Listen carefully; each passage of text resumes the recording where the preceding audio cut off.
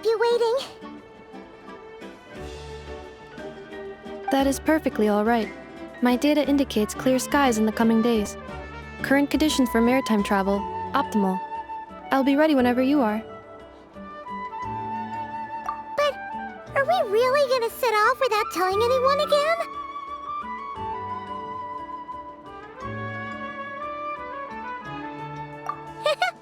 Funny you mention it. You'll never guess who Paimon saw on the way over.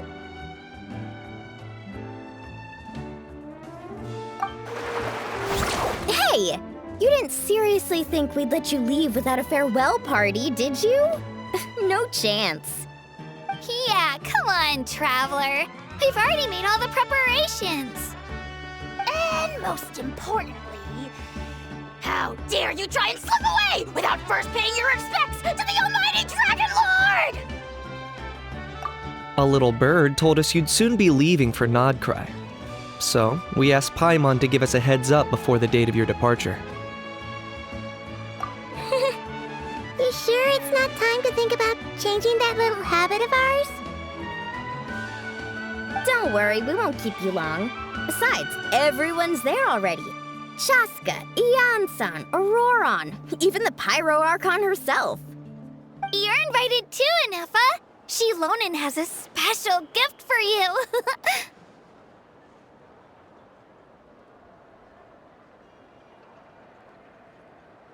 Accompaniment request accepted. Shilonen demonstrates excellent massage technique. My impression of her is exceedingly positive. Wait, so robots like massages too?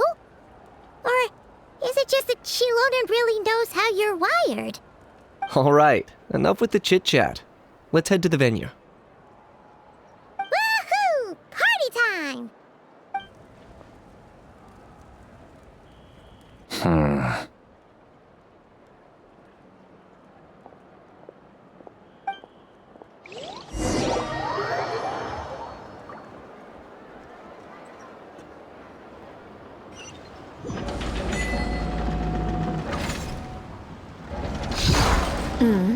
Spit it out, then. They've set off. Just as my calculations projected. About time I met this variable in person.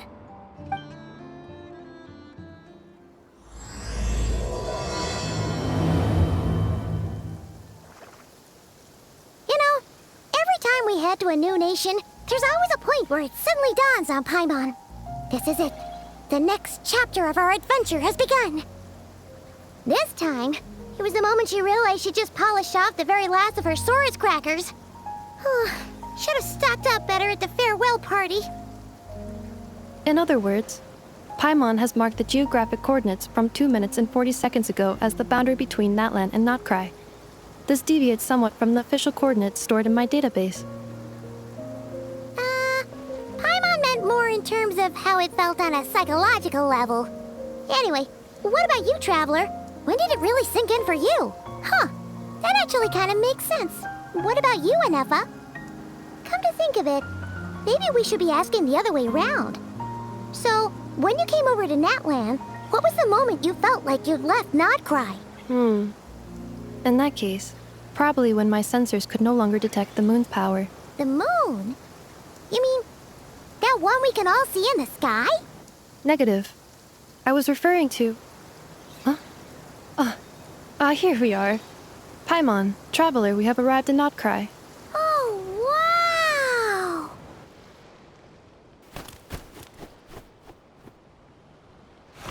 Paimon, Traveler, welcome to Notcry.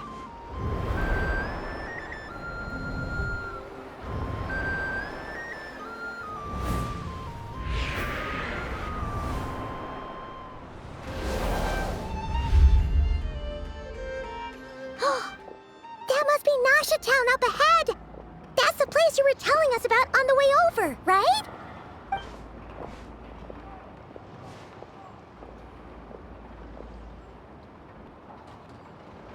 That is correct, Paimon.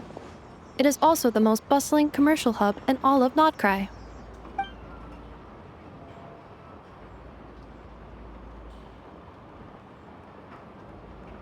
Oh,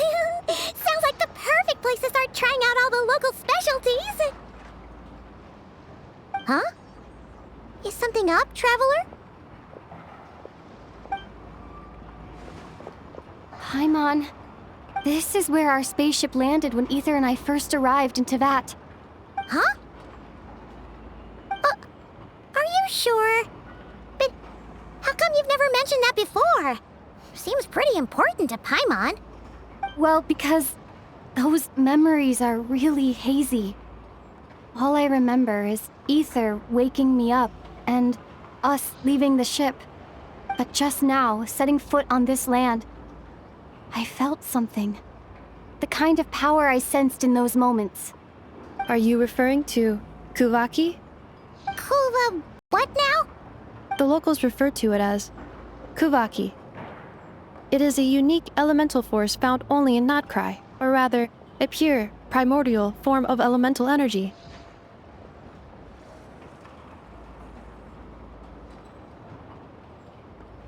That is correct. Another similar concept I have found in my database is the primordial sea. Legend has it that long, long ago, the moon that shines in the sky above us once rose from the land of Notcry. Modern geological surveys and meteorite studies conducted in the region have since supported this claim. So, when you mentioned being able to detect the moon's power earlier, you were referring to Kuvaki?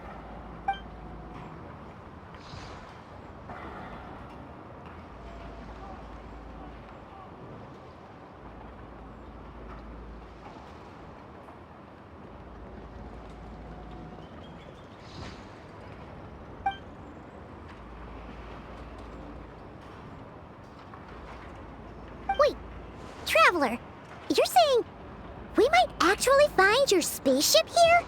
Do you still remember where it landed?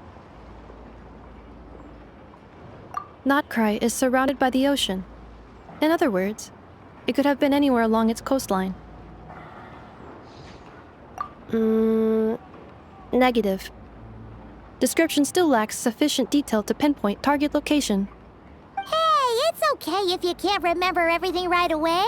After all, it's been a really long time. Let's just do what we've always done and keep searching as we explore. Besides, what have you got to fear with your sidekick Paimon still here? I'd be more than happy to help you out as well. Our pleasure. Anyway, just knowing that your spaceship's here in Notcry surely counts as a big step forward, huh? Like we've crossed another boundary? Paimon couldn't have put it better herself. You sure are a quick learner, Inefa.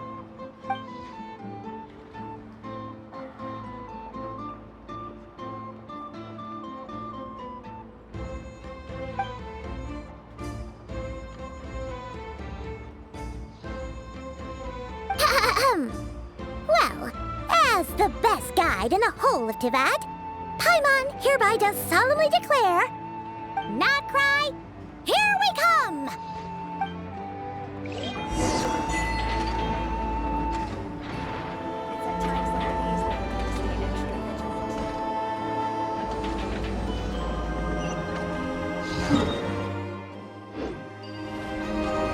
Full throttle!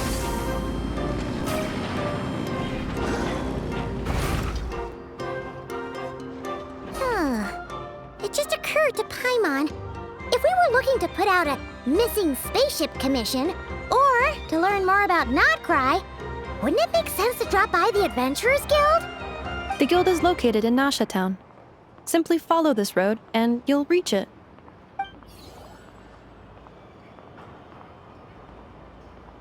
Huh? What in Tevat is that? Looks kinda like a Sealy, floating around in the air like that. That is a Kuhanki, a species unique to the land of Notcry. A Kuhenki? Does she have something to do with the moon, too? Indeed it does. According to the Frost Moon Scions, the indigenous inhabitants of this land, the Kuhenki, are said to be familiars of the moon goddess, leading those who walk in the moonlight's glow to things of great importance. The moon goddess? Don't all people here worship the Tsaritsa? Although Notcry lies on Snezhnaya's border regions, The people here have held their own unique beliefs since time immemorial. As I mentioned, everything in this land shares a deep connection with the moon and the sky above. The beliefs of the Frostmoon Scions seem to date back to the civilization of the angels. According to the documents in my database, even the 7 Archons did not exist at that time. Wow! So the origin of their beliefs goes back even further than the Archon War? Correct. At some point, you may come across some statues of their goddess. The Frostmoon Scions carved these as well. Hey! Looks like she's floating away! I suggest you follow her. The probability of an ordinary person encountering a Kuhenki lies in the single digits. Many here consider them heralds of good fortune.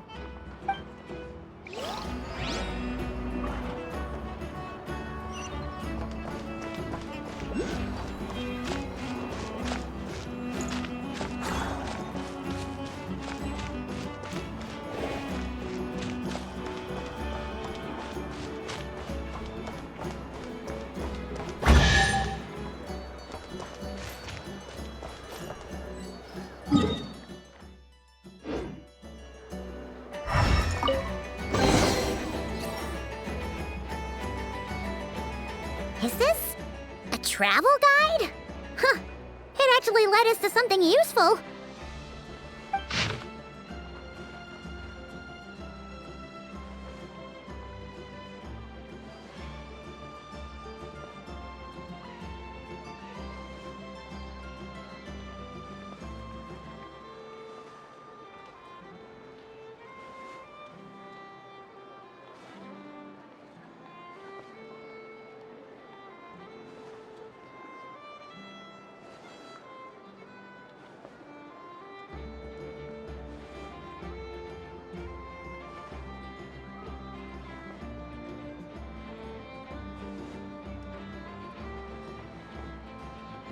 Are there any particular points of interest? It all looks pretty interesting to Paimon. If we have time, she'd love to see, pretty much everything. Recalibrating route. If we keep following the current path, we will arrive at an area of scenic beauty. From there, we will be able to identify both the Adventurers Guild and several must-visit specialty stores. Yikes! Why is Paimon suddenly getting the feeling that if she doesn't step it up soon, enough is gonna put her out of a job?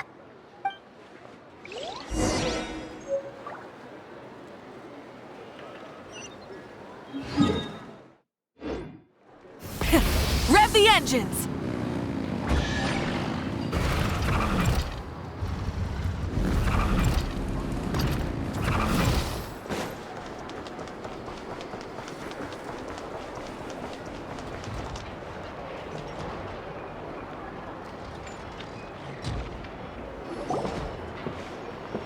Wow!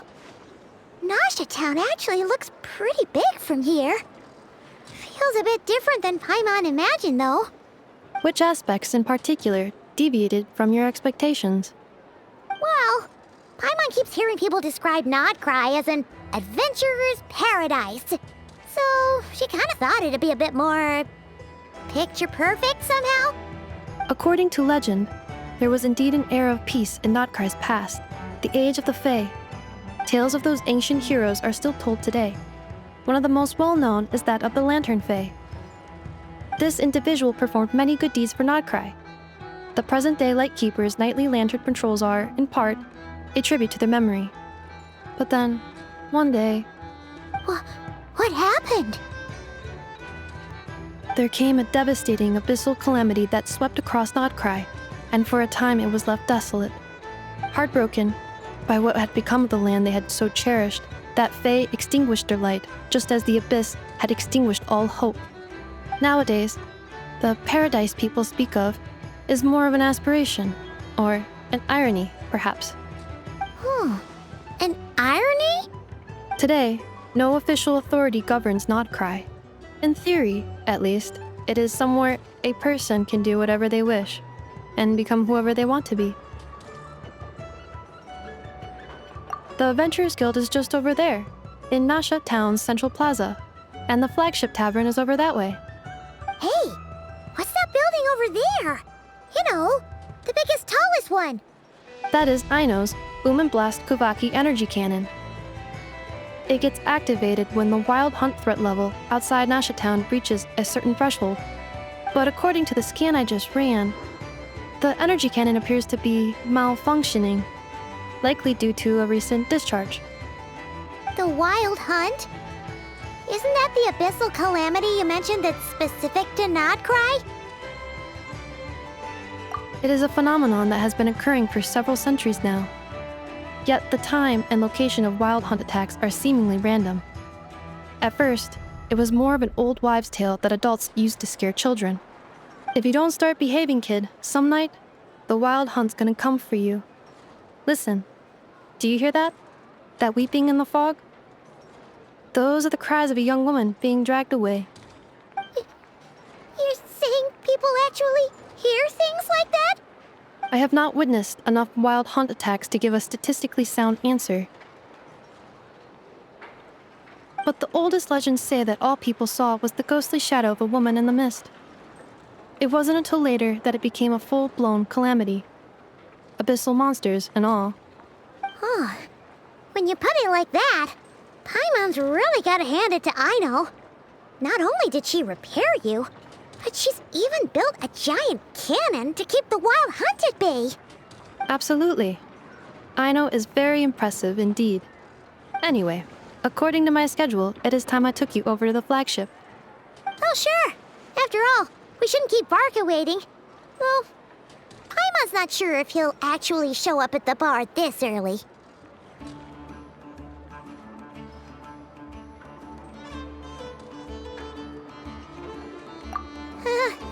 You're right about that.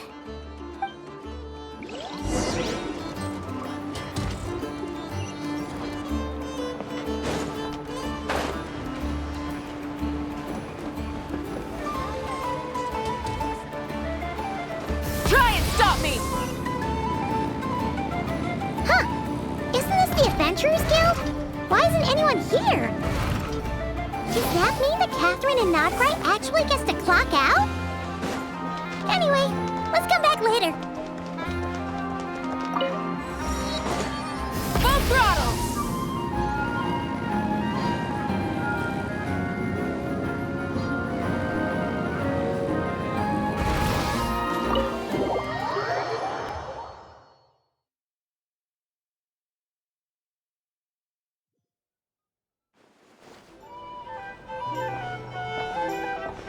Here we are, the flagship. Varka told us to meet him here in his letter, right? Let's see. Varka? Varka! No matches, I identified. Huh. So he isn't here after all. Oh, guess we never did actually say we'd be arriving today. Hey, why don't we go ask the owner? If what they say is true, Varka's drinking prowess must have left quite the impression.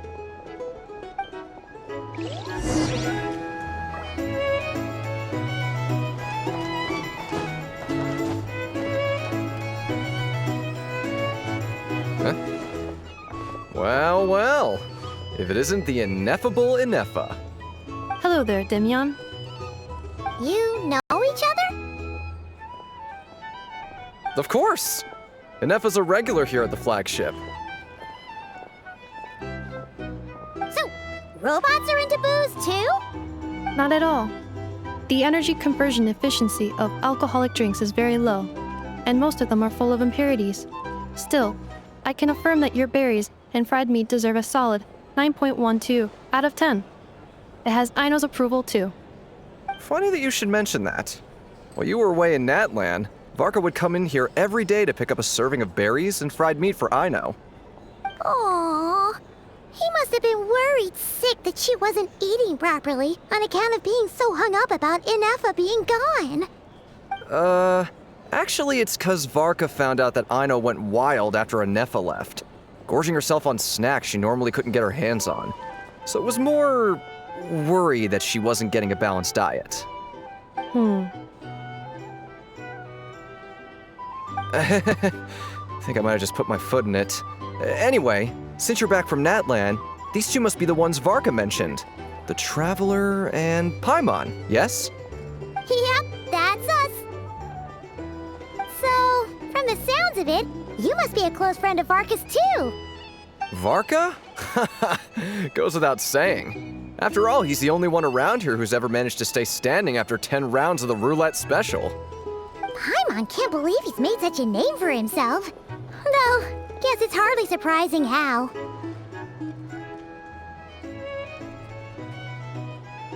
Right now? Must be somewhere near Anvantinjarvi. That's quite far from here. Huh? Where's that? It's a lake in the northern part of Nodcry. Word reached him of trouble brewing around those parts, so he took his knights to check it out. Oh. So, we missed him?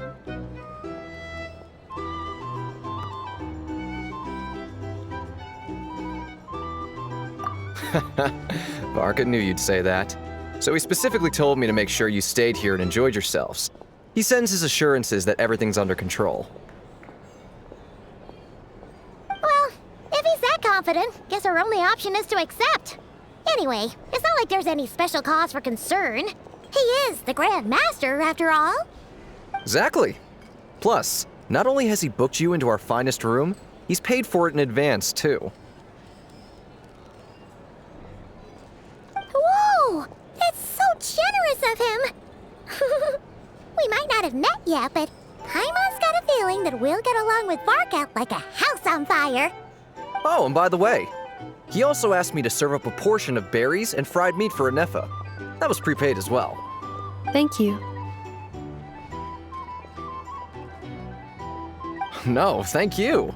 I'm the one who should be grateful for your business. Traveler, Paimon, why don't you go ahead and drop off your luggage? I can use this time to go pick up some components that Aino asked me to bring back.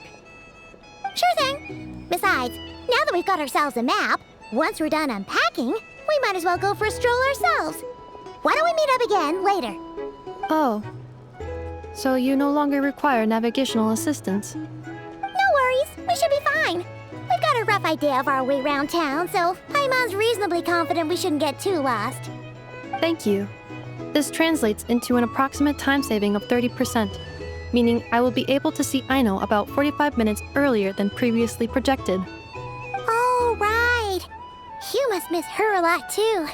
In that case, we better get a move on.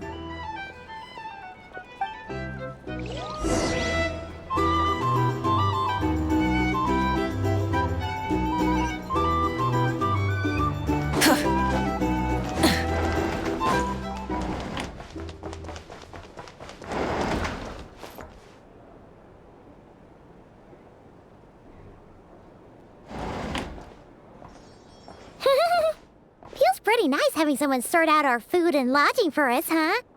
But is this really the flagship's best room? It's pretty big, make no mistake, but it looks a little worn out, right?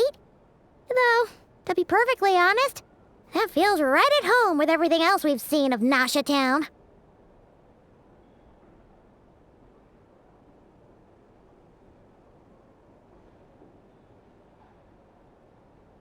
You mean it's got something to do with Nodcry's history?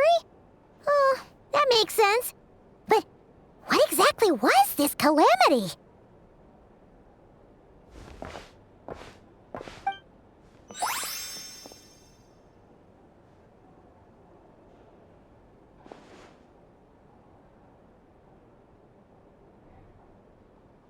Oh, should we try the berries and fried meat too?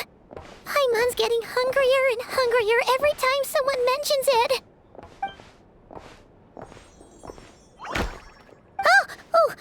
Sorry about that. Paimon wasn't watching where she was going. Please, there's no need to apologize. If anything, I'm the one who should be sorry. Clearly, I shouldn't have gotten lost in my thoughts in the middle of a hallway. Wait a sec. Are you staying in the room next to ours? Ah, quite the perceptive one, I see. First things first, allow me to introduce myself. My name is Kirill Chudamirovich Flintz, but please, just call me Flintz. Whoa, that's an impressively long name for sure. Huh. Is that so? Names like mine ought to have been fairly common in Snezhnaya, at least in the past. Would I be correct then to assume that the two of you are travelers in this land? Yep, you sure would be. Paimon is Paimon, and this is the Traveler. We've been to a bunch of nations already, but we only just arrived in Notcry today.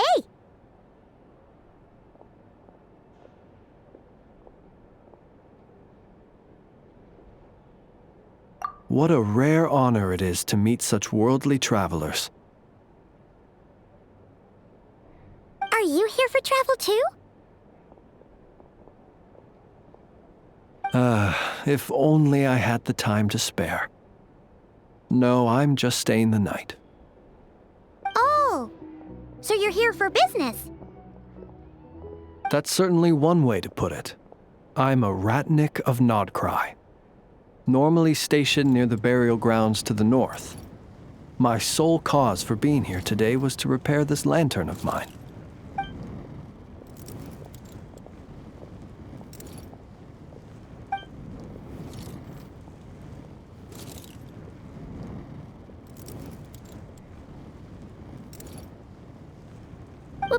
The burial grounds? Your surprise is entirely understandable. Most people cannot even begin to fathom the idea of a life surrounded by tombstones and decay. But if you've heard of the calamitous abomination that is the Wild Hunt, you'll know that in their wake they bring a host of souls tainted by abyssal filth. That then is why we are stationed by the burial grounds, to hold the line where it is most vulnerable. Oh, so it's all about fighting against the abyss. Oh, sounds like a tough job. I thank you for your concern. But in truth, I've long since grown used to it. In fact, I like to think it rather suits me. If anything, I'd say I prefer the peace and quiet of a graveyard to the hustle and bustle of urban life. Paimon sort of gets it now. But even so, she's still pretty sure she could never get used to living in a graveyard herself. For one thing, she'd be too scared to fall asleep at night. Oh, I assure you, there's no need to worry on that account. The kind of ghosts you find in cemeteries aren't too big on talking. But even when they do, they're usually far more discreet than the living.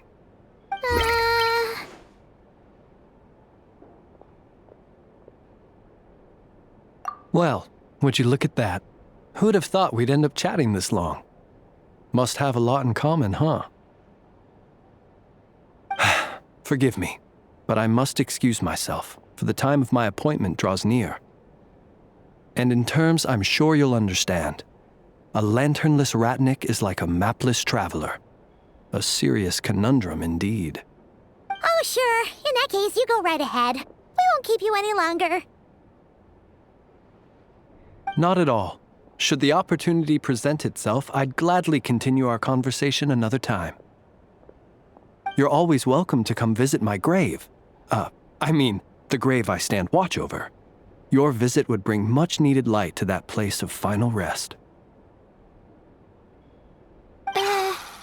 Right.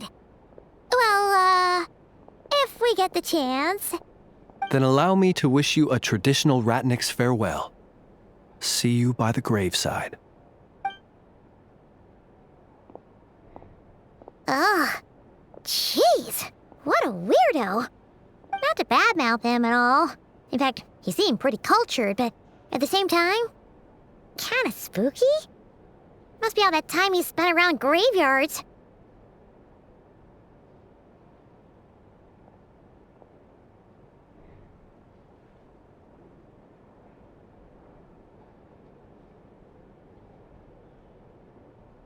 His lantern? No, not really.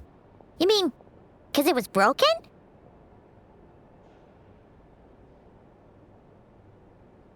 Huh. Guess you've always had a nose for stuff like this. If you're worried, you can always ask him the next time we cross paths.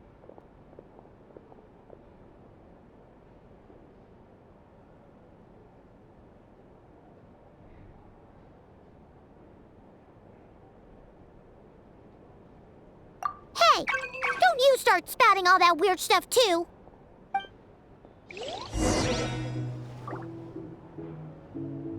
It's so noisy here.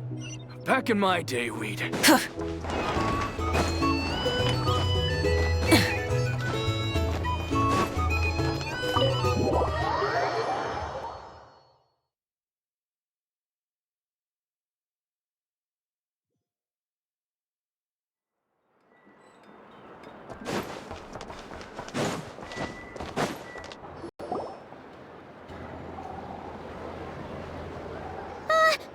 Paimon almost forgot something super important.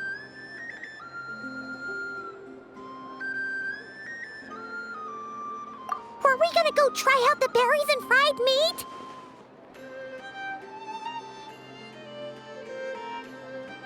But now, heading all the way back to the flagship feels like such a waste. Please, accept today's boon. Come night or day, may the blessings of the moon goddess shine down upon you. Huh? What's going on over there?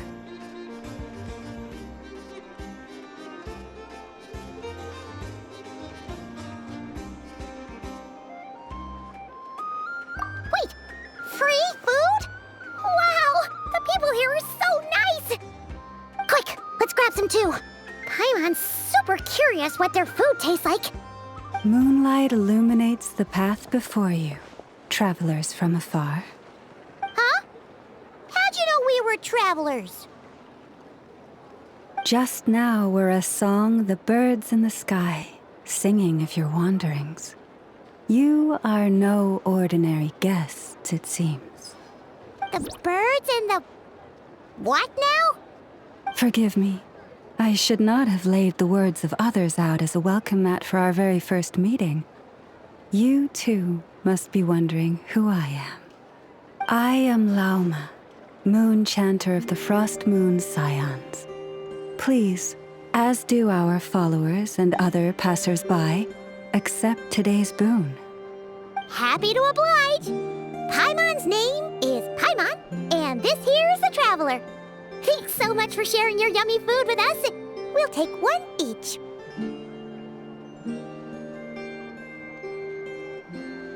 Think nothing of it.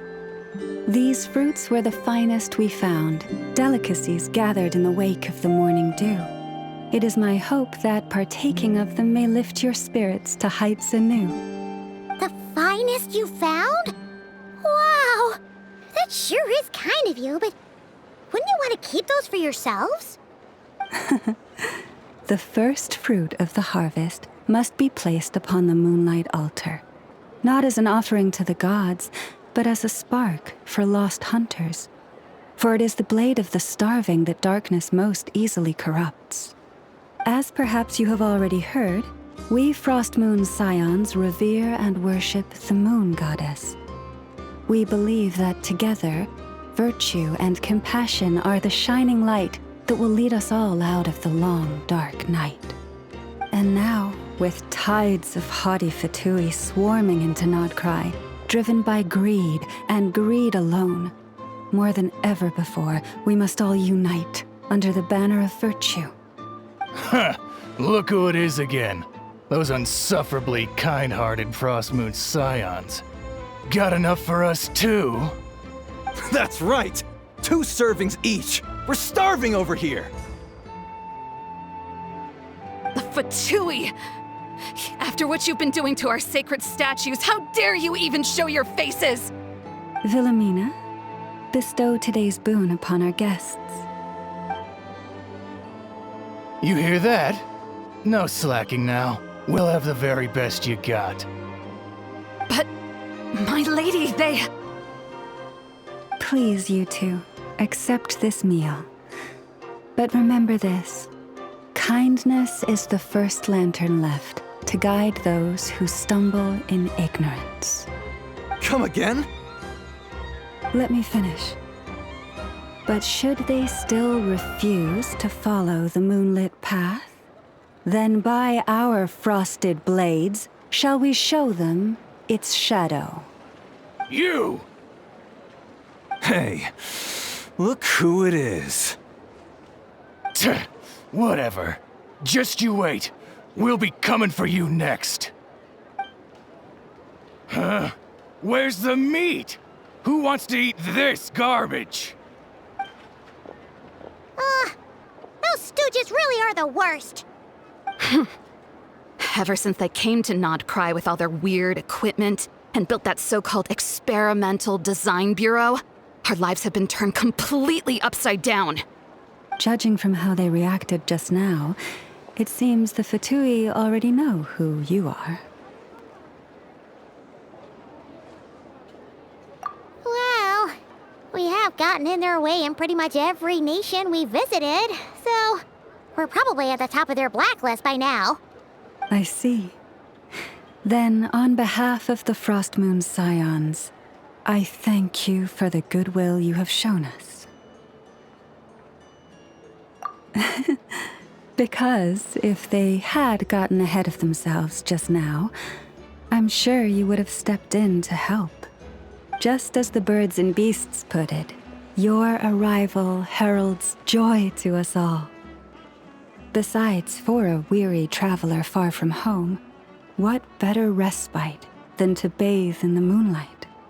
You will always be welcome at the Frostmoon Enclave, the place we call our home.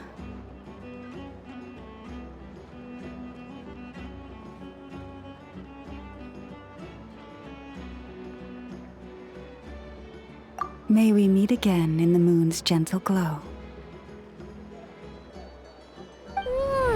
These are delicious! So refreshingly fresh! Those two Fatui wouldn't know a good thing if it came up and bit them on the shoulder. Looks like Inefa isn't done with her shopping yet, and the Adventurers Guild is still empty. Where should we head next?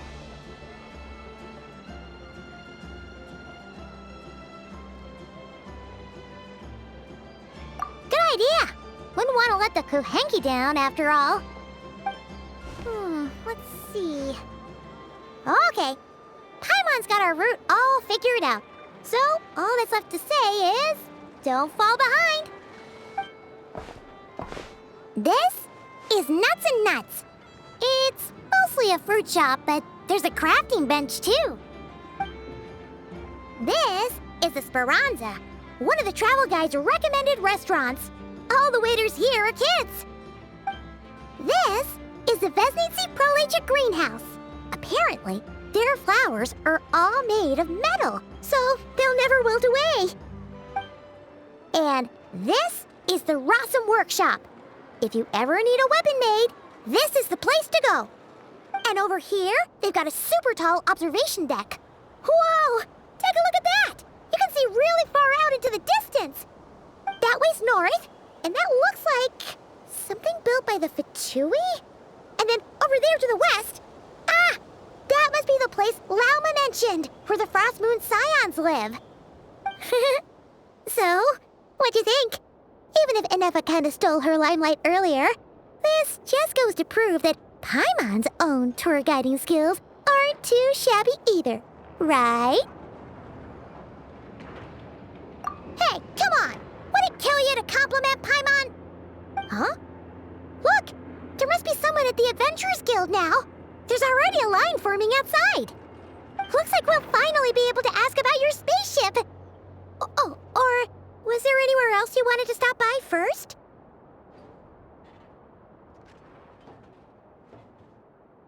Where? Which one are you... Oh, now you mention it, Paimon's noticed it too. Ugh, better not be who she thinks it is. Anyway, where we go first is completely up to you. Either the Adventurers Guild, or that suspicious-looking shop. A word of warning, though. If we step into that shop, be sure to keep a very close eye on your Mora.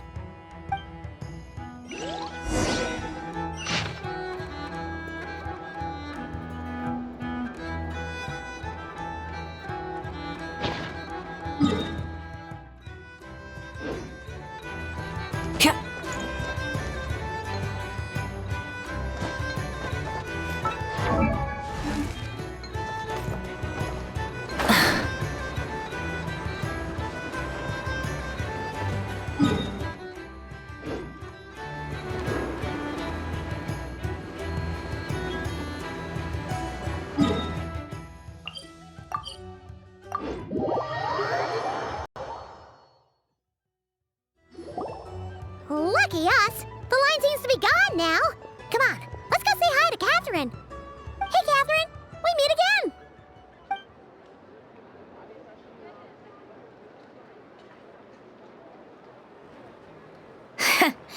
How ridiculous. Huh?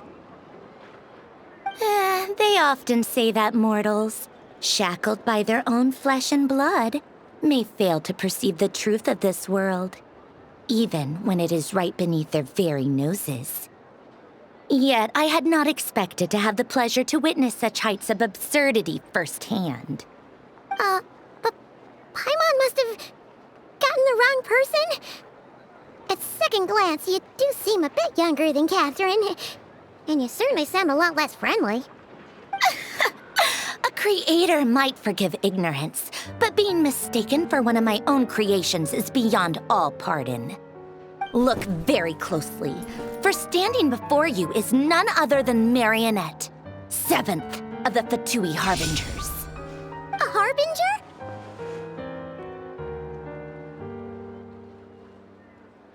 I told you already, I'm not Catherine. Just how obsessed are you with my machines?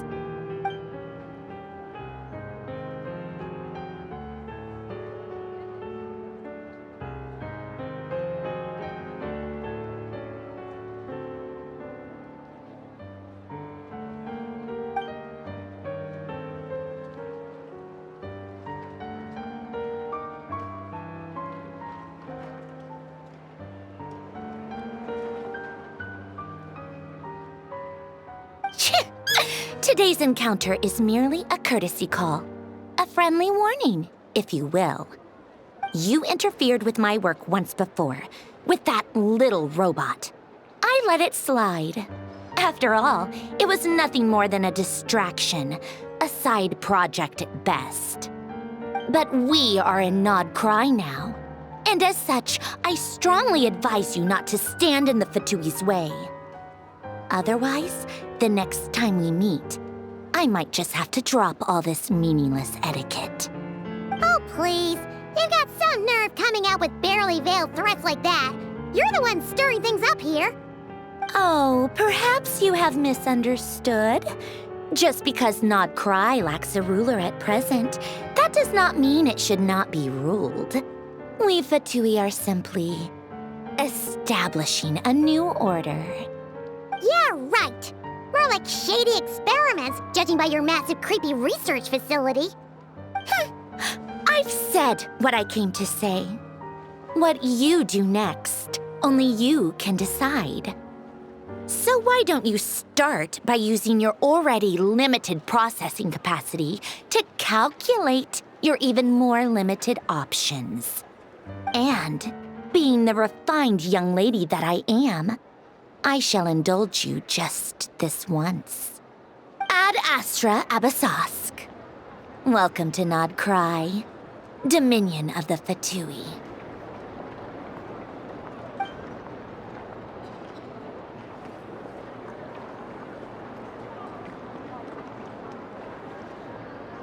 Ugh!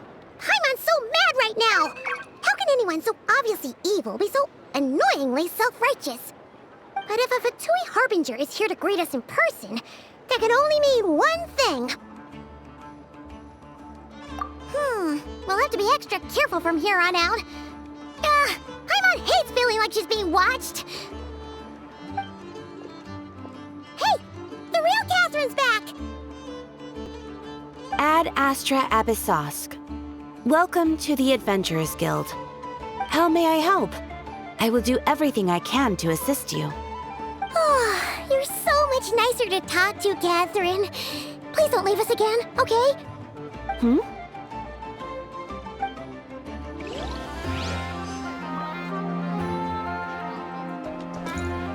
Ad Astra Abyssosque. Welcome to the Adventurers Guild.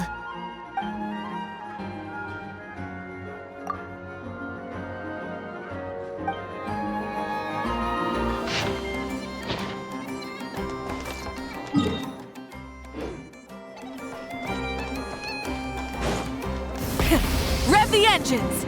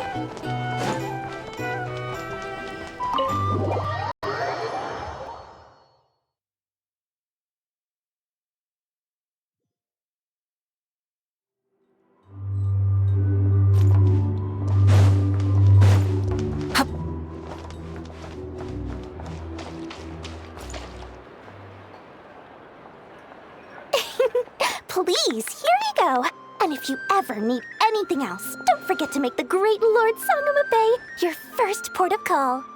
Oh dear. So it is the real deal. Of course it's the real deal. Everything you'll find here is 110% real, meaning every one of my deals is as real as a deal can... Wait a minute. Well, if it isn't my two most valued clients!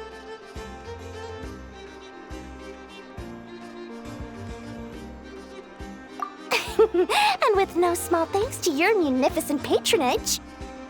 Come, how could you just sneak into Not Cry like this without telling your dear Lord Sangama Bay? If I'd known earlier, I would have made an absolute pulled out all the stops to ensure that your boat ride over was as comfortable as humanly possible. Thank the Archons we didn't tell you. Oh, come now. You know as well as anyone how impeccably and conscientiously above board I am when it comes to doing business. Well, regardless of whether that's true or not, the main issue here is that we had no idea you had a branch in Notcry. A clever merchant always has a backup plan, or two, or three up their sleeves. As the saying goes, a rabbit with many burrows fears not the hunter's arrows. A merchant with stores galore hears no debtors at the door. Since you're both here in Nodcry, would you care for some of my finest local souvenirs? Whatever you're looking for, I have it. Or if it's Sumeru you're missing, I've got that covered too. We literally just arrived. Do we look like we're on the hunt for tourist trinkets to take back for our friends? My, your high-minded tastes never cease to impress. In that case, I know just the thing. You must be on the hunt for something like this? What's that? Your hat? Information, of course. Information about Nodcry, locked securely in the otherwise impenetrable vaults of the Lord Sangama Bay's brilliant mind. I knew it! I just knew you'd appreciate the value of my wares. On the back of all our pleasant dealings in the past, I'll even take a hit by throwing in some insider info for free. Wow. You sure are feeling uncharacteristically generous today. What do you mean by uncharacteristically? I am the most generous person forget it. Anyway, the long and the short of it is this. The moment I set up shop in Nodcry, it struck me how many different factions there were, all competing against each other for power and influence. Well, as they say, there's no time for business like a crisis. Things got even more turbulent after the Fatui pulled down 2 ancient moon's remnants. People began to catch a whiff of the coming chaos.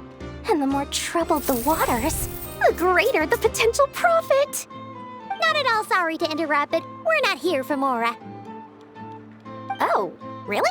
But surely it was the tales of an adventurer's paradise that brought you here. The chance to take your very own slice of all the latest and greatest business opportunities?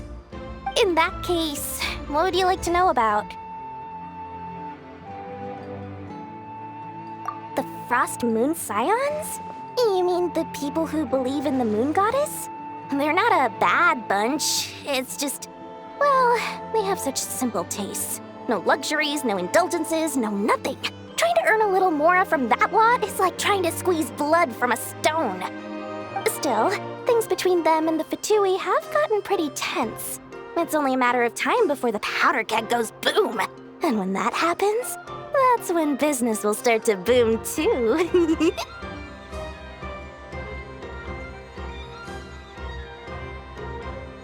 Oh, they're an organization set up to keep the locals safe. Apparently, they have a long and glorious history, and they're made up entirely of volunteers. But seriously, a volunteer organization in Nodcry? This place is hardly a magnet for noble hearts. No pay, all work? That's not a business model, and it's certainly not for me.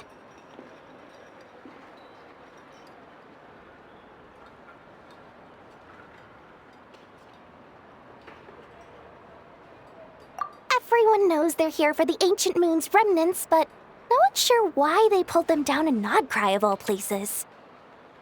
Anyway, they've been acting mysterious enough, but if you ask me, That Kuvaki Experimental Design Bureau of theirs up north hides secrets wilder still.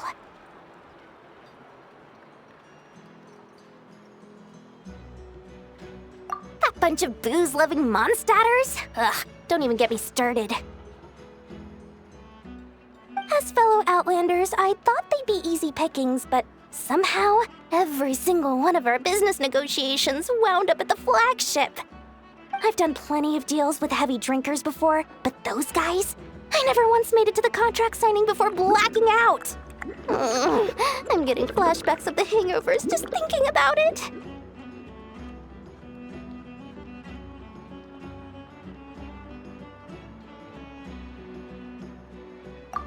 What now? A spaceship? Nope, never heard of anything like that. Don't you two get involved in any big business here without so much as a heads up, you hear me?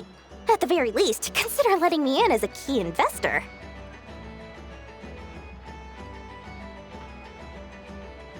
Oh, I almost forgot to mention. Sooner or later, you'll no doubt end up doing business with some other merchants in Nodcry.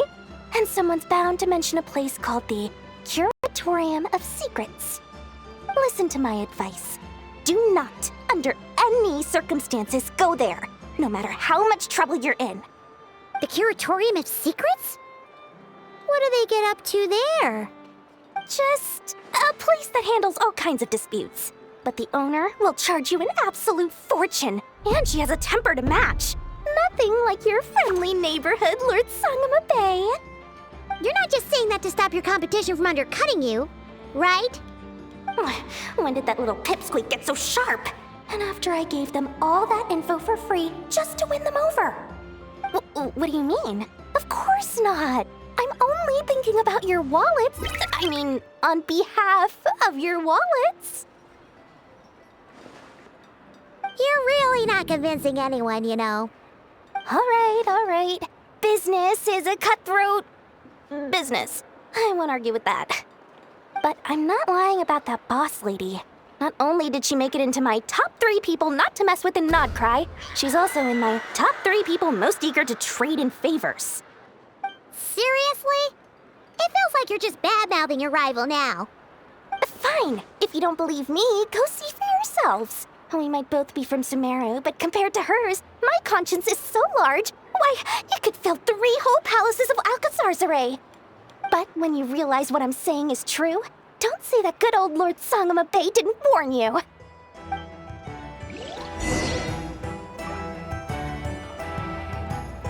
Anyway, don't be a stranger now. We might be in Nodcry, but don't forget, Dory's doors are always open for you.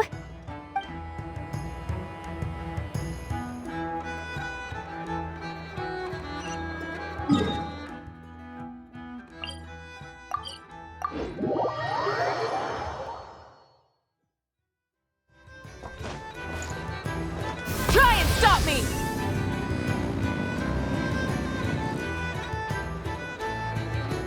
Enough! Hello. I was just about to start tracking your whereabouts. Did you manage to get everything Aino asked for? I did. What about you? Do you need me to navigate or introduce any more places around town? Not for now. We've seen most of it already. We probably need some time to process everything we've learned, though. Any progress with the spaceship? No. Catherine came back just now, so we asked her, but even she hasn't heard a thing. One possible explanation is the vast stretch of time that has elapsed. Additionally, given the limited resources available in Nodcry, it is entirely plausible that the wreck was scrapped for parts, or even mistaken for a pile of broken machinery. Aww.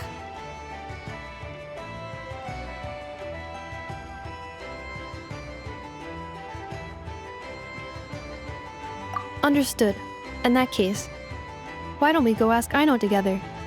After all, she was the one who salvaged me, ancient dragon technology and all. If there really are any unusual parts floating around Nodcry, there's a high chance they've passed through her hands at some point or another. Good point. And since you keep mentioning her, we're curious to meet this whiz-kid mechanic too. Understood. Then I'll handle navigation as before. ETA at the Clink Clank Krumkake craft shop. 34 minutes ahead of schedule.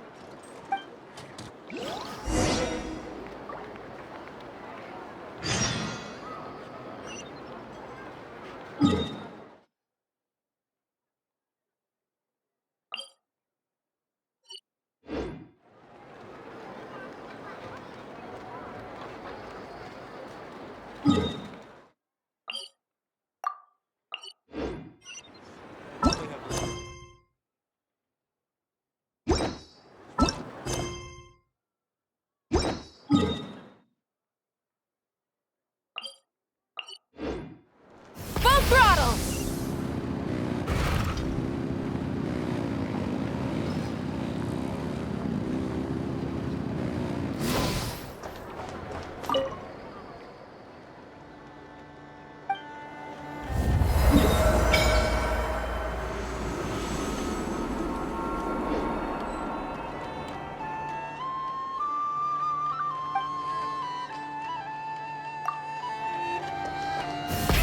Rev the engines!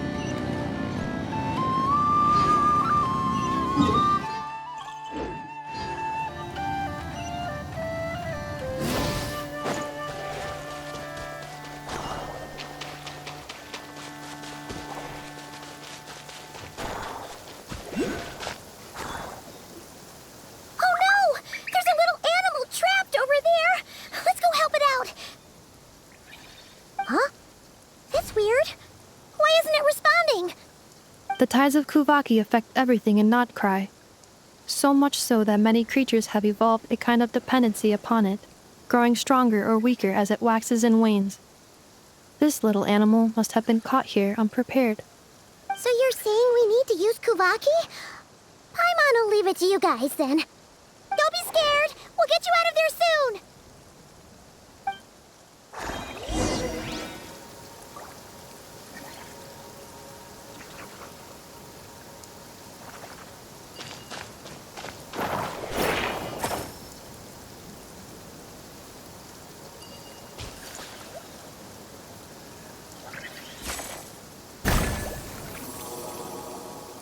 Oh, it worked! Off you go now, little one. Don't go getting yourself caught again.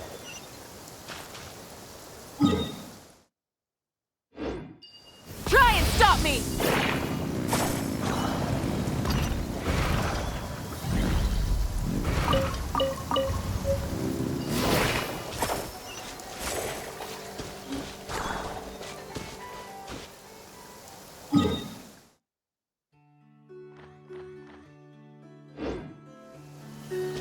Full throttle!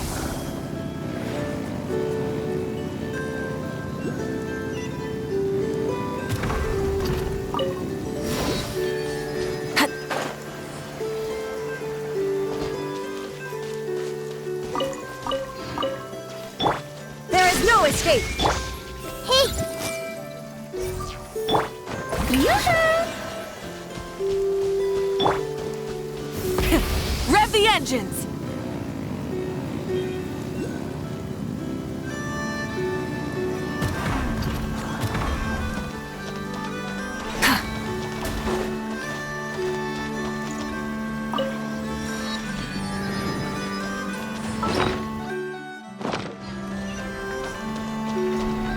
Full throttle!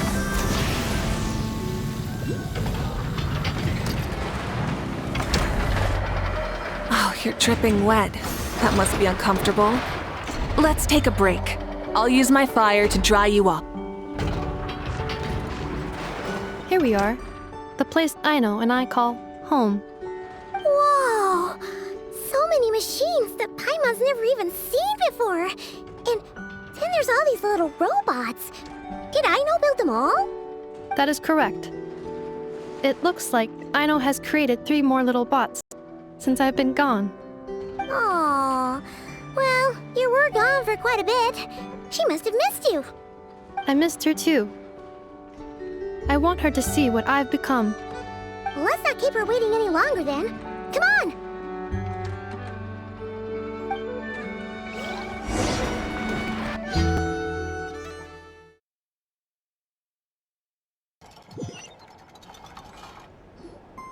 I know. I'm back.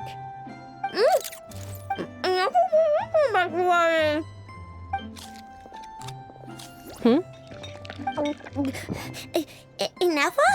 You're back significantly earlier than I expected. Like a whole 30 minutes at least. Everything went very smoothly, which saved me quite a bit of time, so I...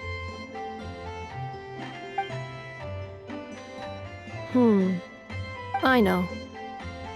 Could you turn around for a moment? I know.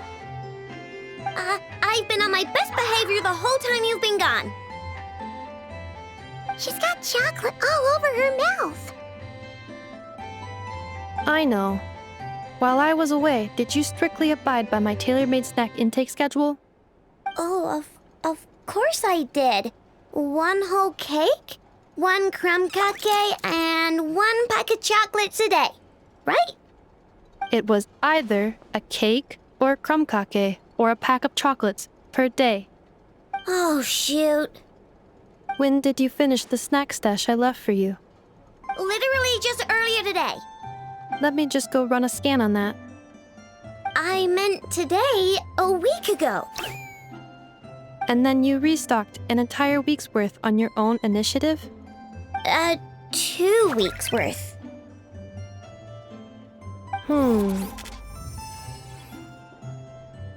Why does Paimon feel like the roles in this household are pretty much the opposite of what she imagined? Calculation complete. Aino's recommended snack calorie intake for the next 4 weeks. 0. No fair! You're a meanie, Nefa. This is what happens when you break an agreement. Oh, come on! Don't do this to me!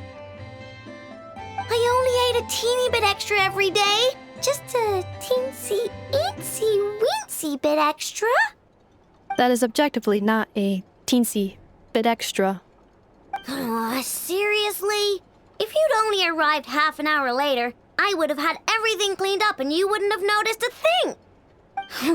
But now that I think about it, you even said you'd come back a bit earlier than you did, so I wouldn't have to worry.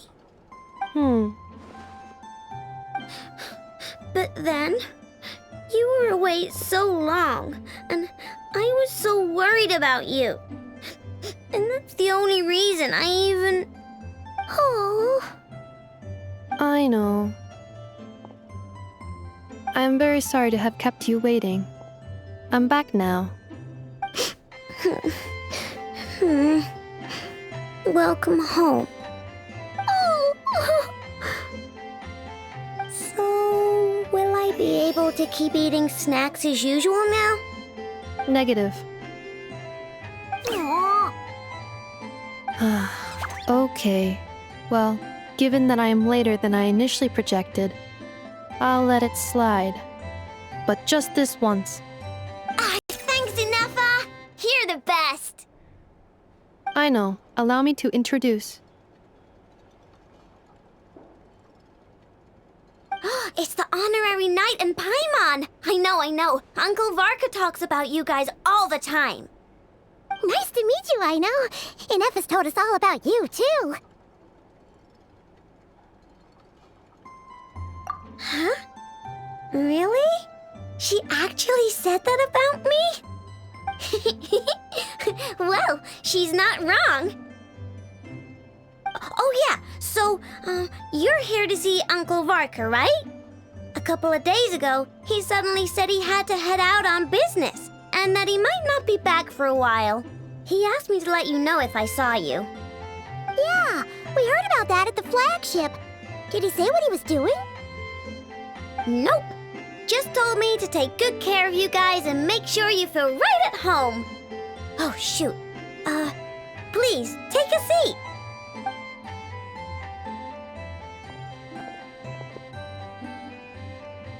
Do either of you need my help with anything? Anything at all? After all, I'm the head of this household. Sure wouldn't know it from that snack tantrum she just threw.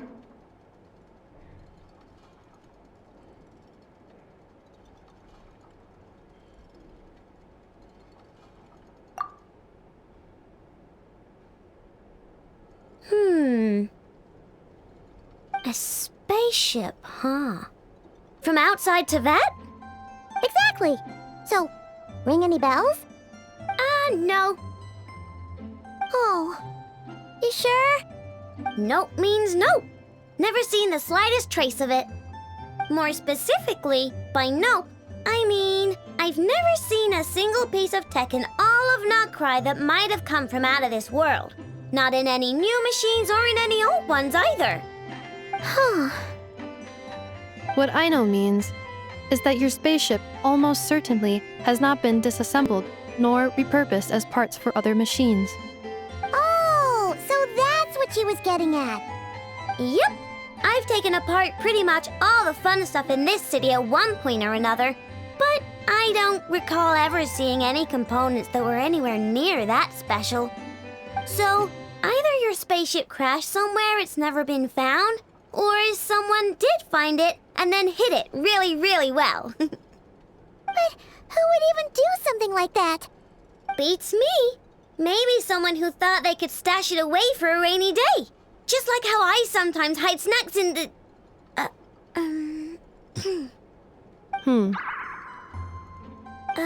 Anyway, long story short, I definitely haven't seen anything like that.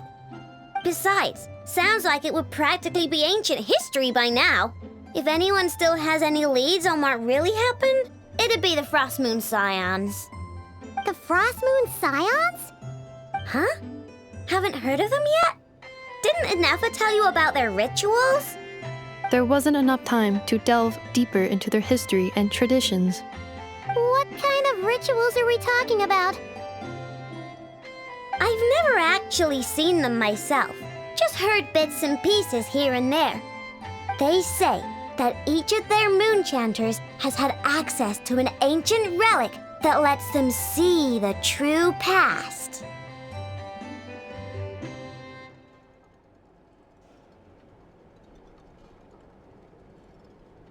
Not sure exactly how it's meant to work. I can't get my head around anything that can't be explained by either machines or science. And to tell you the truth, I don't like it much either. Looks like we'll have to try our luck with the Frost Moon Scions. Aw, leaving so soon? Sure you don't want to hang out a little longer? It's getting late, I know, and these two still need to head over to Hisi Island. It would not be convenient for them to linger much longer. Aww. All right then. Don't worry. We'll be sure to drop in on you as often as we can. Really? You promise?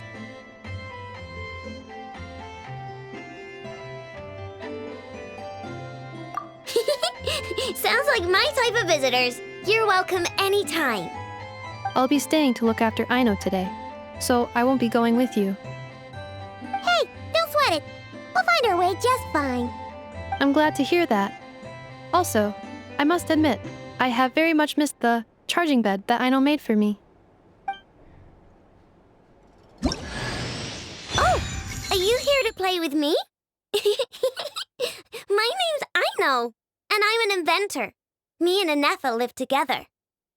I could probably eat all the cakes and cookies in the world because I love them so much. But my favorite kind of all is Lackaberry Crumb Cake. Come visit my Clink Clank Crumb Cake craft shop whenever you want. Anyway, that's me. What about you? Tell me something about you, then we'll be friends.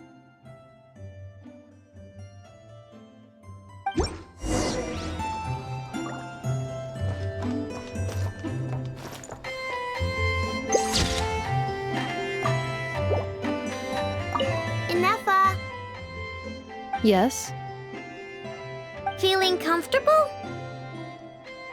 I am indeed. No bed in the world is as comfortable as this one. Inefa, Yes, want me to increase the charging rate? please, if you would. Thank you, Aino. Inefa, Yes. I'm hungry. In that case, please enable quick charge mode.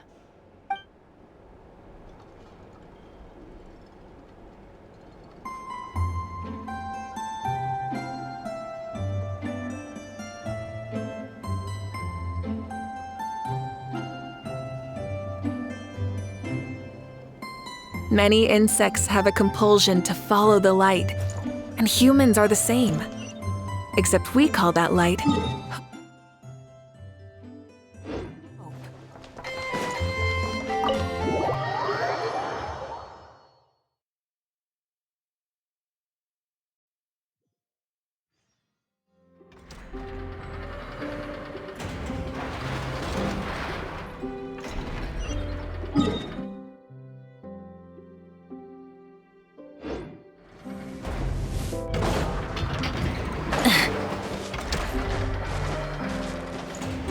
Try and stop me!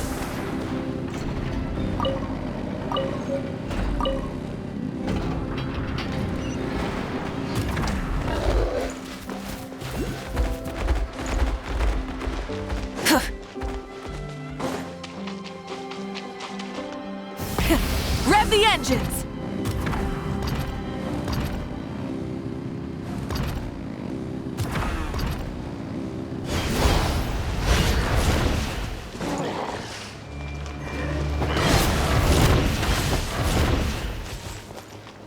I stand against the long night and purge the darkness!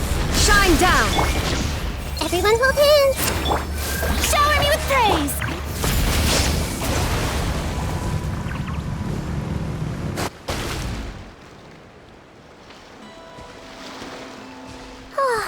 Seeing Anafa and Aino reunited like that sure was heartwarming.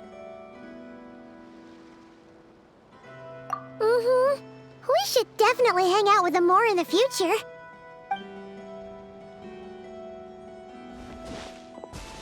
Speaking of homes, we must already be close to where the Frost Moon Scions live. The vibe here feels different, just like the scenery.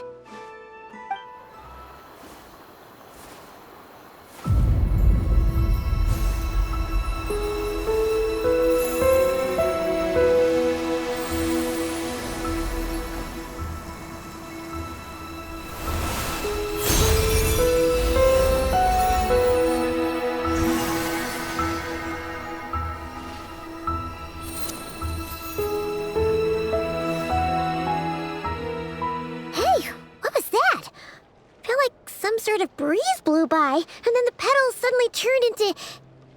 Huh? Is that a Kuhenki? She looks different from the ones we saw before. Hey there! What's your name? Huh. Doesn't seem able to speak.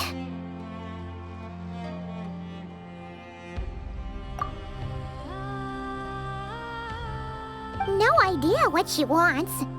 Unless you want to stop, maybe we should just keep moving?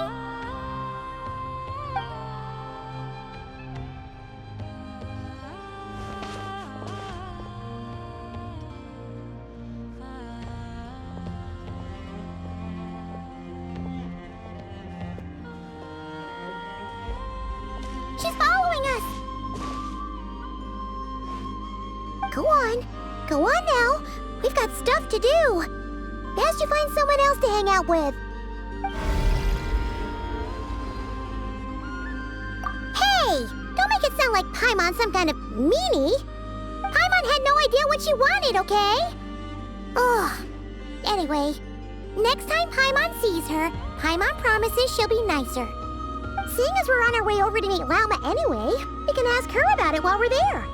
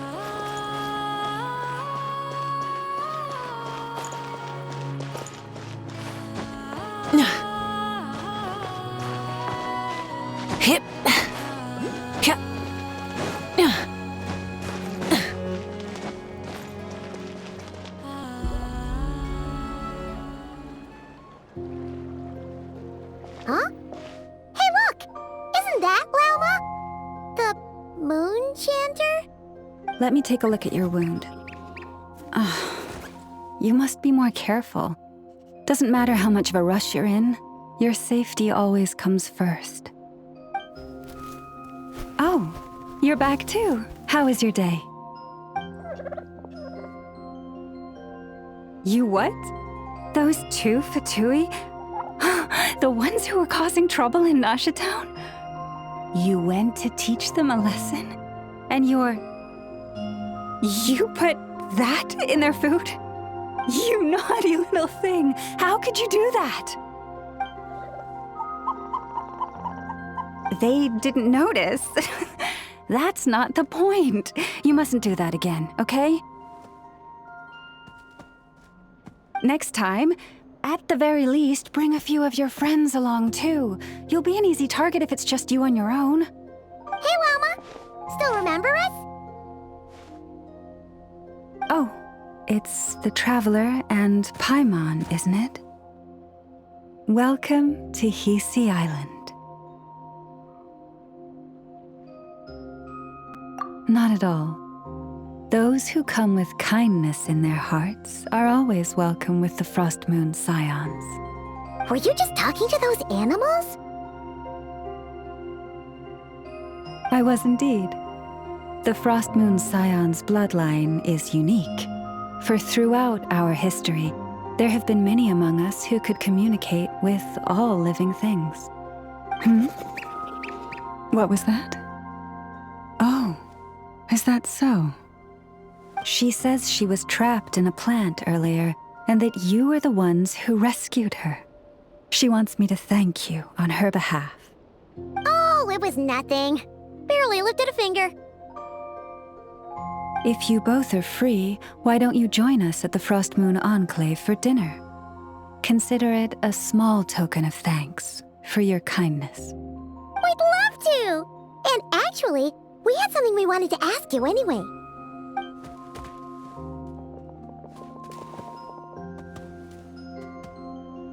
Oh. You're interested in the story of Kutar? Kutar? Yes. Kutar is our moon goddess, the moon maiden who guides us.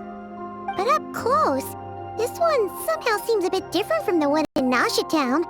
It's like it's more... natural? Or like... more harmonized in its design. That is because, ever since the Fatui arrived in Nodcry, they have been modifying and defacing our statues as they please.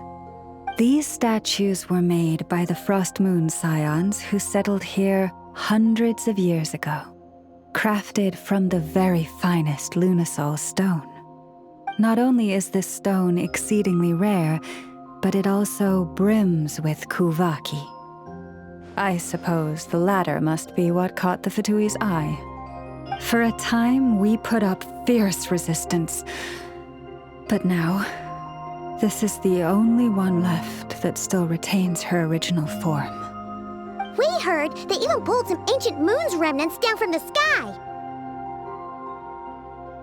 That's right. The two largest remnants landed in Nodcry. One here on Hisi Island, and the other on Paha Isle. The Fatui built their research facility on top of the remnant over on Paha Isle, but they've had their sights set on the one here, too.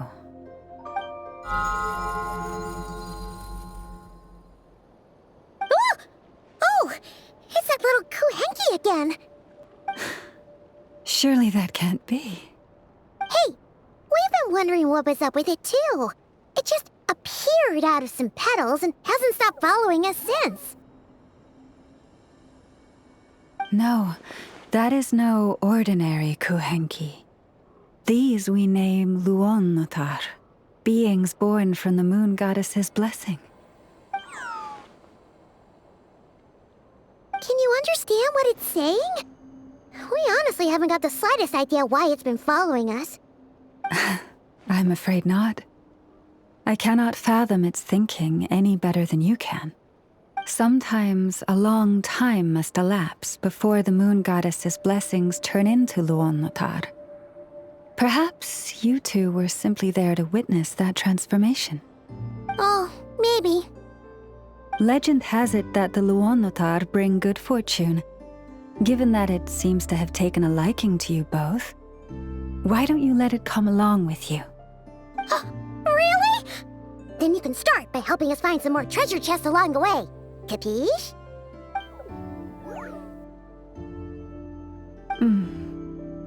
Twilight approaches. If you would hear more of the moon's story, then let us make our way to the Frost Moon Enclave. Beneath the gentle moonlight, I shall share this tale in full.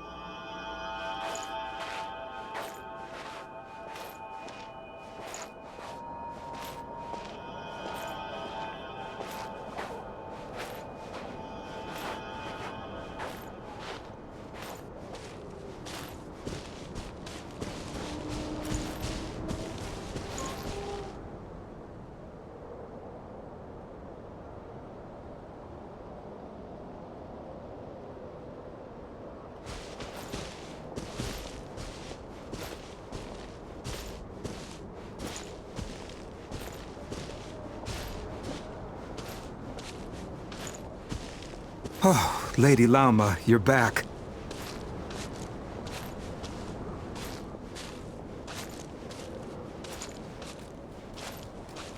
Come day or night, may the blessings of the Moon Goddess shine down upon you.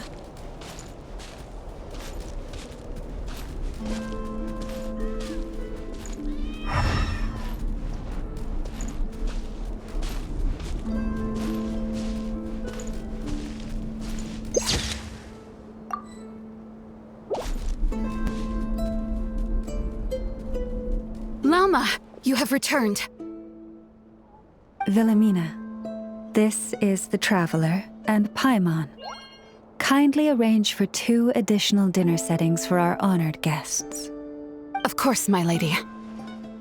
Wow! Everyone along the way here pretty much saluted you. Are you, like, super important around here? I am but a moon chanter, one entrusted to convey the moon goddess's will. Nothing more. She's just being modest. The Moon Chanter holds the highest rank among us Frost Moon Scions. Lauma is our leader. Wilhelmina? I know. I'll send word to the kitchen. 2 meals coming up. Whoa! Paimon had no idea you were such a big shot. It is merely that the unique traits of our bloodline have manifested themselves especially strongly in my person. That is no accomplishment of my own. Please, follow me this way.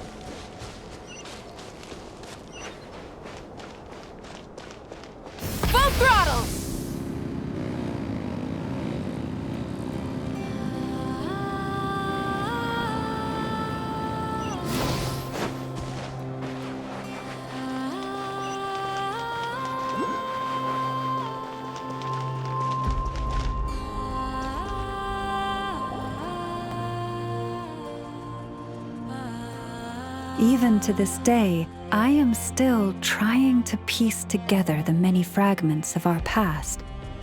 It is a story not only of the Frost Moon's scions, but also of the moons themselves. A story of the moons? Yes. We Frost Moon scions are the last descendants of the ancient golden realm of Hyperborea. Its former glory may have faded, but what remains is a memory uniquely ours. In the distant past, Teyvat had not just one moon, but 3. It is said that they were created by the primordial master of this world, cast into the firmament to keep peace in the land below. Firstborn was the eternal moon, largest of the 3. Legend has it that it was her immense Kuvaki that gave rise to the ocean tides. Next was the frost moon. Smaller than her big sister, yet brightest in radiance. Her glow became the cold, undying lantern of the night. Finally came the iridescent moon, smallest of the sisters. Most of the time, her light was barely visible to the naked eye. Yet when she shone, her fleeting halos were all the more mysterious for it. Wow! Sounds like it all happened so long ago. So, what happened to them afterwards? Afterwards, well, as you have seen, the 3 moon goddesses perished. This happened in a war triggered by the Descenders, and of the 3 lunar husks, only the frost moon survived unbroken, while the others were shattered to pieces. Oh, so that's why there were ancient moon's remnants in the sky. Yes. It is also said that when the moons shattered, most of their fragments rained down upon this land like stardust. That is why Nodcry is blessed with such an abundance of Kuvaki. As for the remnant that the Fatui recently pulled down, that belonged to the Eternal Moon. Wait a sec. But you just said that 2 of the moons were shattered, so where are the remnants of the iridescent moon? The iridescent moon's remnants were never found. What happened to her after the war remains a mystery. Some say she vanished in an instant, while others believe that her remnants are simply too delicate to leave a trace.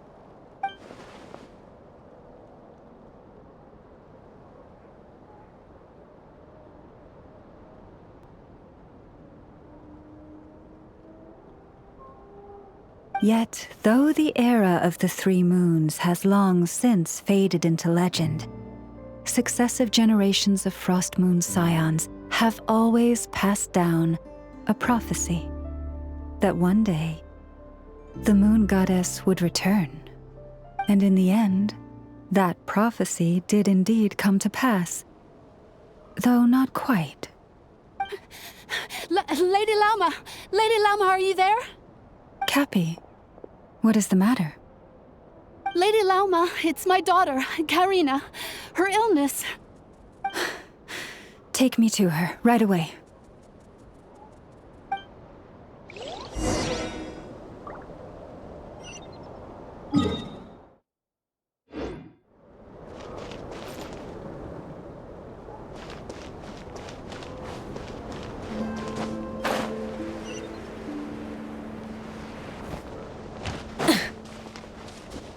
Prices like these are just outrageous.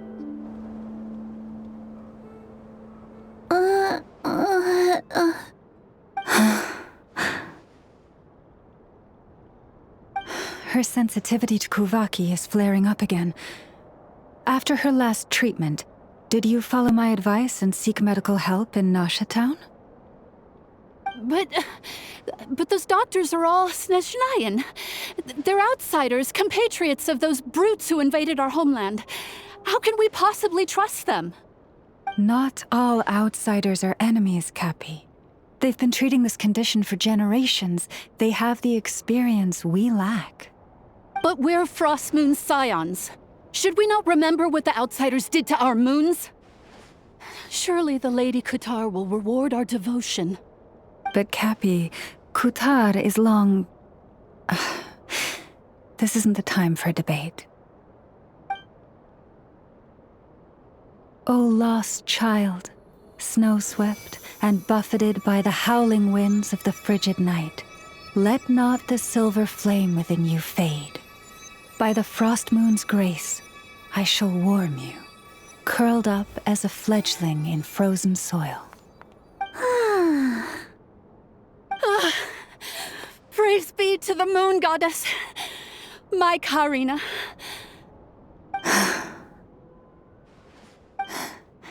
Remember, she must take powdered laka berries daily. It will ease her symptoms.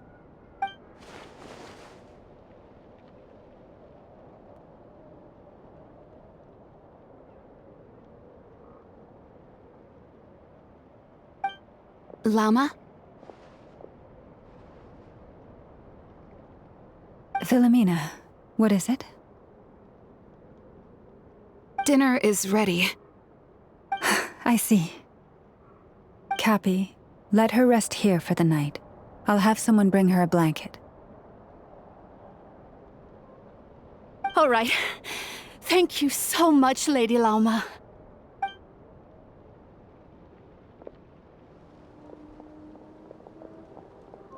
Will she be all right?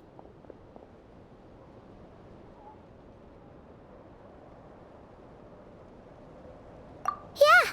If there's anything at all we can do, please don't hesitate to ask. Thank you for your kindness. For now, though, Karina should be fine. She'll be feeling a lot better tomorrow.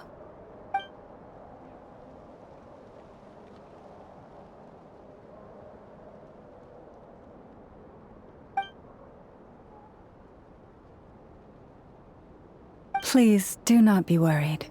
Come, let us head to dinner. I believe you still have some questions for me.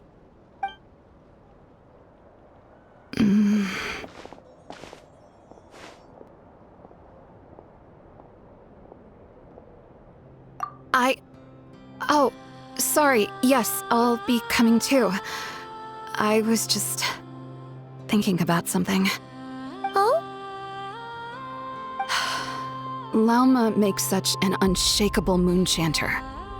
Calm, capable, someone we can count on. Deep down, though, I know she's been quietly carrying the burden for the rest of us. Traveler, Paimon.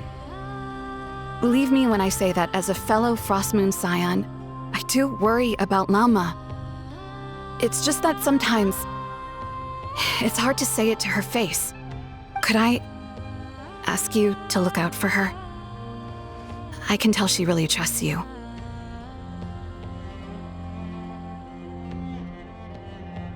I fear that would stress her out even more. Sometimes I really admire her strength, but at the same time, I can't help feeling powerless myself.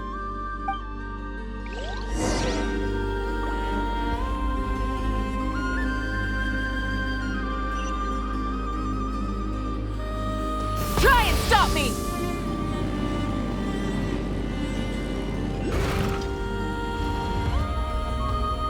Phew. Paimon's so full. That was even better than the stuff you gave us before. I'm glad to hear it. Thank you for accepting such simple hospitality. Hey, we should be the ones thanking you. Seriously, that was seriously scrumptious. How did you even manage to finish it? This slop's barely edible. Then again, I guess that's what you'd expect from savages. It's you! Those rude Olfatui we just met back in Nasha Town. My sincerest apologies. If you found the food we gave you earlier difficult to swallow, may I suggest taking a deep breath and joining us? These delicacies might change your mind. After all, I suspect that your previous meal may have been tainted with something most unpalatable. Huh? What do you mean? Tainted with what exactly? With the bitter snobbery of those who call themselves civilized. Why, you?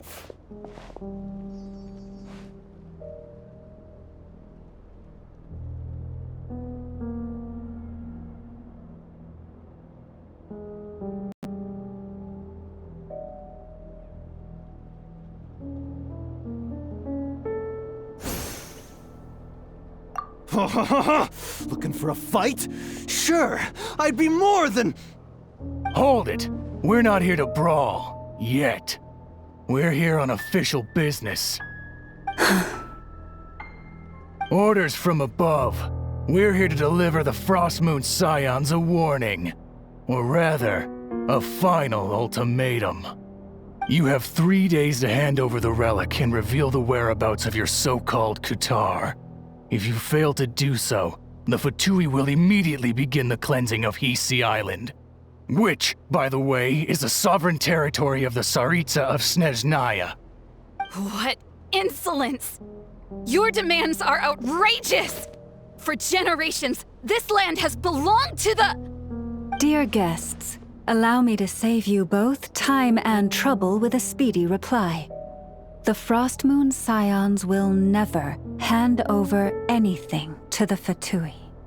And to those who set foot on our land with ill intent, I say this.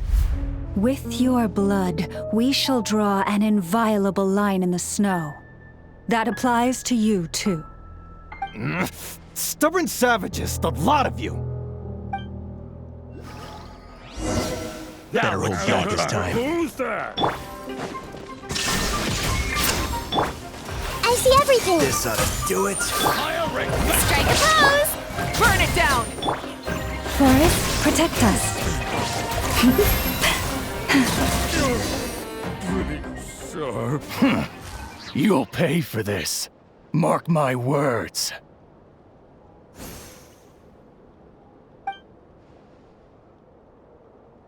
Hey, if you're so tough, get back here and put him up! Huh. Guess all they're good for is running away. I'm so sorry. You've had to put up with far too much unpleasantness today. Come on, it's not your fault. We don't like bullies like them either. But still, they mentioned a relic in Kutar. What exactly could they be after?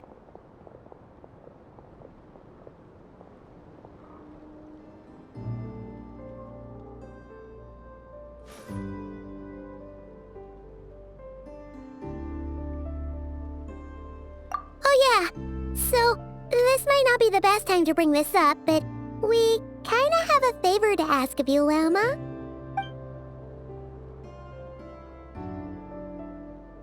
I see.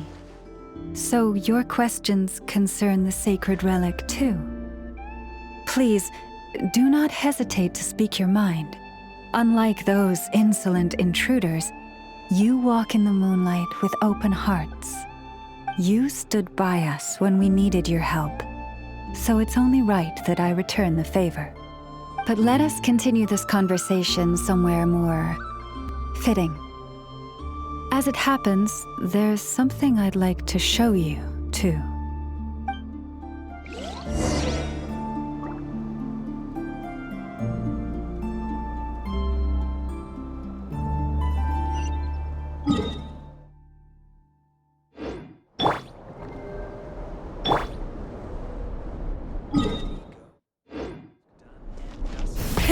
Rev the engines! Whoa! Now that's one huge statue! This is the statue of our goddess, the Moon Maiden Kutar.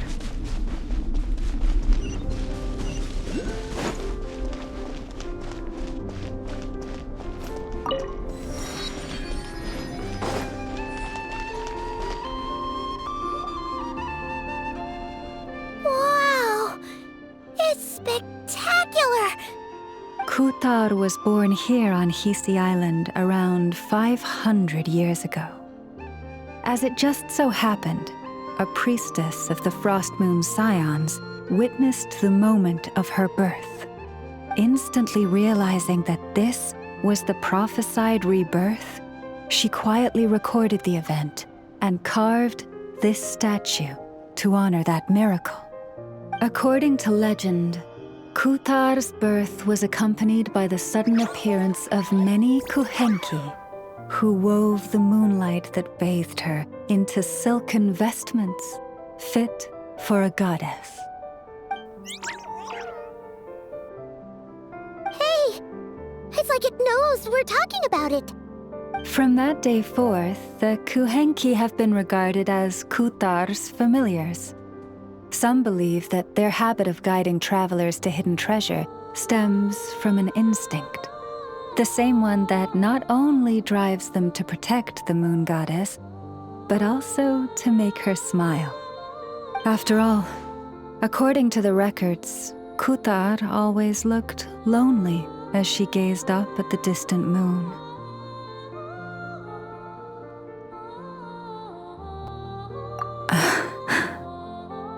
Kutar left Hisi Island before I was even born. According to the previous moon chanter, the goddess was angered by our people's greed, and that is why she left us. Where did she go? No one knows what happened after she left. But just a few months ago, after those 2 ancient moon's remnants fell from the sky, she was spotted on Hisi Island once more. And the Fatui have been harassing and threatening us ever since. Judging from what they've said, our moon goddess is actually their missing harbinger, Columbina, the damselette. The damselette? But isn't she number 3 amongst the Fatui harbingers? So she's actually the moon goddess. Why would she join the Fatui then? That too is a question I've struggled with. But even at the best of times, understanding other people's choices is difficult, let alone those of a goddess. Plus, forgive me, there I go again, rambling on about our history. But you came here to ask about the sacred relic, didn't you?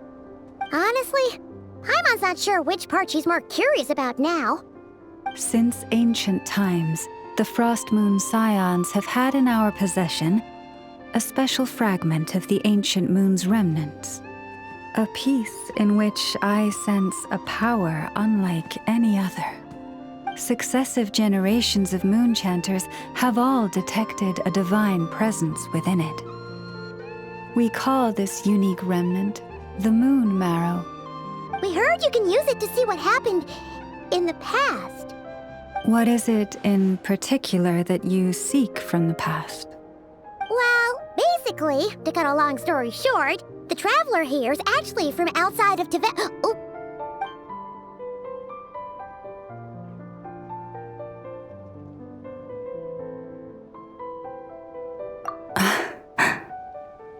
Thank you.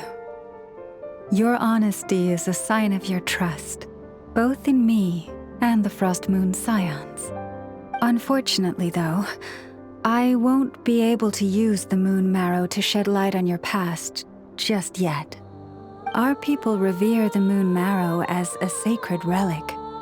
I'm only permitted to retrieve it from the secret chamber in which it is hidden once a year, on Moon Prayer Night.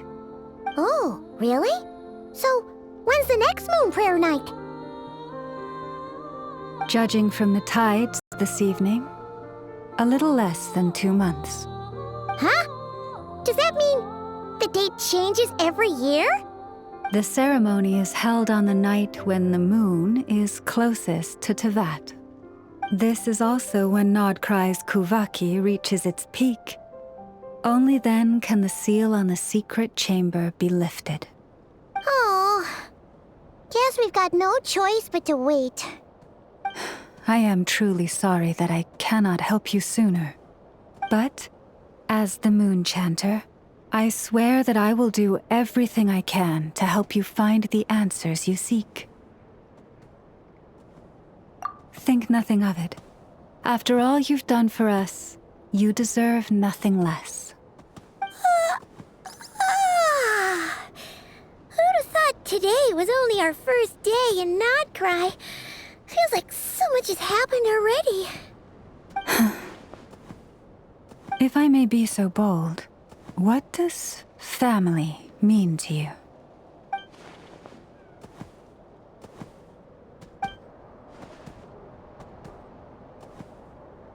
If you are aware of something, a secret that could hurt your family, would you be honest with them? Or try to hide it?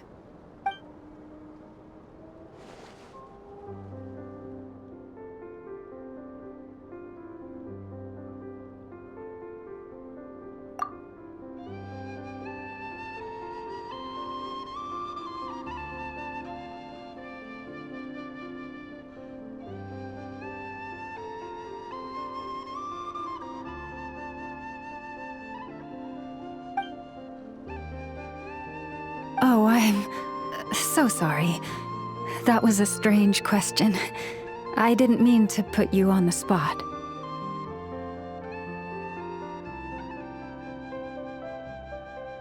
I guess I've just never met anyone with a story quite like yours before. I just suddenly had the urge to ask. It's getting late, and you two must be rather tired too. Would you like to stay the night here on Hisi Island? I can have someone prepare some lodgings. Oh, that's all right. We've already got a room back at the flagship as it happens. Speaking of which, if you ever need us, feel free to come knocking. Do you need me to show you the way back? No worries. It's quite a way, and you should get some rest too, Lauma. I'll make sure to be careful.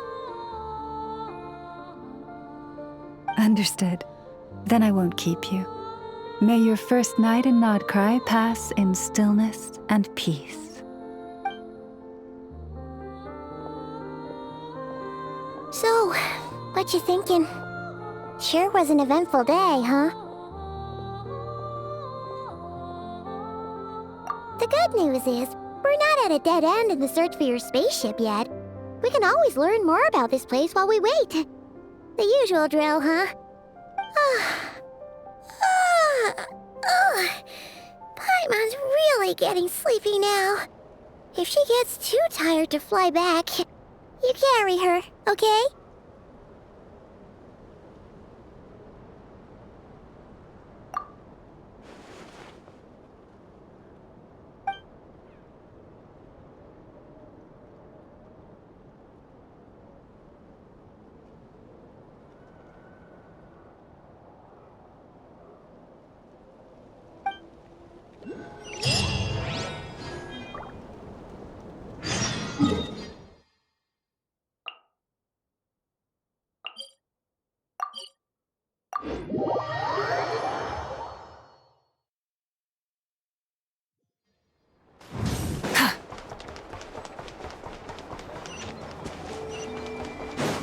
Try and stop me!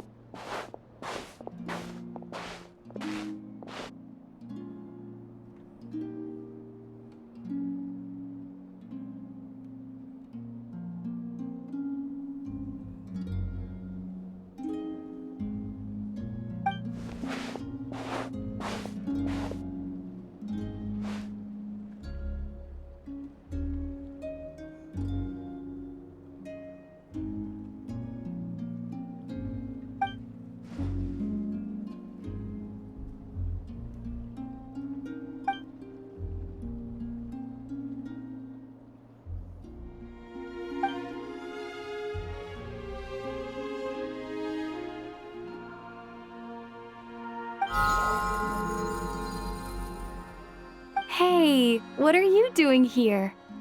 Oh, these flowers. I remember when you first appeared, there were flowers like this all around you.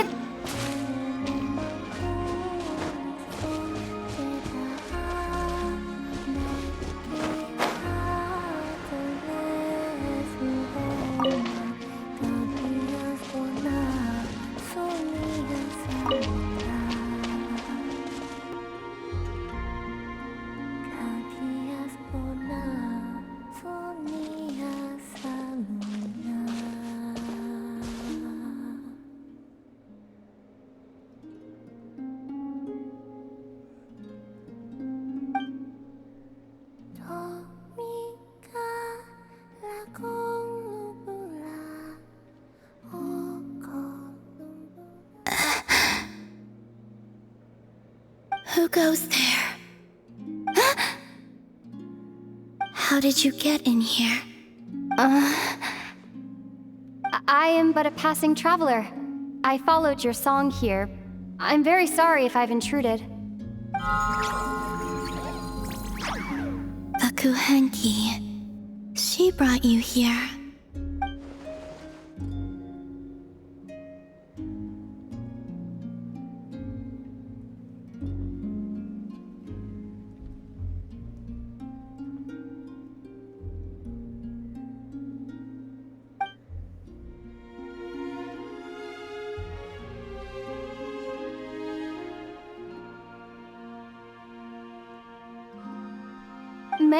ask, are you the one they call Kutar? And the harbinger that the Fatui referred to as the Damselette? The Fatui? Are you here at their behest?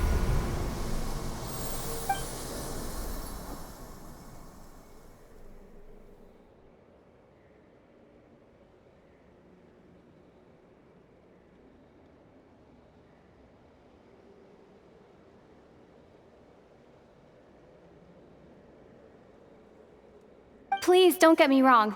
I have no intention of doing anything for the Fatui. I just wanted to ask you about Nodcry. And the moons. The moons? Do not believe in what you can see. What truly matters is what you cannot.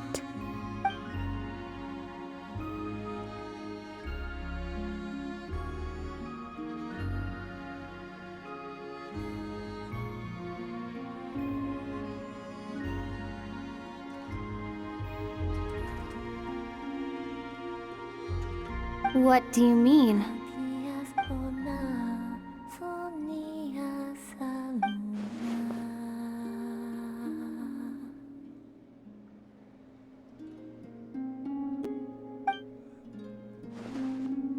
Listen, I'm the Traveler.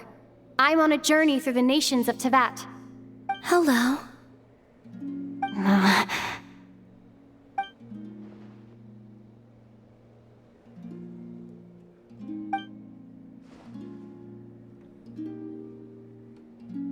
Could you tell me your name? Columbina.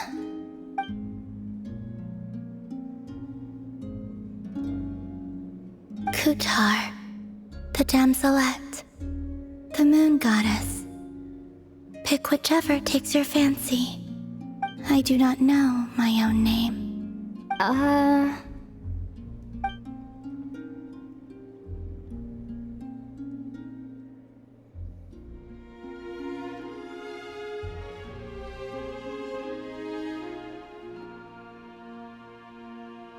Then... Columbina. Hmm?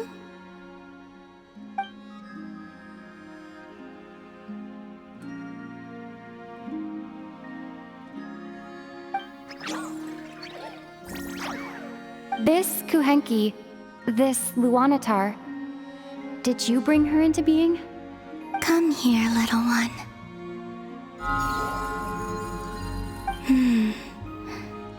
The trace of a blessing, but not one of mine.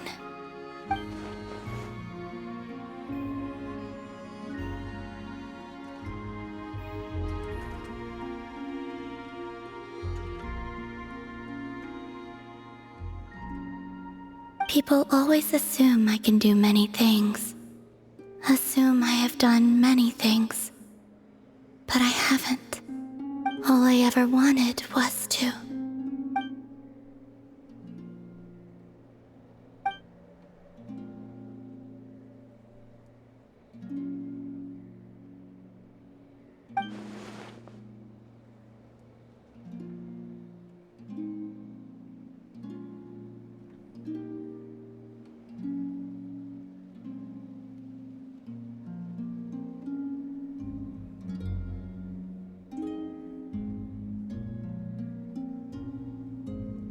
It's about time I got going.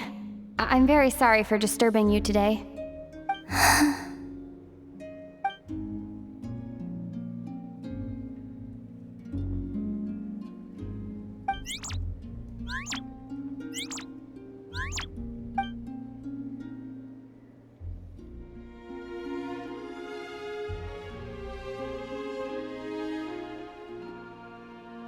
Columbina, that Kuhenki... Oh, you're leaving?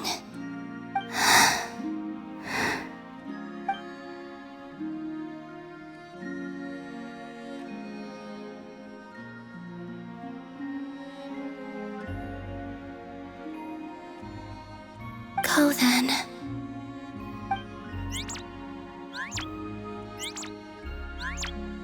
Goodbye.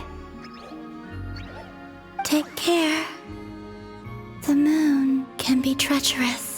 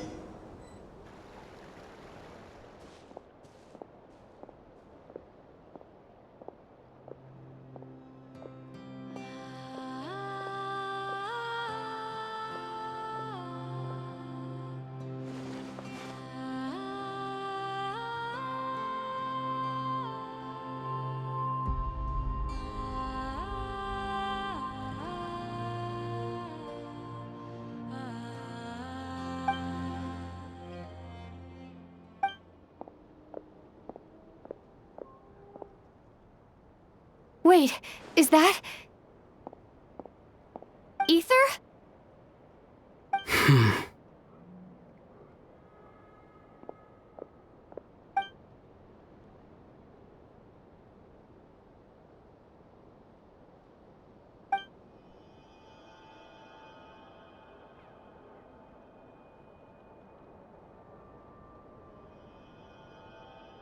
Ether!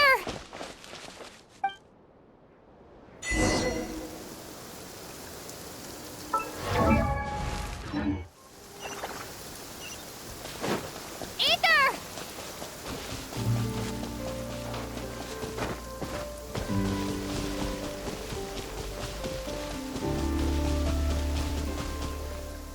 Ether!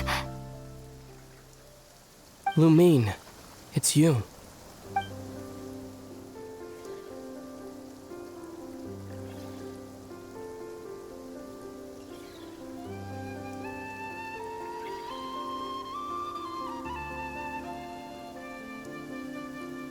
Why are you here on Hisi Island?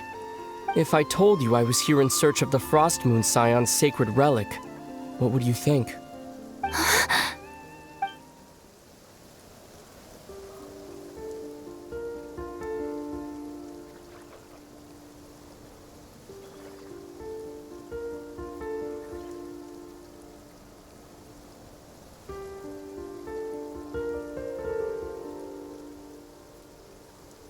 Are you also here to uncover the truth about our past? That's right. What happened to us in the past? How we came to Tevat? Why our spaceship crashed here? There are things I want to know too.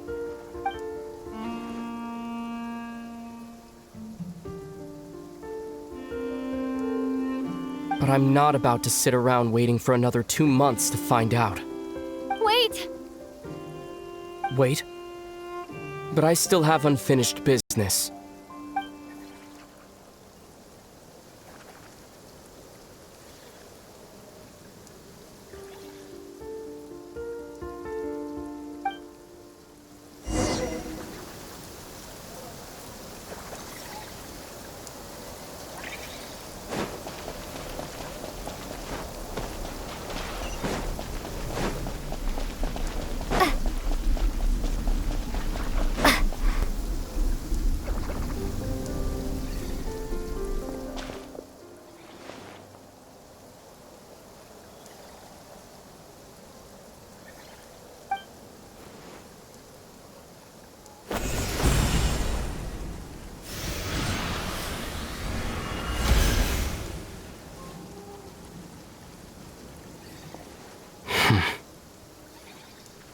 Hold on a second.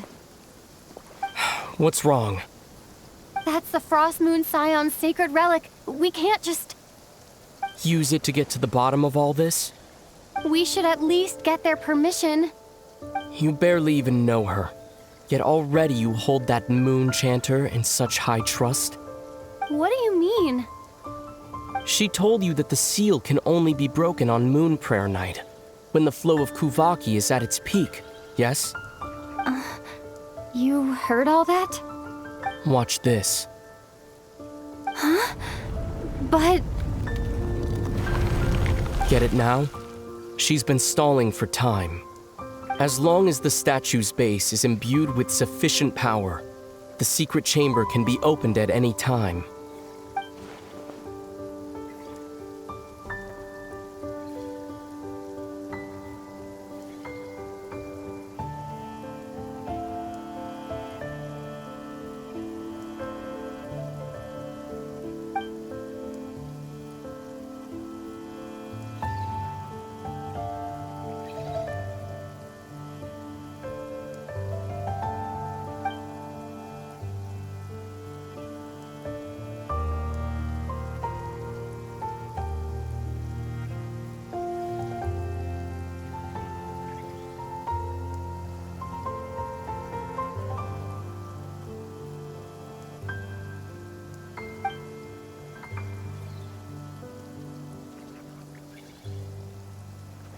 Is it such a sin when I don't put all my cards on the table for you, but not when someone else is doing it?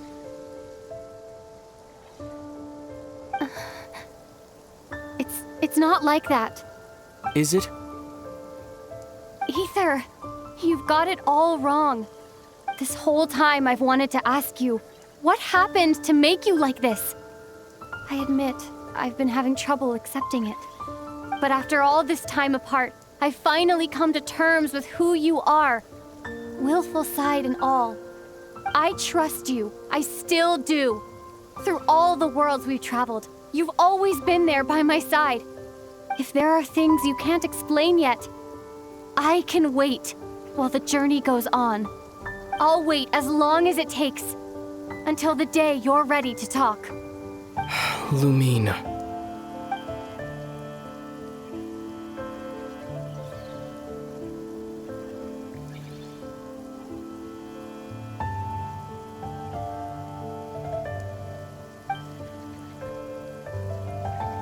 I'm not looking to borrow the Moon Marrow simply because of our past. It holds answers about the very origins of Teyvat. I've always believed that if you want the truth, you have to see the whole story for yourself. I'm not asking you to trust me, Lumine. Just don't try and stop me. If this choice weighs on your heart, then let me go in alone. Forget this meeting ever took place.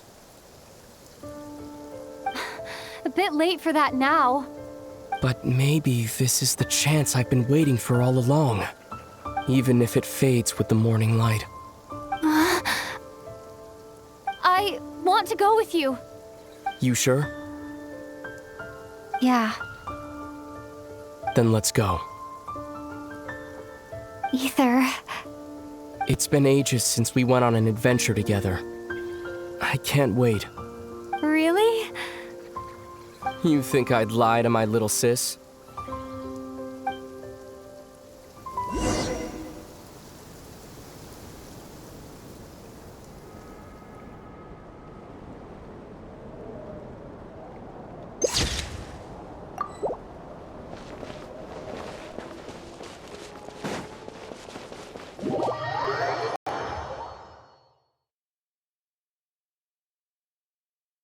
From what I understand, the path ahead is likely to be full of trials and challenges. A deterrence against intruders, and a test for those who truly seek entrance. Nah, I doubt the two of us will have any problems.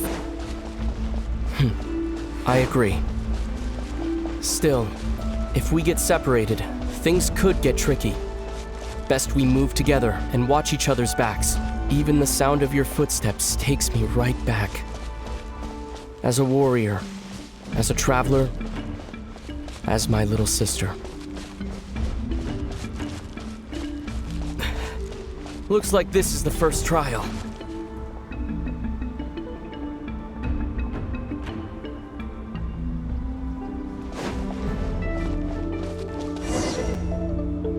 Lumine, do you understand how Kuvaki works? How it exacts force through push and pull?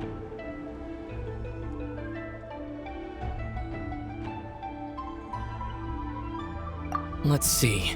How about this? I'll temporarily neutralize the Kuvaki on the cliff face and move the platform into the center.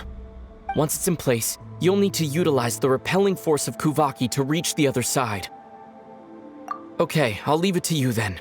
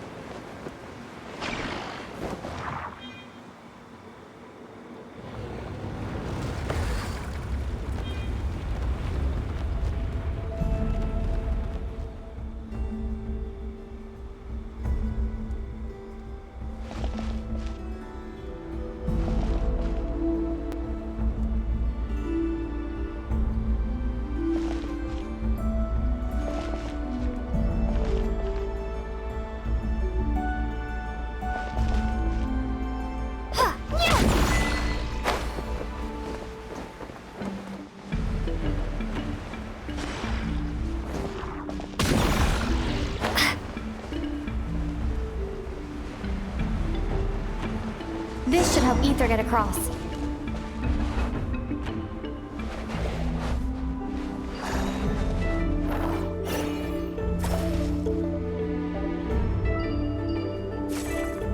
Ether!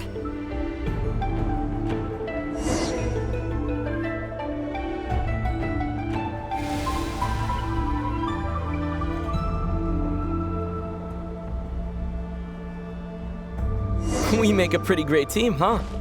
Just like the old days.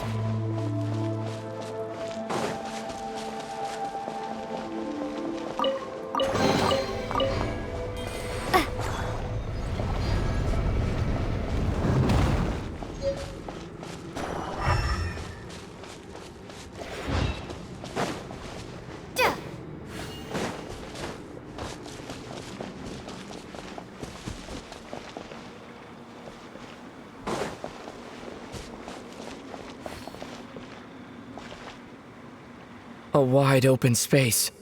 Must be in for a fight.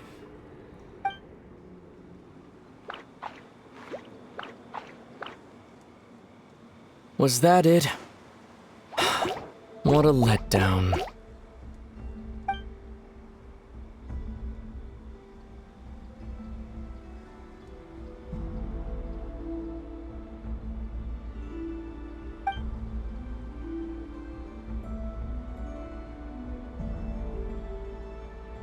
Lumine.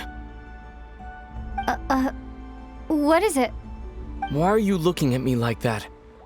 Those enemies were weak, were they not? Maybe it's because the trial's only just begun. Actually, I've got an idea. Why don't we have ourselves a little friendly competition? Let's see if your journey has made you rusty.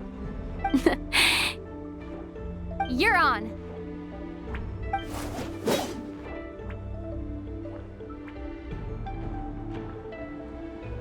I won't lose to you, Ether.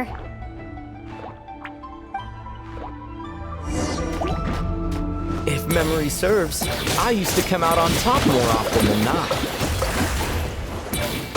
You sure you're alright? Seems your memory's slipping, Ether. Save it. We'll know who's stronger soon enough. Let's see what you've got.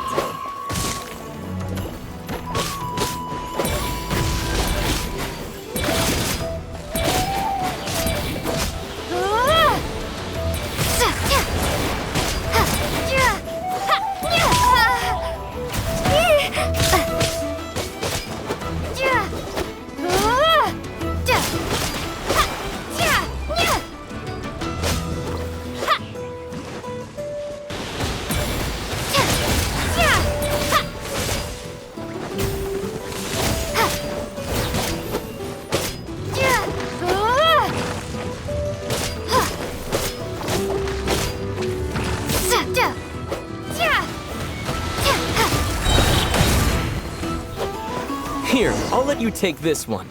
But next time... Fine, you win. Didn't feel like you really wanted it anyway.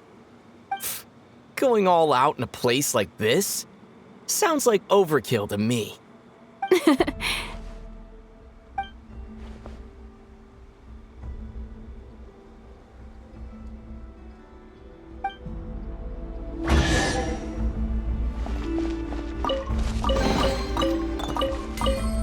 Let's keep moving.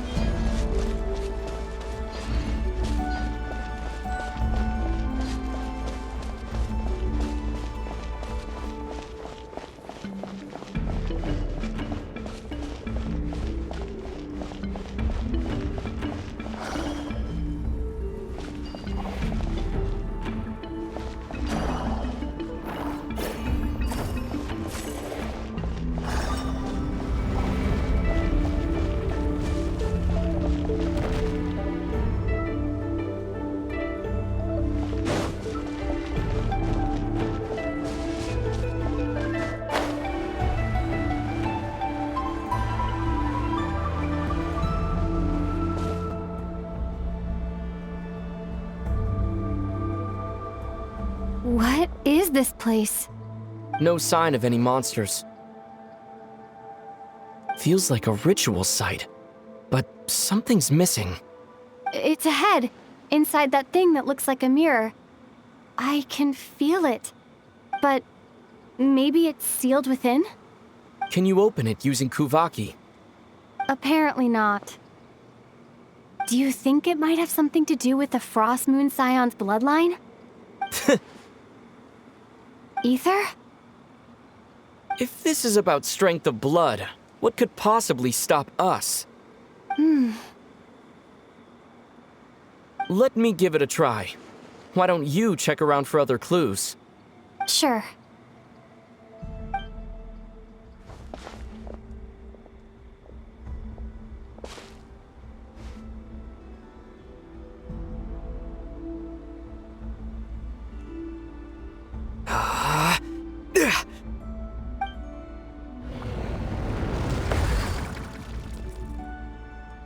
Found it. This should do the trick. Okay.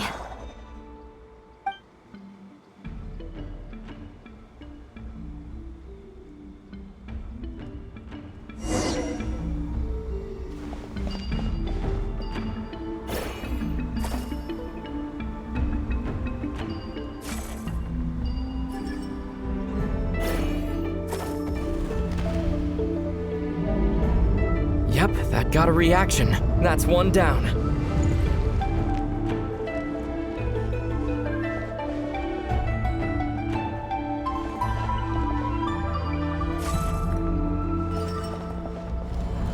Nicely done.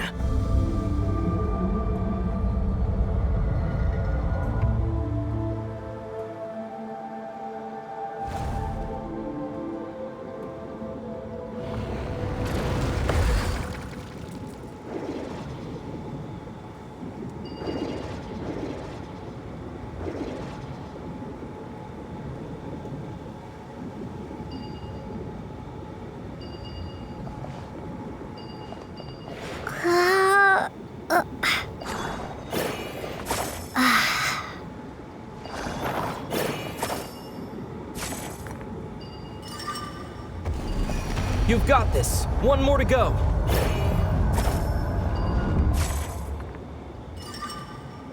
Good work, Lumine.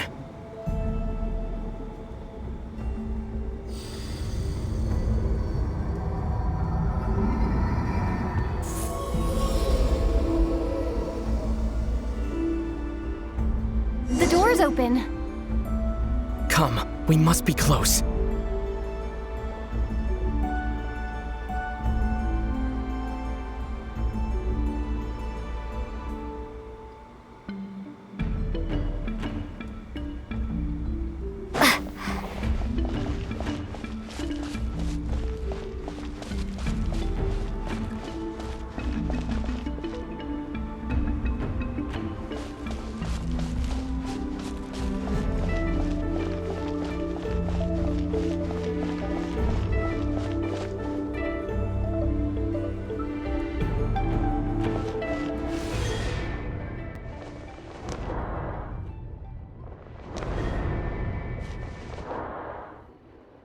stay on your toes now. Have you considered that I might be the more experienced between us? Is that so?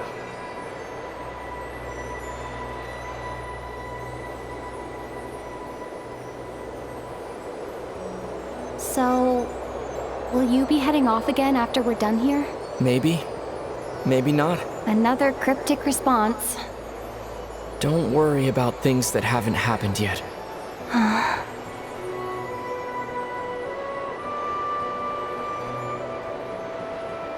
At the end of all this, what do you think we'll find? Whatever it is, we can handle it. What about the end of our journey? That's not something we need to worry about right now.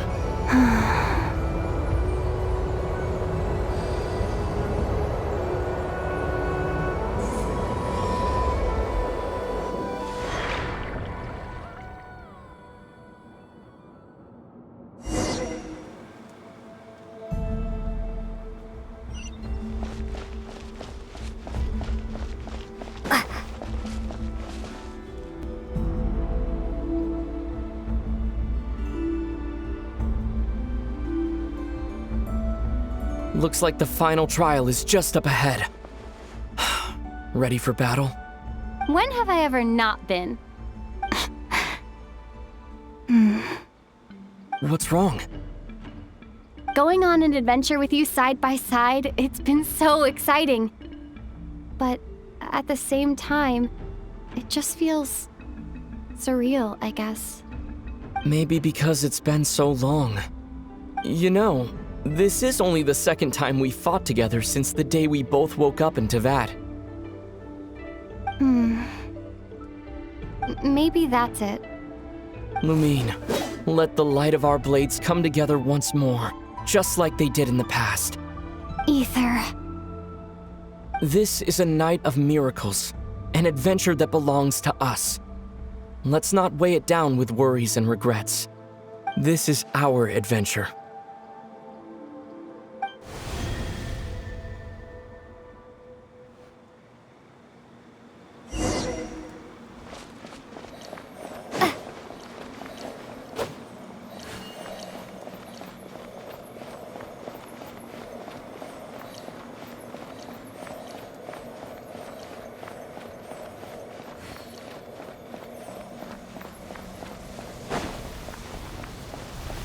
Here goes nothing. Prepare for battle. Stay focused! Dodge his attacks! Don't forget to heal yourself!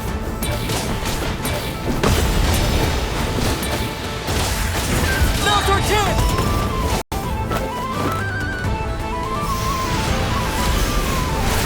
Watch out!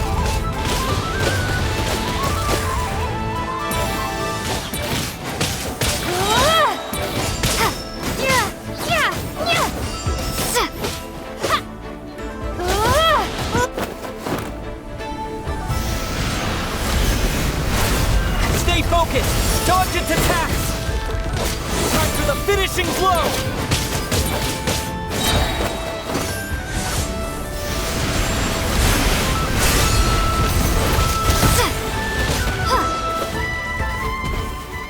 It's over.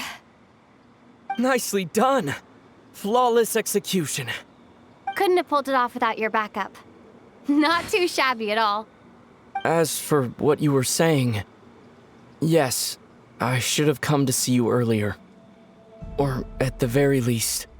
Spent more time with me, going on adventures like this? Something like that. Instead of just running off and expecting you to follow my trail. Wait a sec. That's not an official apology, is it? That goes without saying. Come on, time to claim the treasure we came for.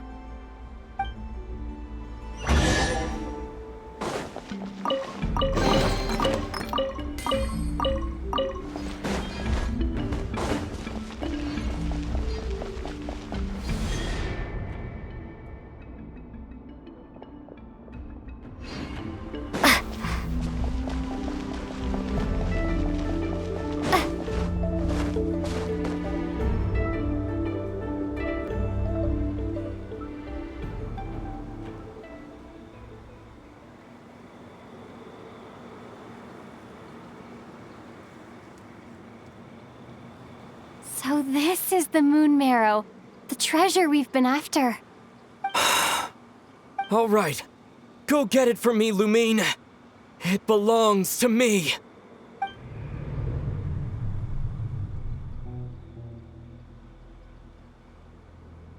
What's wrong, Lumine? After everything we've just been through, you still don't trust me? Don't you want to know the truth too? Just like I do? Rest assured, I'll share the truth with you afterwards. Now go, bring it to me.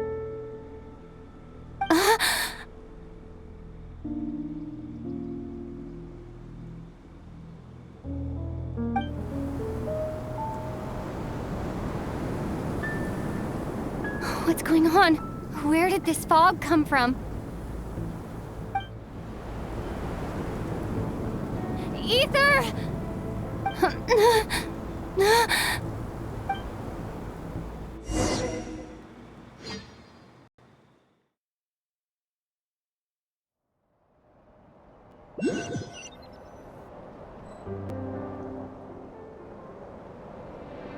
Ether!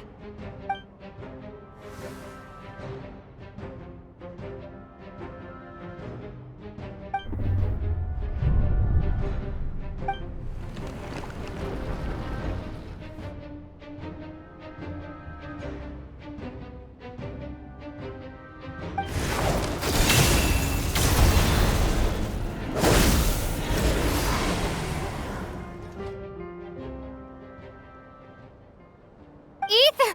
Huh? Huh? What are you doing here?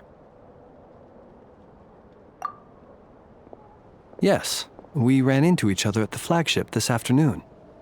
I'm honored you still remember.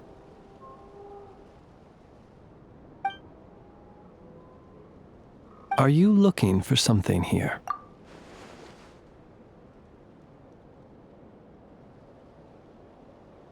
And you just happened to end up surrounded by the Wild Hunt.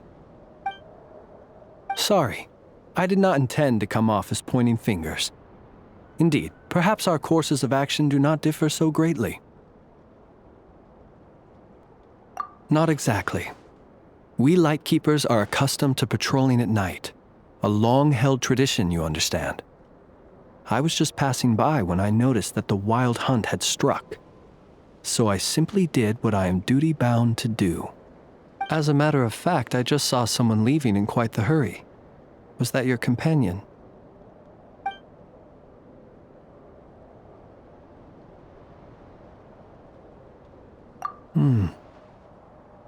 Perhaps I should take my leave now. After all, my patrol isn't over yet. Nodcry is a dangerous place to be at night. I'd advise that you head back soon as well.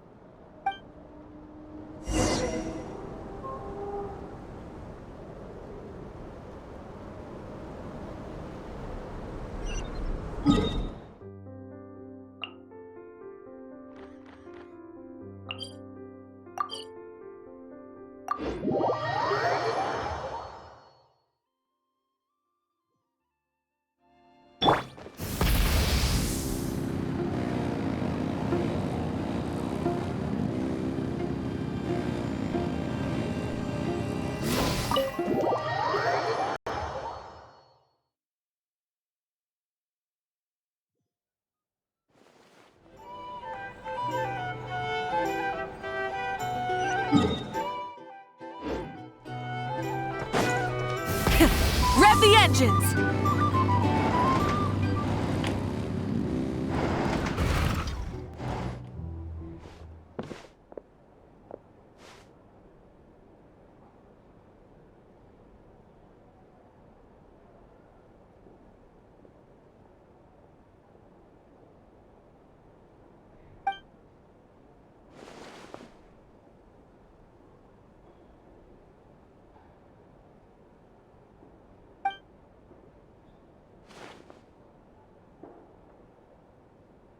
Paimon woke up and saw you were gone, so she made you a cup of berry juice to help you sleep. Her own secret recipe. When you get back, drink it up and go get yourself some rest.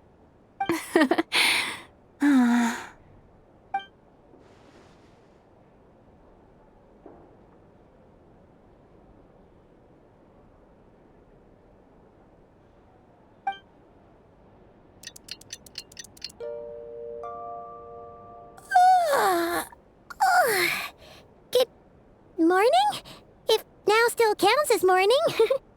When did you get back last night? Did you sleep well?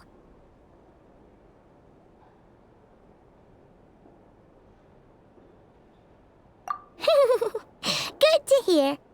So, where'd you wander off to on your midnight stroll? Anything interesting to see in Notcry at night?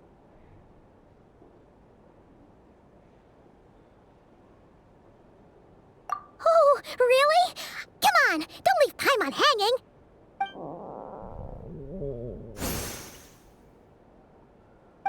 All right. Guess we'll have to feed your stomach before we feed Paimon's curiosity. Let's go grab something to eat while we talk.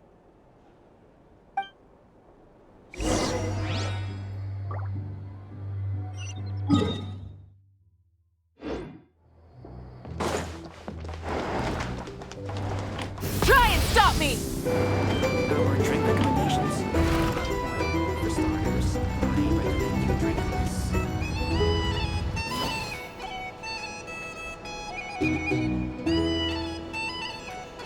Phew! This is just the best, huh? Free food, free lodgings. This Vark is friend for life material, that's for sure. Hey, did you hear what happened? Hear about what?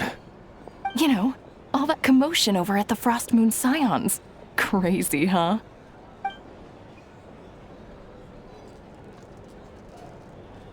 Huh? What happened? See what I mean? Completely oblivious to what's going on around you. The sacred relic of theirs. It's been stolen. Hey, slow down. Paimon knows you're hungry, but you don't have to worry about her stealing your food. At least, not today. What? Was it those Fatui? No idea, but the news has already spread right through Nasha Town. What did their high priestess, what did they call her again? The moon something? Anyway, what did she say about it? What could she say? She's the one who discovered it was missing.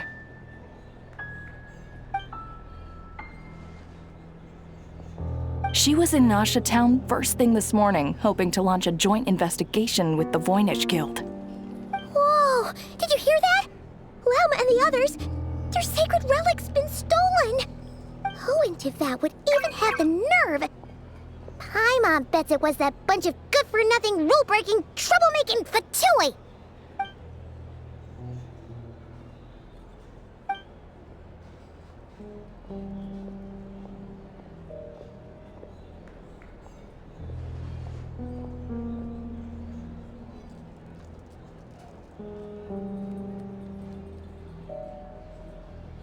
Huh?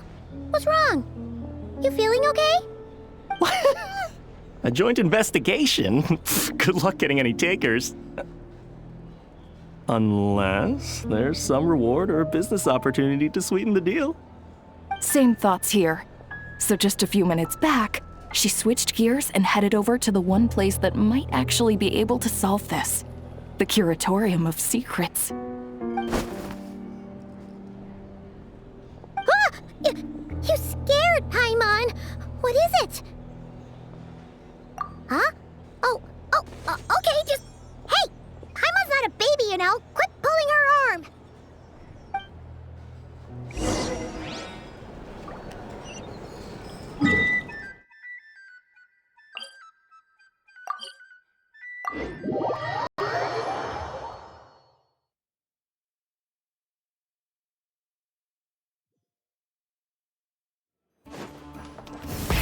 Rev the engines!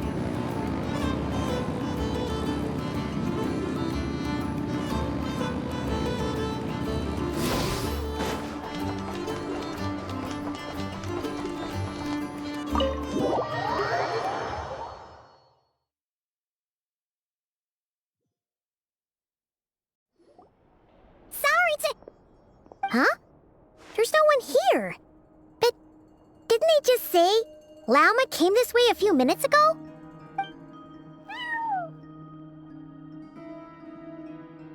No one except for a cat watching over the front desk. Excuse... meow? Are we supposed supposed to check in here?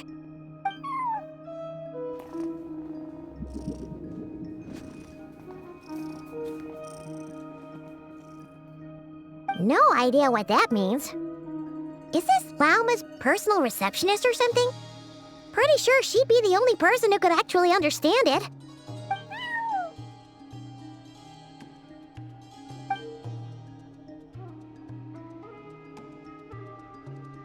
Huh? It's heading into that room! But why not? Like I told you already, that's just... Huh? Another client.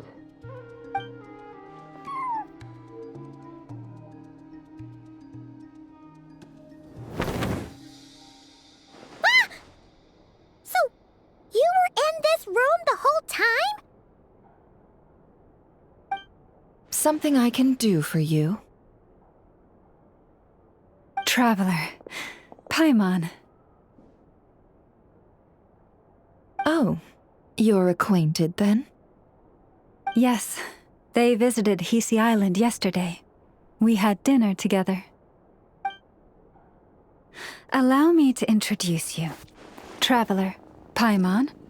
This is Nefer, boss of the Curatorium of Secrets. Pleasure to meet you. They are travelers who arrived in Nodcry just yesterday. Greeted by the birds and beasts of this land, they are kind-hearted souls who walk in the moonlight's glow.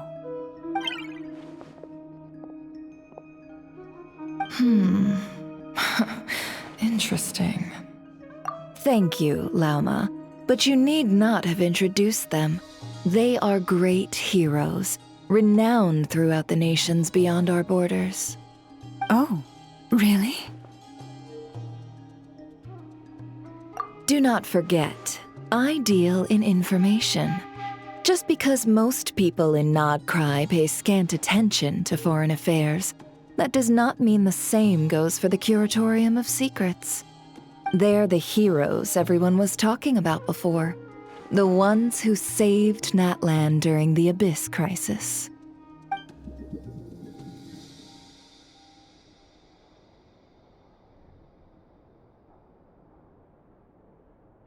I see. We Frostmoon Scions seldom leave our domain, so I had not heard of your heroic deeds. Please, forgive my ignorance. It's no big deal. We were hoping to keep a low profile anyway. If we had to list all of our titles and good deeds, we'd be talking till sundown, and then some.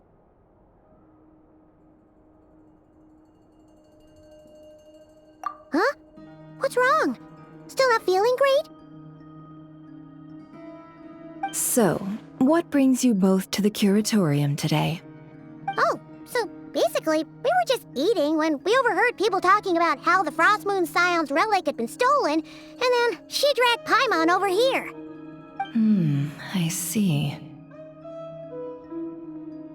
Ah, I see. So you came over here because you were worried about Lauma. A combination truly befitting of great heroes. Strong at arms and pure of heart.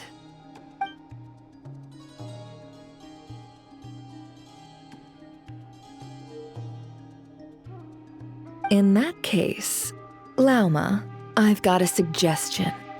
Why not ask these battle-hardened heroes to take the commission for you? Honestly, it's a little beyond the means of such a modest establishment as ours. Your modest establishment? Unable to handle a commission? You just don't want to take it, do you? You're right. I do not. What kind of commission is this? Surely it's not to recover your stolen relic? Yes, that is it. Recovering the relic is both my duty as a moon chanter and a step toward fulfilling the promise I made the traveler, to help uncover the truth of the past. But Nefer has already declined our commission multiple times. And yet, just as it always has, The moon will continue to illuminate the sky above the curatorium. Come night or day, may the moon goddess keep you. Enough of that.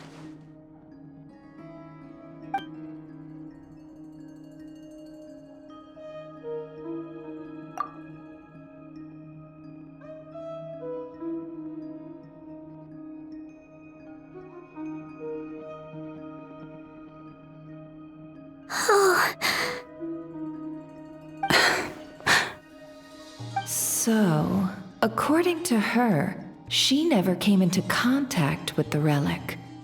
So she suspects her brother may have taken it. I understand.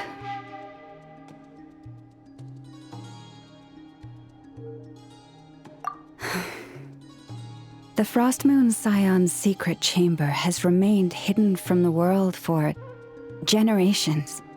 But the reason outsiders are forbidden entry is not only to prevent theft.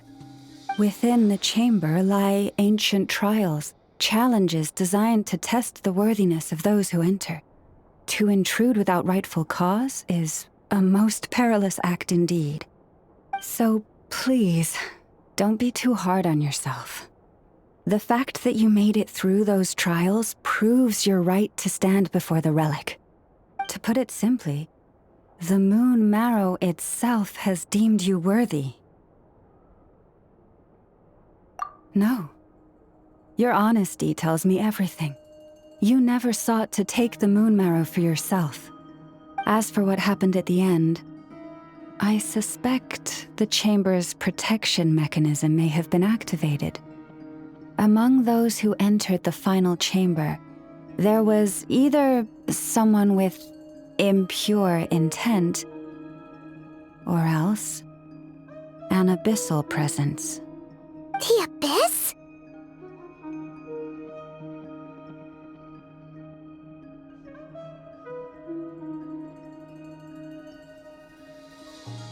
Perhaps that's why, then. Either way, the moon marrow was taken. And I believe you. So the problem remains the same. I need to recover our relic.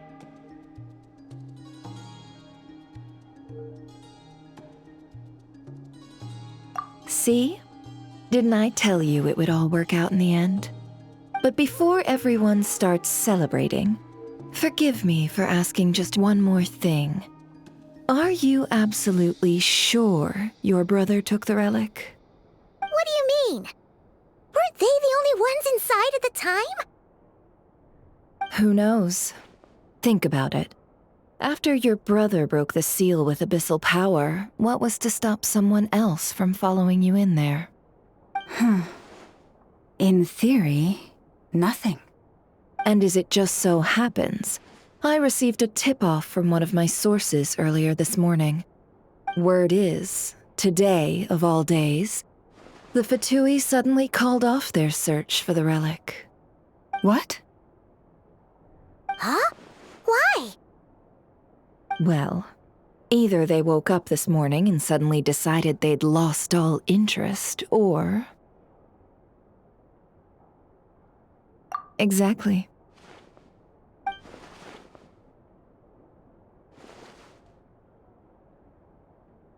Are you wondering if your brother might be in cahoots with the Fatui? Which is why I asked, are you absolutely sure your brother took the relic? Or to put it another way, do you really know your brother?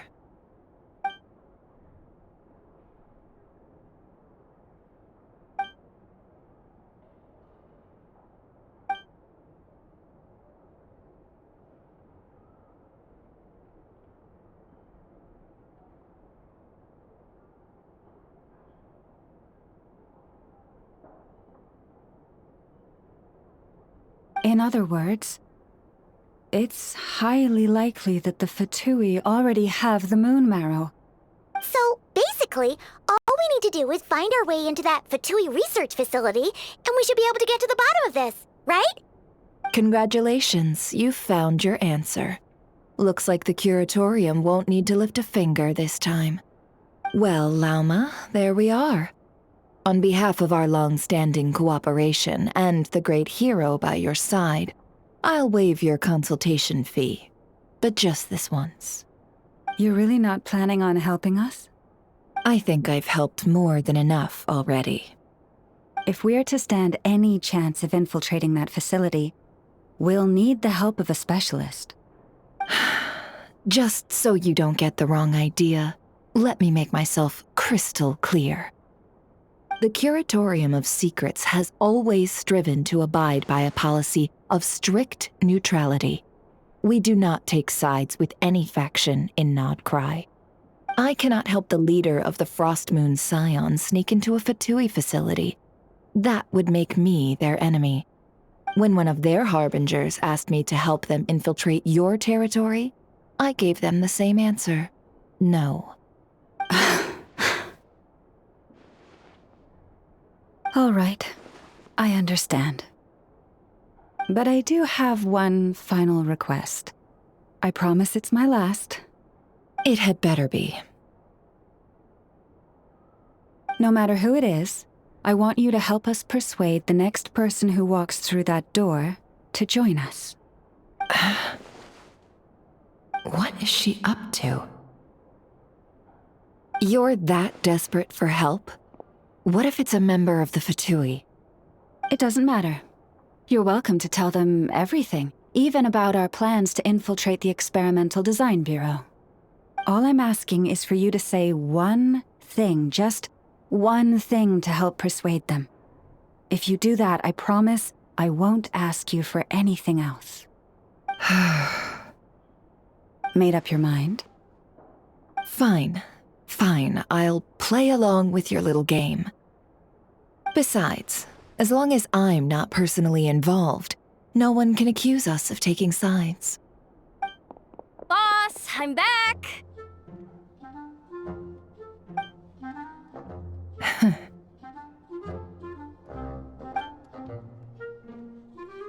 You won't believe the luck I've been having today. Remember you sent me to find that runaway cat, yeah? And you said I'd only be back after dark?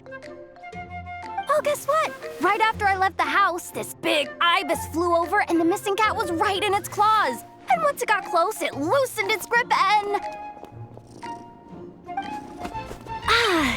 Boss, you're meeting clients. I'm so sorry. I'll get out of your way.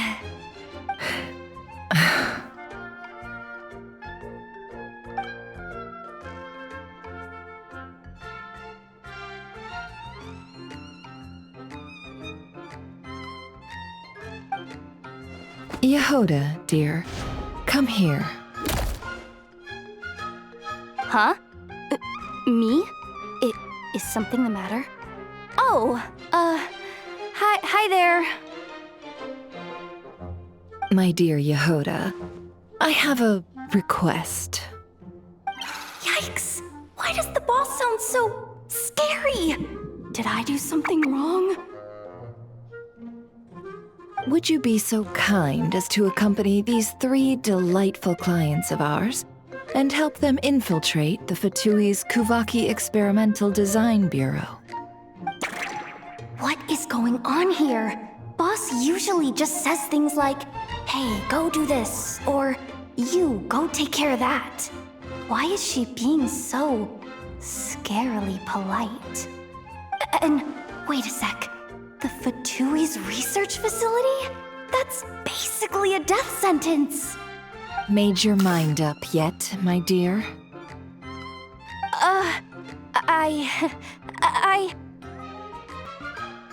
What is up with Boss today? Am I supposed to say yes to this? Or maybe it's because the mission's too risky, so she's actually looking out for me? Why is everyone looking at me like that? Is this some kind of test? I can't let the boss down. Can I? Have you made up your mind?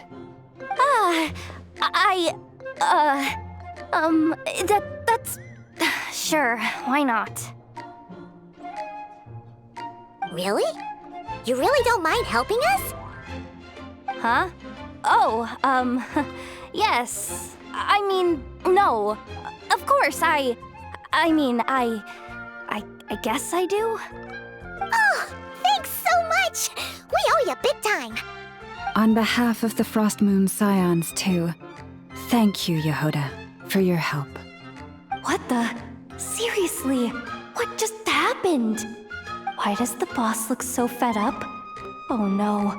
Was I supposed to turn them down? All that mentoring, time spent teaching her how to deal with different factions. In one ear and out the other. Never. You got what you wanted. You promised that was it. I know this goes against your principles. I won't forget the favor. Trying to get me to change my mind now? Of course not. I just wanted to say thank you. So, thank you. Oh. Yehoda, we'll leave the planning to you. Let's discuss the details elsewhere. Huh? Oh, okay. Oh, what have I gotten myself into? Oh, by the way, Yehoda, before you go... What is it, boss? You're fired. Huh? Effective immediately. As in, this exact moment. The curatorium will take you back, of course, but only once you've completed this commission for our 3 clients. What? Is there some issue? Well, here's the upside. Without me taking a cut from your commission, you'll earn more. Seriously? Can someone explain what's going on here?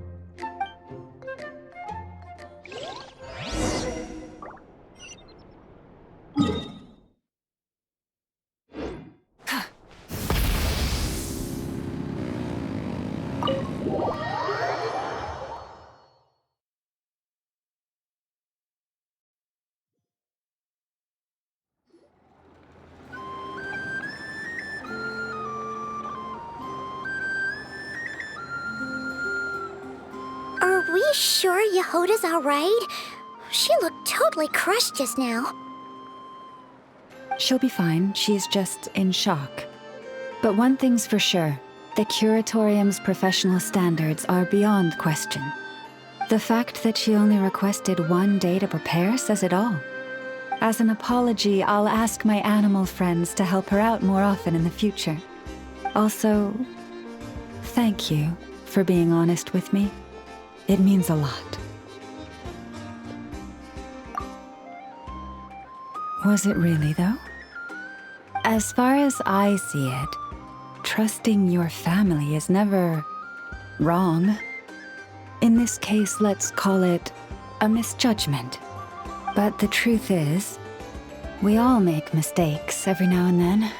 What matters is how we deal with the consequences. So, in return for your sincerity, there's something I'd like to share with the 2 of you as well. Oh? What is it? Perhaps it is something best said under the moon's gentle light. Would the 2 of you meet me on Hisi Island tonight? Oh, it does sound important. You're right, there's too many people here. Somewhere quieter makes a lot more sense. Thank you both for understanding. Then let us meet beneath the moonlight.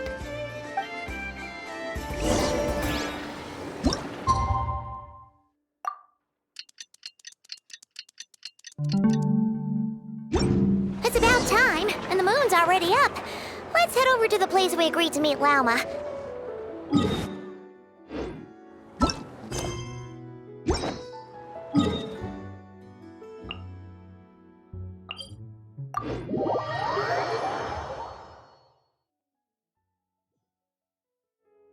Try and stop me!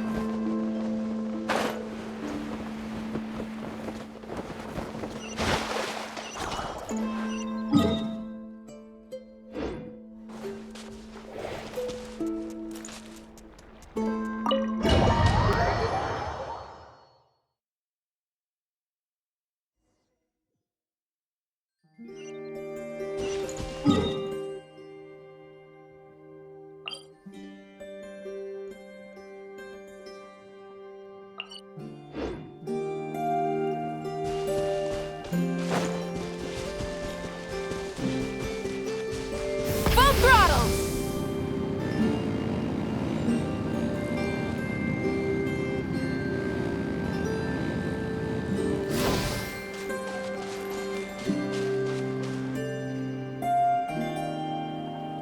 Llama, we're here! Huh? Llama, are you praying? I am indeed. For the moment I was born, my people exclaimed, "Behold, eyes like the moonlit tide, antlers like the crescent moon, and blood that glimmers silver as the moon's reflection." From as far back as I can remember, I was revered as the Frost Moon's emissary and the Moontide Maiden. The first words I ever learned were prayers to the Frost Moon. The first gestures, those of our sacred rites. Wow, that must have been tough. Back then, I didn't know any better. It all just seemed so natural. The Frost Moon Scion's bloodline has long since begun to run thin. Nowadays, even those of us with antlers are few and far between, let alone those attuned to the power of Kuvaki. But I...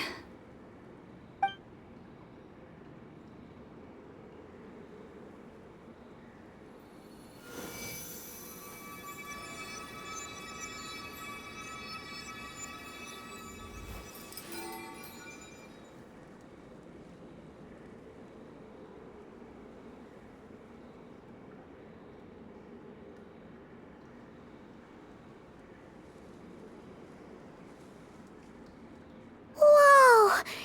Your antlers are so pretty. They say it's an extraordinarily rare condition.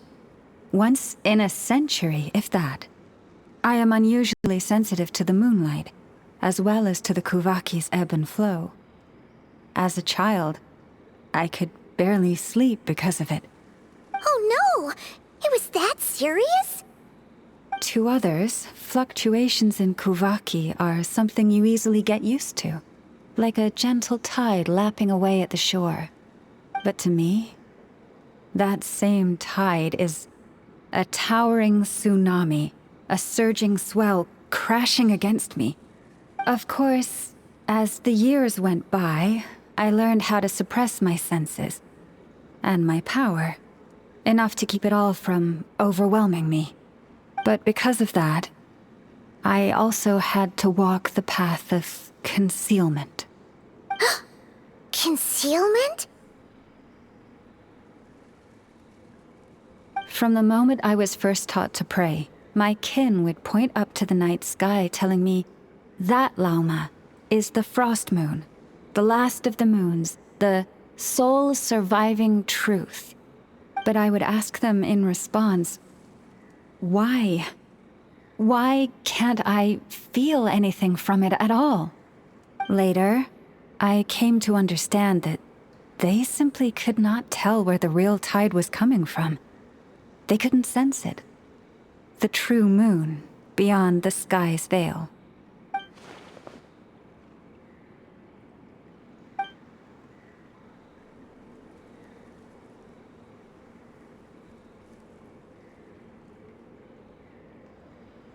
The moon is false. I reached that conclusion long ago. But there was no one I could tell. Not a single soul. At least, not until now. Am I the one who's wrong? Is it the moon that is false, or my own senses? I asked myself such questions time and time again.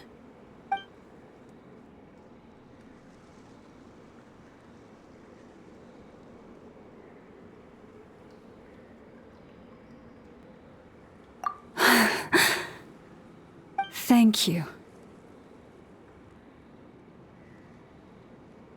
When you called yourself a descender, I had a feeling you might be able to confirm what I had always suspected. And now that you have, it's exactly as I imagined. I feel relieved. Oh, Paimon kinda gets why you couldn't tell anyone now. It's not easy to change people's minds on something they've believed for hundreds of years. That's what I meant by concealment. I knew too much, so I had no choice but to keep my people in the dark. Every prayer I offer feels like a lie to keep myself going.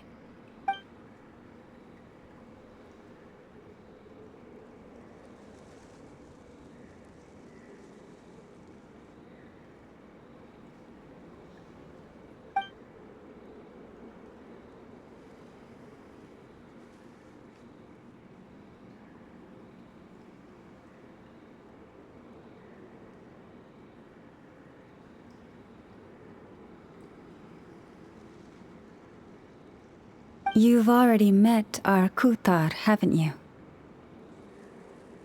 Huh? When was that? And, more importantly, when were you planning on telling Paimon? Ah, no wonder. What did you think of her?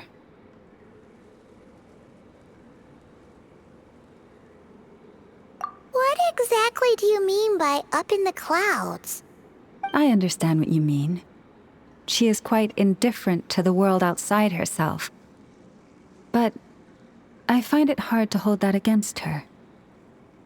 Yes, it was shortly after the fall of the ancient moon's remnants. I asked her what the Frost Moon Scions meant to her, and why she left in the first place. Yeah? So, why did she? Perhaps it's better if you ask her yourselves. Things tend to get lost in translation when you speak on someone's behalf. What I can say for certain is this. Even when I had no one to confide in, I still had a family. I still had the Frost Moon Scions. But that girl, born beneath the moonlight, perhaps she's never felt she had either. The truth is, though, she might have had it all. If only the Frost Moon Scions hadn't let her down.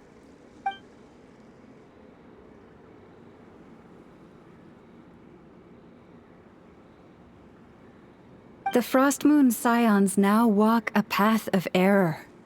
They offer their prayers to a false moon, and to a goddess who can no longer answer them. I want to change all that. But with the Fatui closing in on us day by day, the Frost Moon Scions must stand united, now more than ever. I just need to wait for the right moment. Lady Lauma! Lady Lauma! Cappy? Has Karina's condition deteriorated again? Traveler, Paimon, we'll have to continue this conversation later. We'll come too!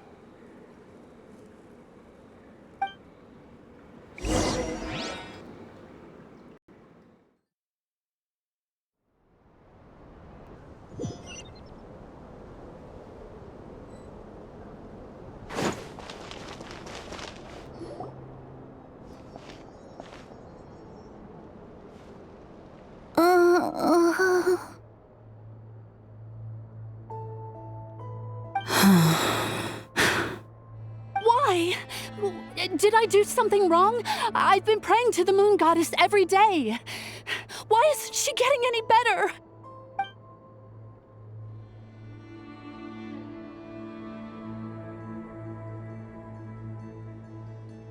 Cappy, I need you to wait outside.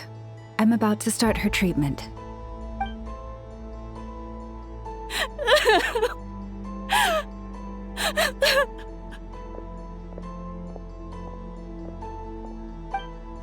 Is there anything we can do to help?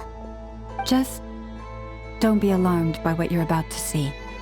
And please, don't let her mother see it.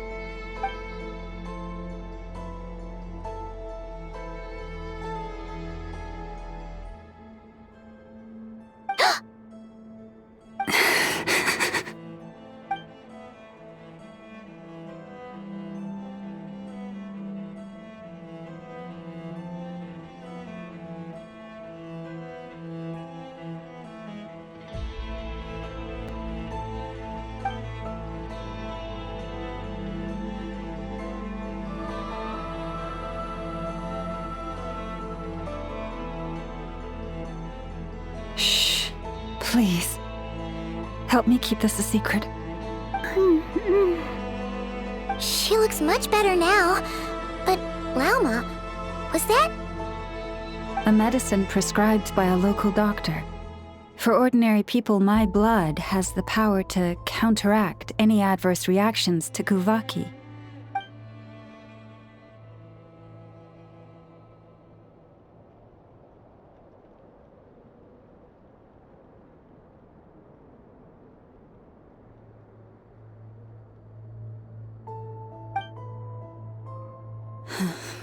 So, now you know another of my little secrets. I had hoped to guide the Scions out of error before Karina's illness reached this stage, but clearly, I was too late.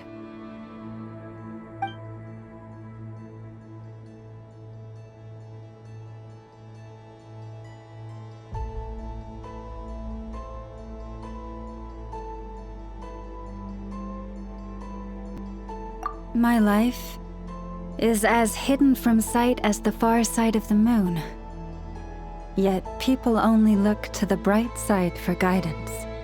If the day ever came when the two sides were reversed, could they truly accept it?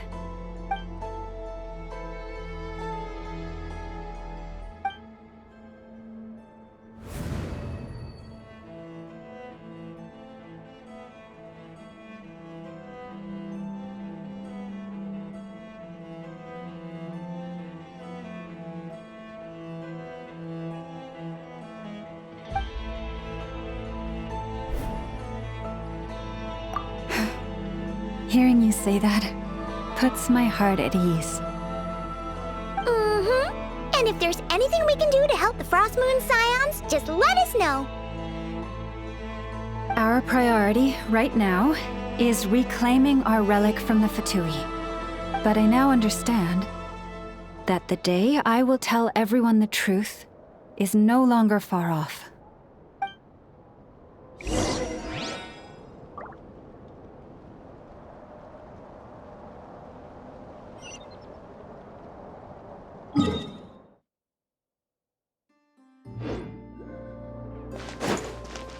Try and stop me!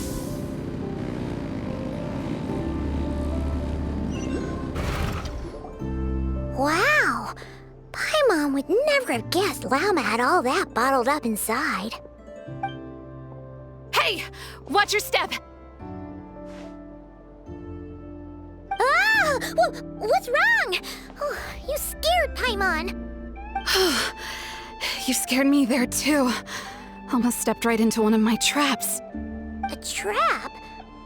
Why would you leave a trap somewhere like this? Well, it's not like this is a main path. And besides, we Frostmoon Scions would recognize it instantly.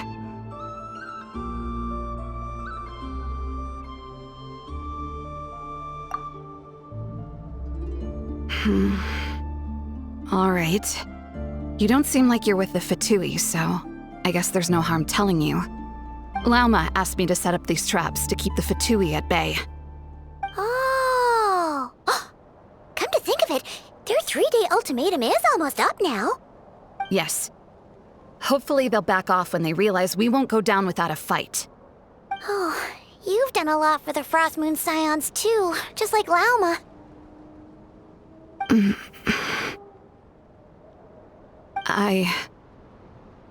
Philomena?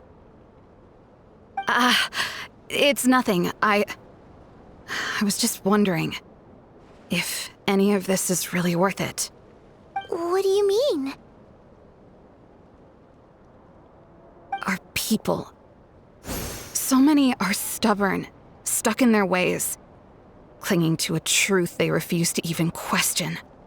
Do they really deserve everything Lama's doing for them? Afraid. Huh. I suppose. Maybe you're right. No. I shouldn't be saying this. Just forget it, okay? Bye. Huh? Why did I say all that? Or really, why am I still doing any of this?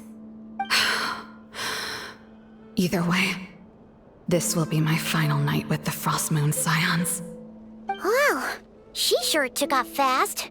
So, are we heading back to the flagship for a break or what?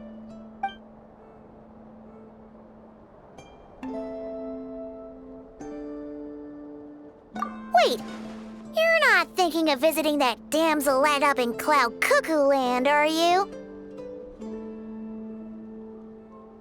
Huh. Given who she is, pushing her won't get us anywhere. Hey, let's bring her something tasty!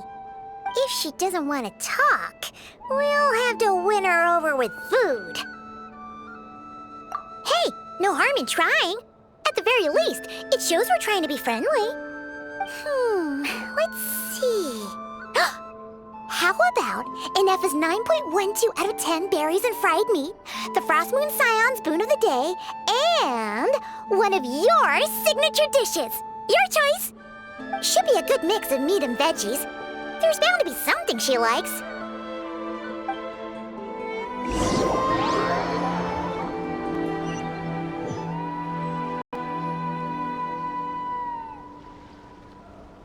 All right, food's packed and ready. This is the place, right? Why does it feel like we're going to visit a patient? Oh, no. Take this seriously, Paimon.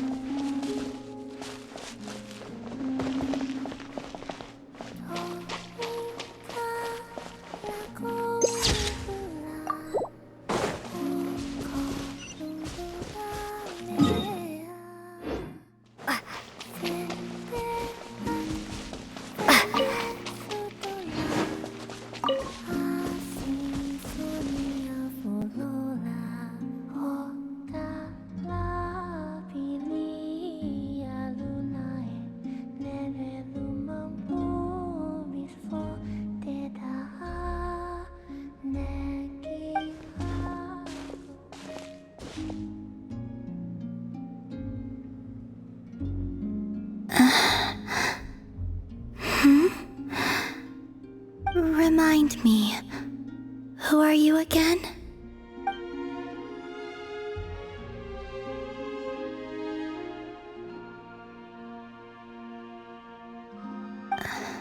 A different one floats by your side today.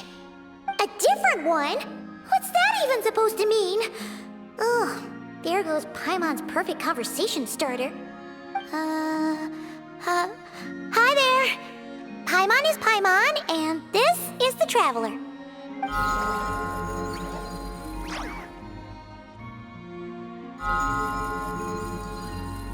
Oh, there you are.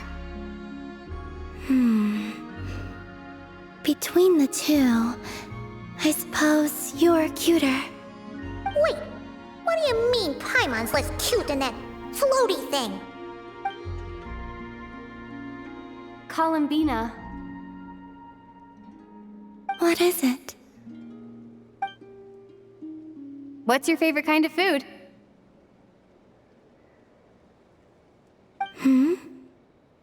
Is this a treat? Or an offering? Let's go with treat. Anyway, this is all the traveler's cooking, so please, help yourself.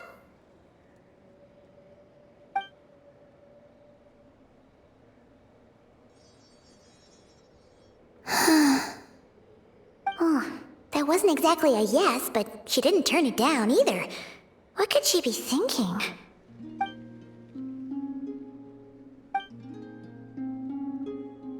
So, what do you want to ask? Hey, she's actually playing along! Quick, now's our shot. You know the moon in the sky isn't real, don't you? I know there is only one moon in the sky. It is simply that some can see it, and some cannot. What does it mean to you?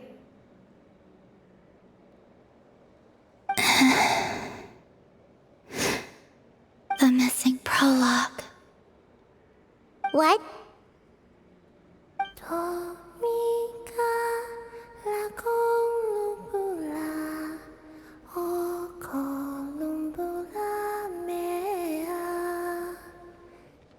Huh? What does that mean? Isn't she going to explain herself? Can you tell me more about that melody? You were humming it last time too. It must be important to you.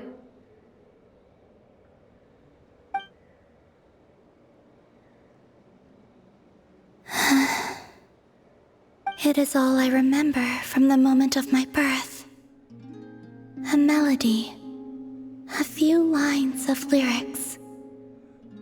Like a lullaby from a foggy dream. Oh, so who was singing it? I do not know. I have nothing else. Just that song. Huh? And the Frost Moon Scions who found me. They had nothing either, but hope. Before I even knew what was happening, they were already calling me their goddess. And I had no reason to decline. Like two lost infants unknowingly exchanged, I adopted their faith. And in return, they adopted me. But my adoption drops you into the story halfway through. What came before was scribbled onto the wrong pages, never even bound into the book. That sense of something missing only served to nurture their greed and doubt. And thus, I came to realize that this place was never truly my home. Greed and doubt? O Moon Goddess, forge weapons for us, drive out our enemies, and expand our lands. O Moon Goddess, heal our wounds, ease our suffering, grant us strength. They asked for everything, and I obliged. Until the day came when no answer could be given. If mortals can turn to the gods when they are powerless, then who do the gods turn to when they have nothing left to give? You've got Paimon there. In those days, the Frost Moon Scions cared more for faith than for truth.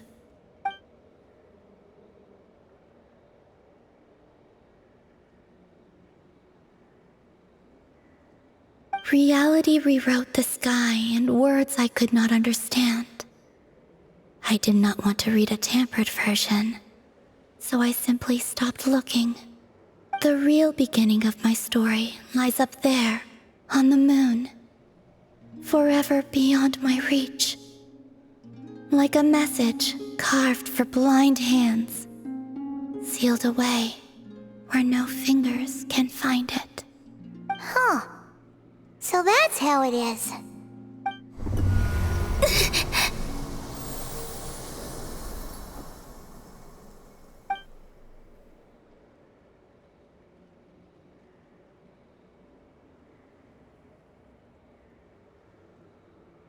What's wrong?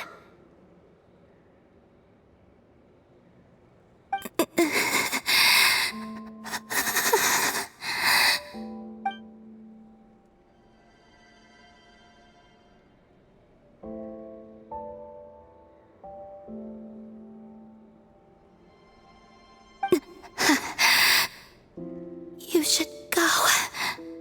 What, now? But you really don't look well. Did something just happen? Is there anything we can do to help? No. Aside from answers, I have nothing else to give you in return. This is the price of running away from home a second time. Running away from home?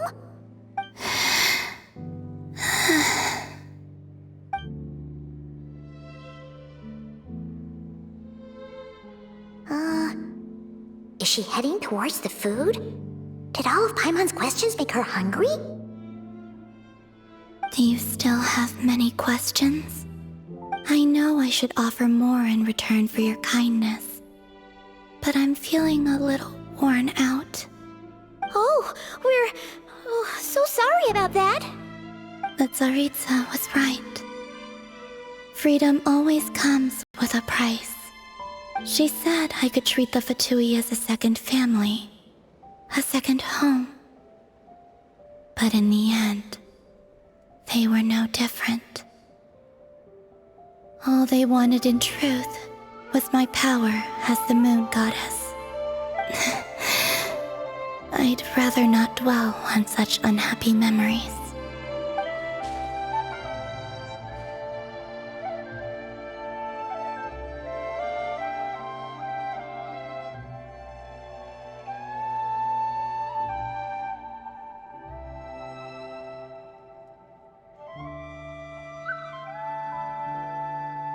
I have fulfilled my promise to the Tsaritsa, though it has used up much of my power.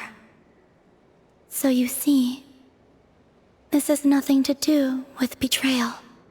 So, you're just staying here for now, resting and recovering your strength? Yes. What about these flowers? They have grown in Nodcry for many generations. They're highly sensitive to the ebb and flow of Kuvaki.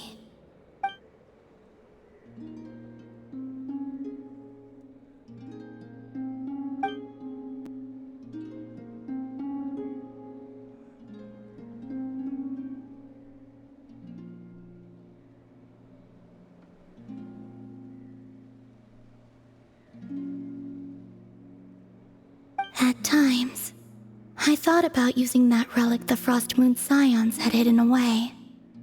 I could sense the power within it. But going out is such a hassle. People might see me, and I promised Lauma I wouldn't show myself to anyone. Besides, I know it's gone now anyway. Really? Lauma asked you to stay in hiding? Uh-oh, she's looking back at the food again. But Paimon still got some little crumb cookies here. You could have these for dessert if you wanted. Lauma said she wishes to change the Frost Moon Scions, which is why she asked me to stay out of sight. I don't really understand what she meant, and to be honest, it's not something that concerns me. But I wasn't planning to see anyone anyway. If they found their way here themselves, that's hardly my fault.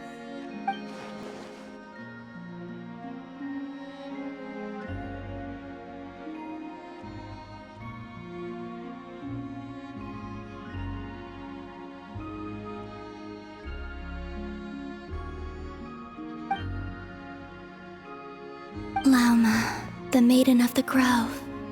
She is quite unlike any Frost Moon Scion I have ever met before.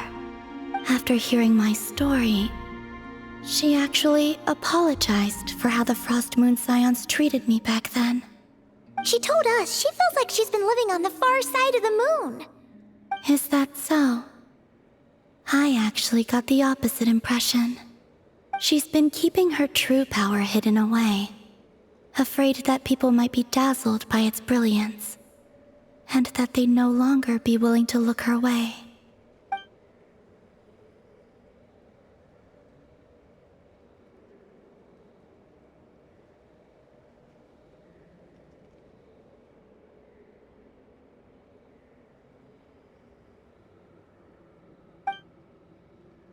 So, what do you wish for now?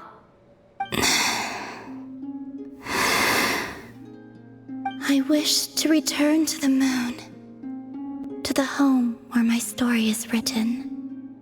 Right now, that is all I wish for.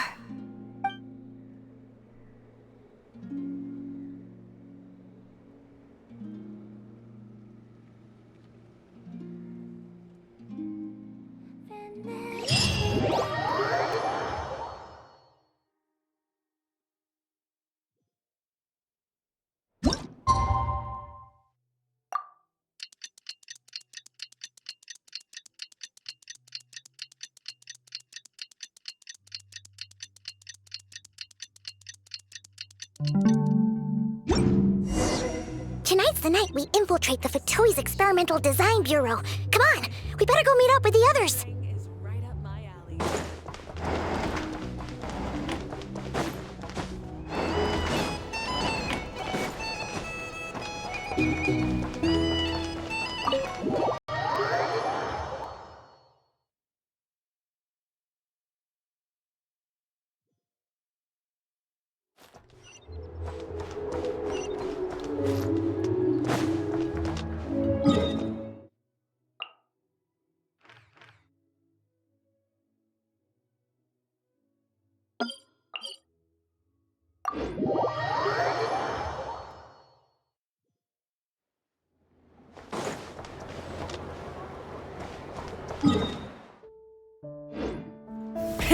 Rev the engines!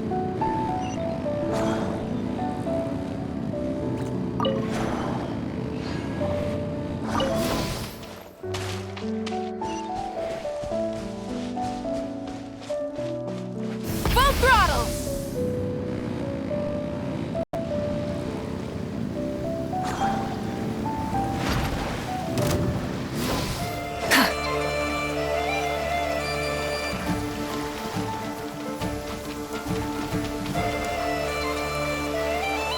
Try and stop me!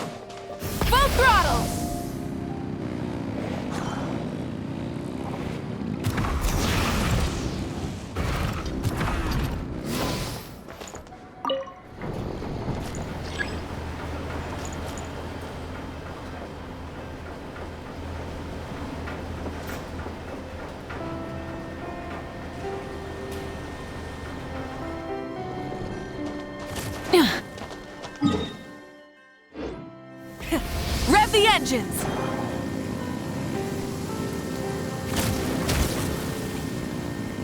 What a waste of time!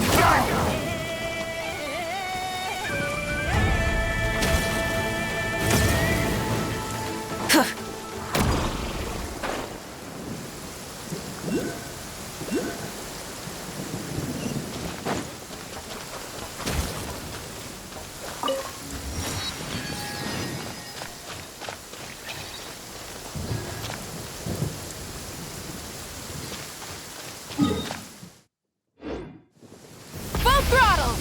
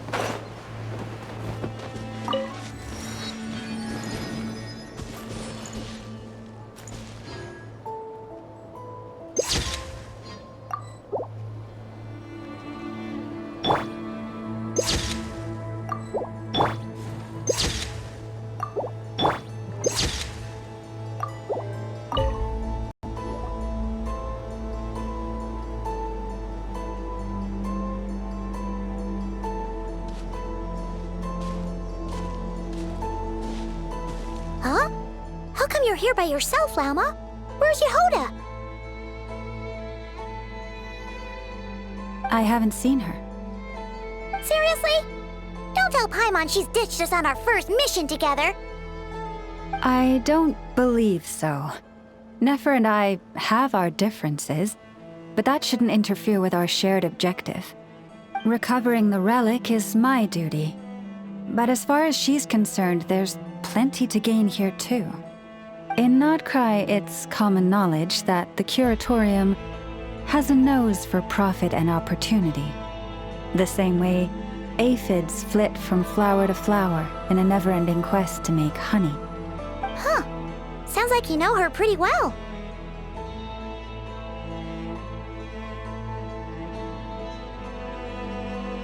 Still, Yehoda sure is taking her sweet time.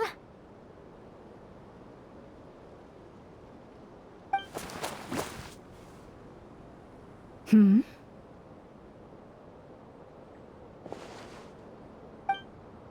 Huh. I believe we may have misjudged and underestimated Miss Yehoda. Huh? What do you mean? As a former employee of the Curatorium, I'm confident that she possesses both professionalism and integrity in ample measure. Huh? Ah! What was that noise? The sound of a wavering conscience, perhaps? Ah! Whoa! Something just fell down. Hello, everybody! What kind of an entrance is that?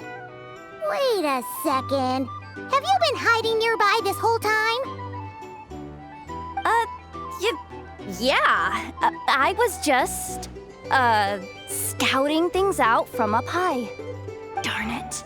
How did Jane Doe even notice me up there? I can't believe I'd only realized I'd run out of smoke bombs this morning. What if something goes wrong inside? How am I supposed to make a quick getaway now? Thought I could just hang back and wait for the clients to get cold feet. But nope, turns out they're all completely fearless. Don't they know how scary the Fatui are? Really sorry everyone. Truth is, just as I was heading out this morning, I discovered I'd run out of a super important, completely essential, absolutely indispensable piece of equipment.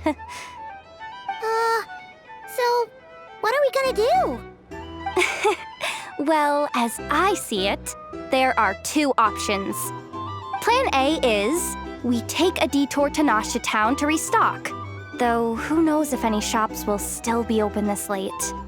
Plan B is we call it quits right here, disband the team, and I'll go home. My place is only like a 10-minute walk from here, so... Personally, I vote Plan B. Bada bing, bada boom! Maximum efficiency, minimal effort. Don't try to solve your problems by running away. Not a fan of either? Then I guess our only option is to fall back on Plan J. That's J for Yehoda, by the way. Why didn't you just tell us that was an option in the first place? Come on, that would have totally ruined the surprise. Boss pulls this trick all the time, and it's always the clueless ones who end up praising her to the skies. Feels like you just threw shade at a whole lot of people. I have faith in your professionalism, Yehoda. You don't need those flashy tricks. Your abilities alone are more than enough to earn our respect. Huh. This Jane Doe sure has an eye for talent. Speaking of which, maybe it's time I started calling her something nicer? You really mean that, Jane? Laumado? I do. I'll tell you what, it's not every day you get to work alongside such considerate clients. I have a feeling we're gonna make a great team. Plan J is this. We find our way in through the freight access on the facility's east side. It's tucked away from view, and security's lighter at night. I've prepared some special gadgets too, so we should be ready for anything. If we want this to go without a hitch, we'll need to work together every step of the way. So everyone, stick close behind me. Now that finally sounds like a real pro talking. Hey, you saying I didn't before? Kinda, yeah. You... Ugh. Never mind. A top-tier treasure hunter like me never lets the naysayers get to her. All right, let's go over what we agreed on yesterday. The goal of infiltrating the Kuvaki Experimental Design Bureau is to locate and, if possible, recover the relic that the Fatui stole. We also need to figure out why they built the facility in the first place. I'm worried that they've set their sights on the ancient moon's remnants on Hisi Island too. Well, now that we've got a plan, time to get this show on the road.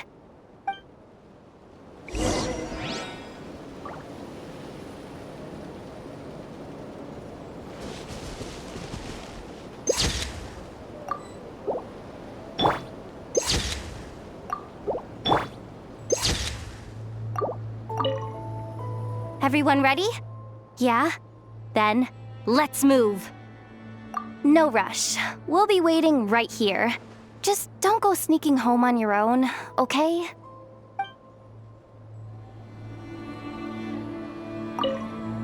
Everyone ready? Yeah? Then, let's move. All right then. Let's get this job done.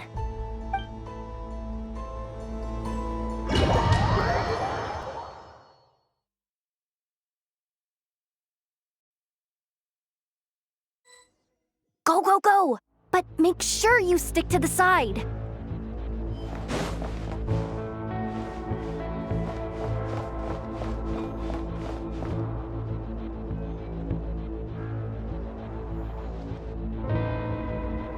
Just as I thought. There's a gate controlling access from the outside. Good thing I brought this keycard, huh?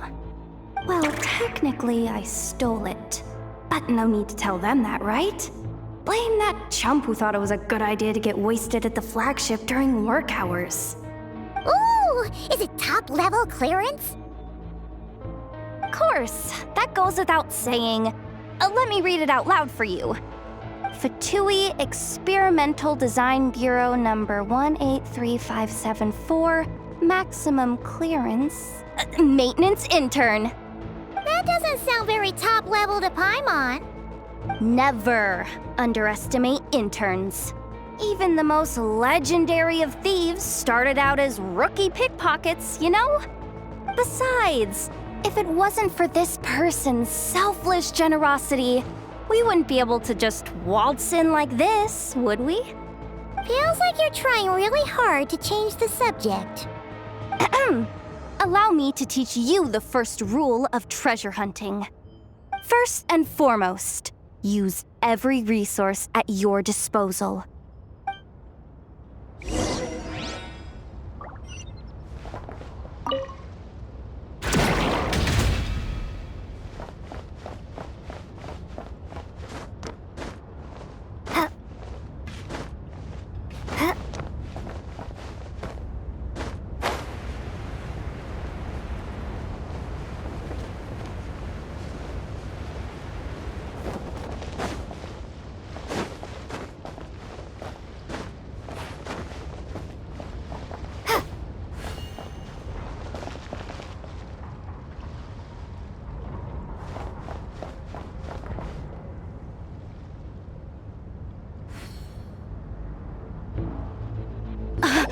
I get it now.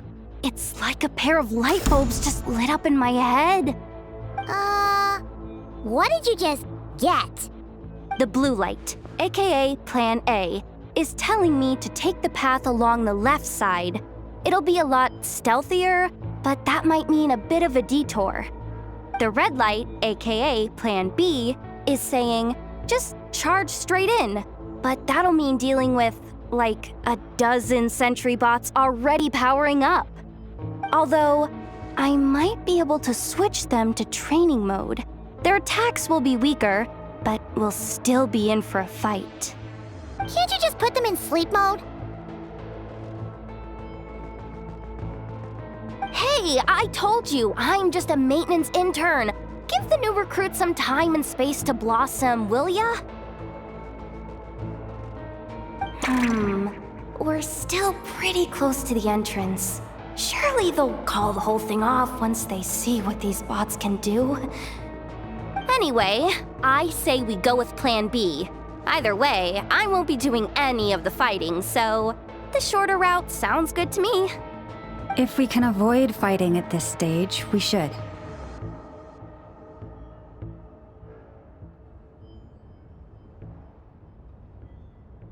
Plan J is to call it a night so we can all make it back to bed before sunrise. After all, the deeper we go, the more dangerous this is gonna get. So we might as well give up while we still can.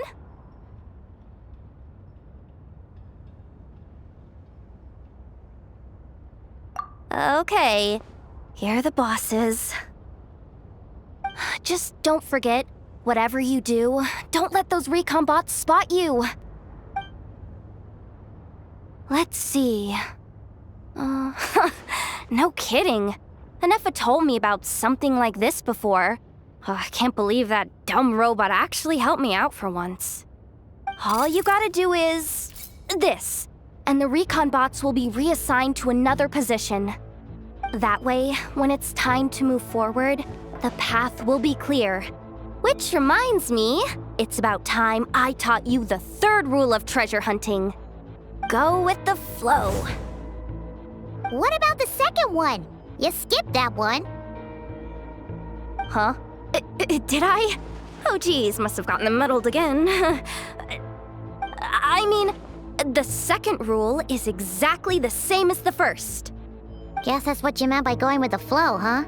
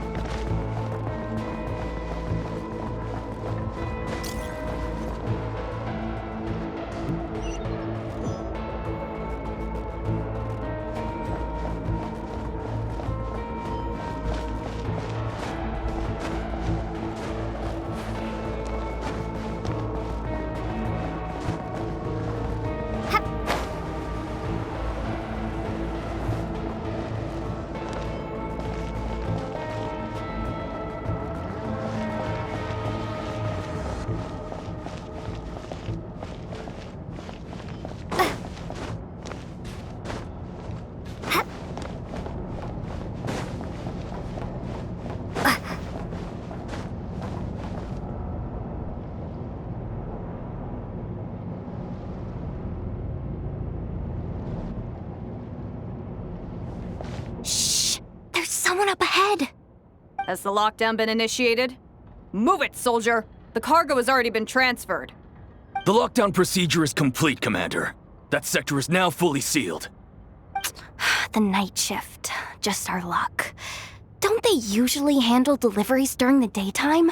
There's not supposed to be anyone here. We've come this far already, and they're really trying their best. If I suggest backing out again, it's not gonna look good. Come on, brain. Think!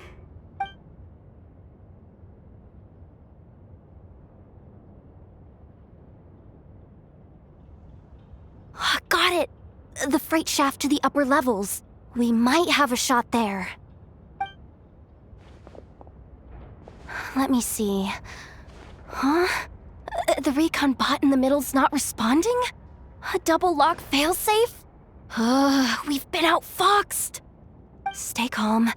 Stay calm. One step at a time. Let's just find a way across first.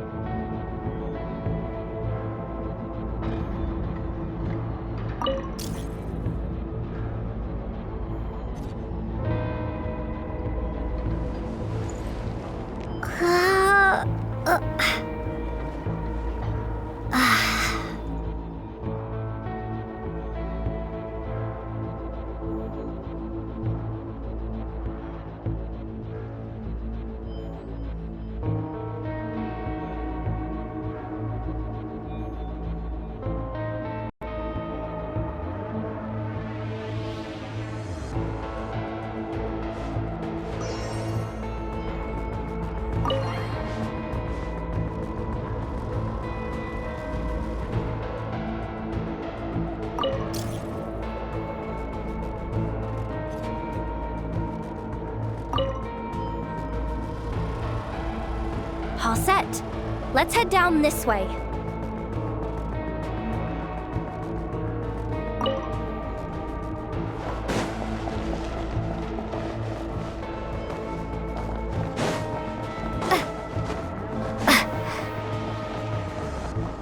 Hey! Another control terminal!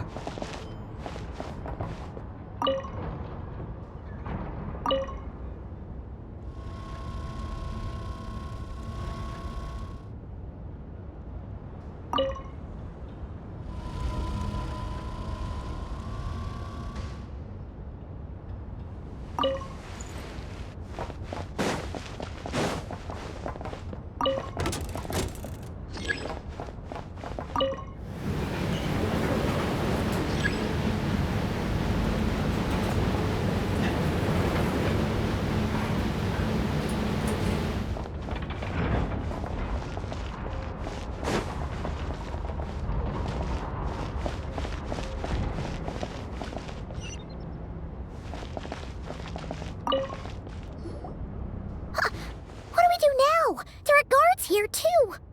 Don't worry. Bots are way easier to deal with than people. At least their behavior is predictable. First, let's find a safe spot to land. Good. That spot shouldn't draw their attention. Let's go. Let me just try something. Maybe I can use the terminal to command them to move out of our way. Security verification? With 10 questions? Are you kidding me? You really trust me that much? Fine. I'll do my best. But just to be clear, if I can't answer a question, I'm backing straight out of the terminal. No way I'm risking triggering any sort of alarm. Come on, Yehoda. You can't give up now. Question 1. What is our motto? Oh, I know this one.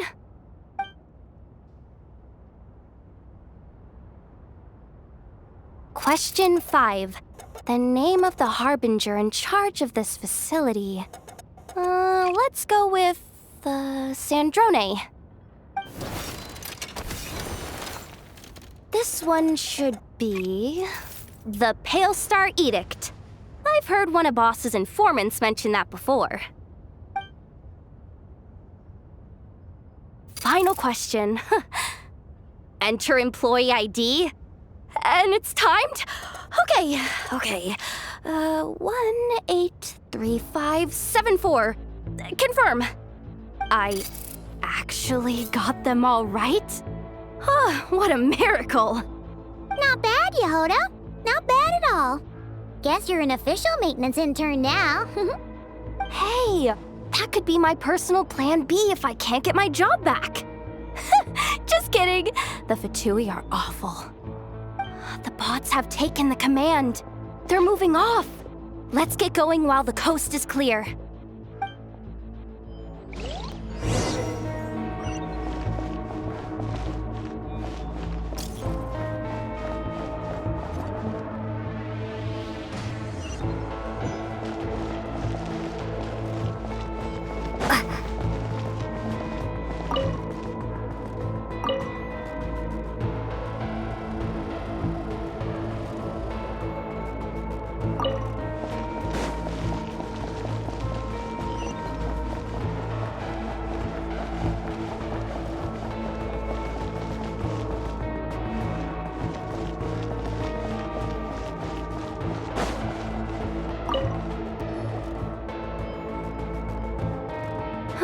Didn't think they'd even cut off the supply of Kuvaki.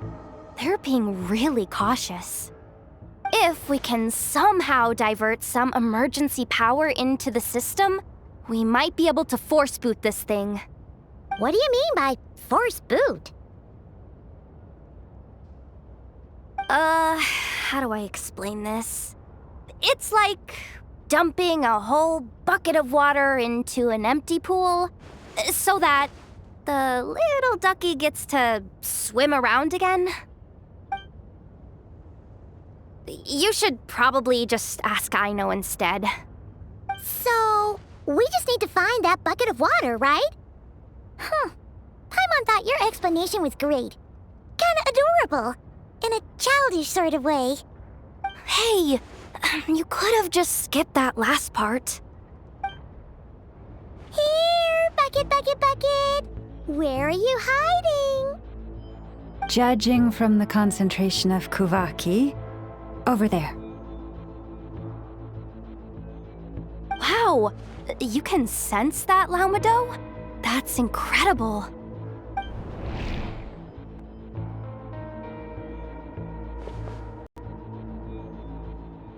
Let's move the recon bots above them out of the way first.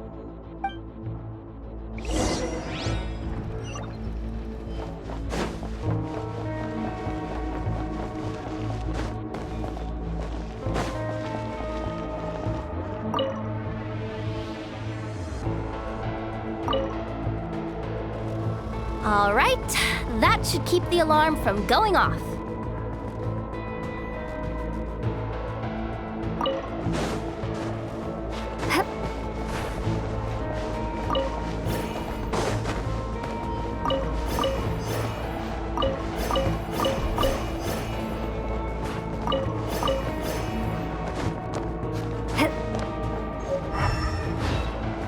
Time to plug in the charging component.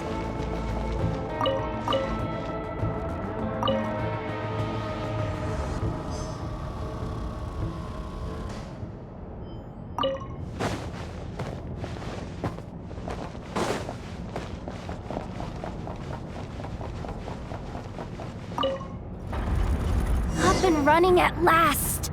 Let's hope nothing else goes wrong. Please, everyone, step inside. Oh, it's so dark in here. Well, it is a cargo crate after all. No point in being picky about lighting at this point. Ah! Something sharp and pointy just poked me in the back! Sorry. That was probably just my antlers. It's pretty cramped in here, so I had to crouch down.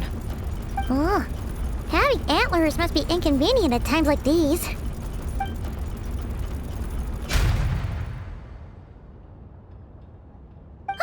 What's going on? Don't tell me something's gone wrong already. Looks like there was only enough juice in the emergency power supply to lift us this far up. Ugh. Awkward. Am I gonna get docked for this? Based on the boss's policy of docking pay for every screw-up, No, wait a sec. I've already been fired. Doesn't look like it's moving again anytime soon. I think we can get through if we follow the ventilation duct along the outer wall. The entrance has gotta be somewhere. Don't worry, this was totally part of the plan.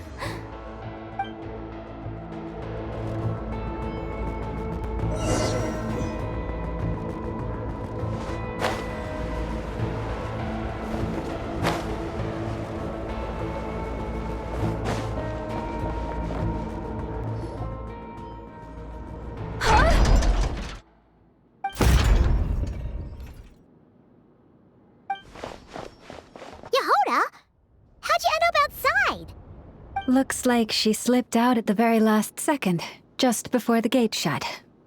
Impressive reflexes, I must say. Though I'd expect nothing less from a former employee of the Curatorium. I'm so sorry.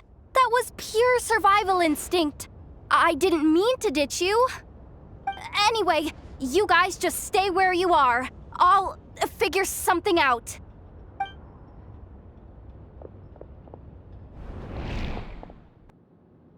Hey, there's a terminal nearby. Hang tight! Can you hear me now? The duct security protocol has been triggered. The gate must have dropped when it detected a living presence. Wait, so we're trapped in here? I'm checking what I can do from this end. Watch out for the laser up ahead. What laser?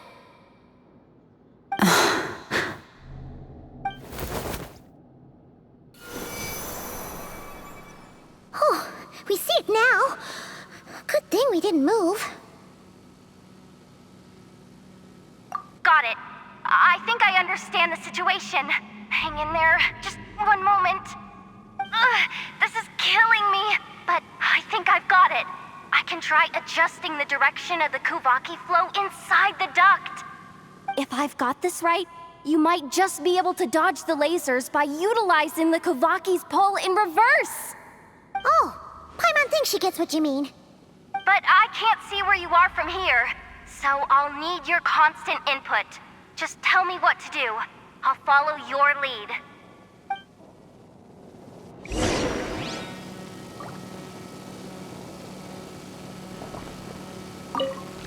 Okay.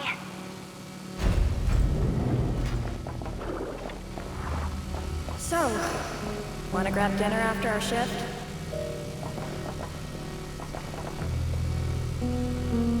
How about the flagship? Too far. And besides, we're not exactly in with the locals. Okay. Then how about the staff cafeteria? Brimming with bright ideas, aren't we?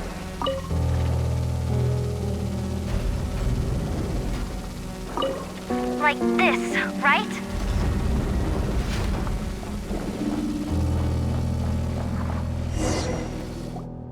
Oh, we made it to the other side. And all thanks to Yehoda. But the gate hasn't opened. How's she gonna meet up with us? Yehoda! No irregularities detected in the duct. Confirm. Confirm. Confirm. Ugh, just confirm the command already, you useless excuse for a terminal. You piece of robo-junk, you mindless pile of scrap! What the? Insufficient clearance? Of course, I don't have the clearance! You oversized... Ow! Go with the flow, Yehoda. Go with the flow. If the others make progress, that's great. But you can't bank on it. You've never been one to depend on others. So it's about time you stepped up to the challenge. Stay calm. My priority right now is getting my hands on a high-level access card. That way, I can override the security protocol. Senior maintenance staff. Only they can access the core sector. But hey, there's always someone careless enough to hide a spare key under the flower pot by the door. Which means there's a good chance there's a duplicate lying around somewhere in the control room. Even if I can't get into the control room myself, doesn't mean I can't rely on some external help. If I can take control of one of those guard bots, maybe I can use it to search for the access card. This is crazy, Yehoda! You're all alone. You've got nothing. And yet, you're charging ahead like fear's a foreign concept. Maybe that's exactly why. 'Cause I've got nothing left to lose! Confirm! Am I a genius? Whoa, this feed's super clear! This is gonna be a piece of cake.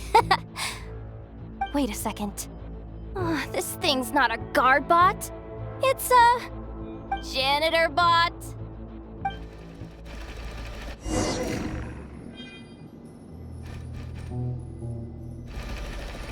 You think Marionette even knows what we do down here? She seems to spend all day either holed up in her lab or out doing the rounds. Still a mess over there. Go clean it up. Why? Planning to skim a little off the top? No, nothing like that. Just wondering if anyone would actually notice if we didn't show up from time to time.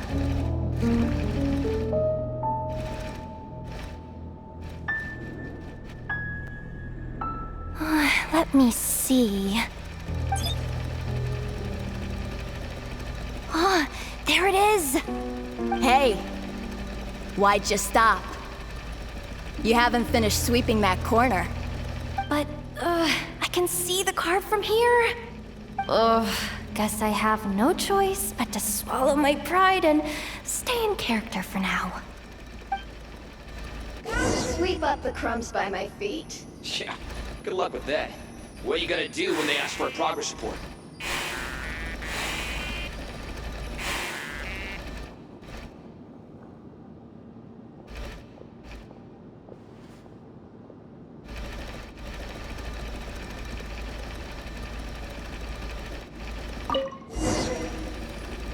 Sucks, though.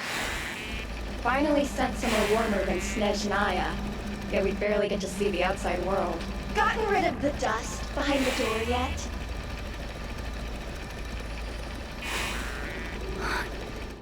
Clean this spot, too. I saw you scared.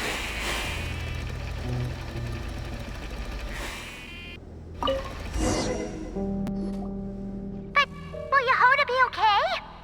Paimon? She said she'd use every resource at her disposal, so let's have some faith in her abilities.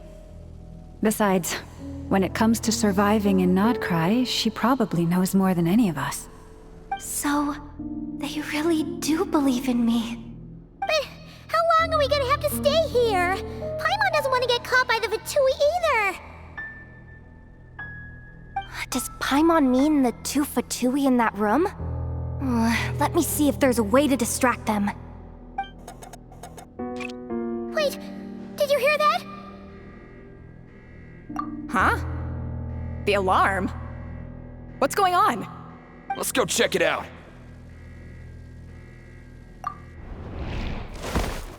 This looks like somewhere important, but there's nothing here.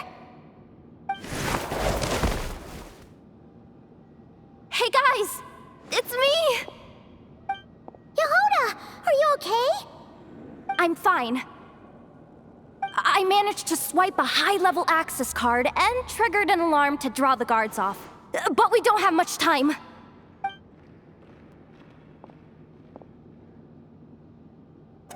All right, looks like we can control the elevator. Come on, hop in. Let's take it further down.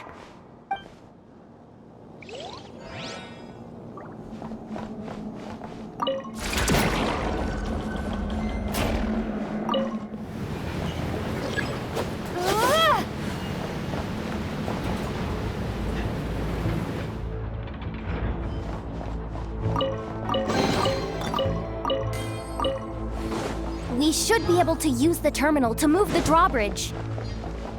Here's the access card. I'll keep watch while you handle the controls.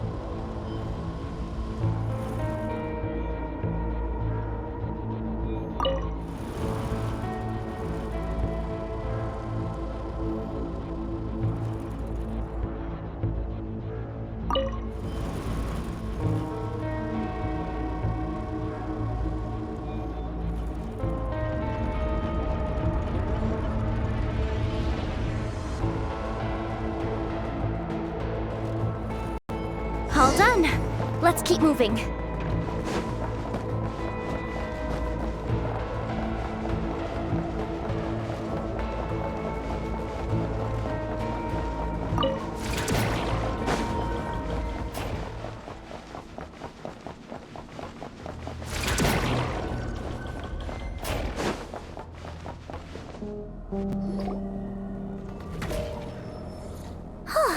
There's no one here! That's good news for us. Let's head inside.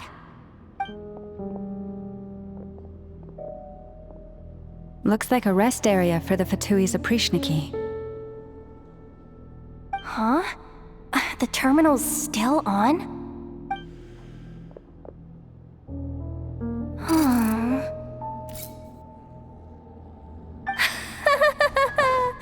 Looks like that good news is now half good news, half bad news. What do you mean? Well, it seems like that alarm I just triggered was so high level that even the guards in the rest area went to investigate. That's the good news, by the way. And what's the bad news? The bad news is that once they realize it was a false alarm, they're bound to circle back and check this floor. And then we're toast. So we've got to move fast here. If you need me to run a quick search, say the word.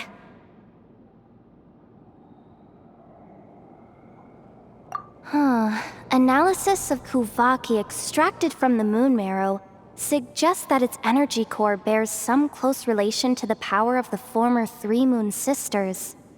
It is suspected that there is a link between the Frost Moon Scion's hidden relic and the shattered remnants of the Eternal Moon. Come on, none of this is important right now. Just tell us where you hid the darn thing. Access denied. You do not have permission to view this data? Even with a high-level access card? Who does have permission then? Good idea. Pulling it right away. Wow. What's with that huge hollow structure down below? That might just be it. Secluded, out of the way. Exactly the sort of place they might be keeping the relic. 264 pages! What is this? A novel? Can we just skip to the end? I'm flipping through it as we speak. Kuvaki, a weapon. Seems like the Fatui and Snezhnaya are trying to harness the power of the Light Realm to build some kind of weapon. The target of which is... Seriously? Insufficient clearance? Again? Looks like that's about all our current clearance gives us access to. Based on what we know so far, it seems like the rest must be hidden inside that massive hollow beneath us. I could sense something beneath the water down there. Something unsettling. If they've gotten their hands on the moon marrow, odds are it's hidden down there too.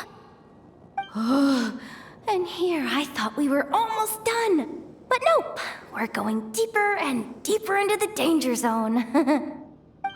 Chin up, Yehoda. Once this job's done, you're buying yourself the biggest nod-crying hot dog in town. Deal's a deal.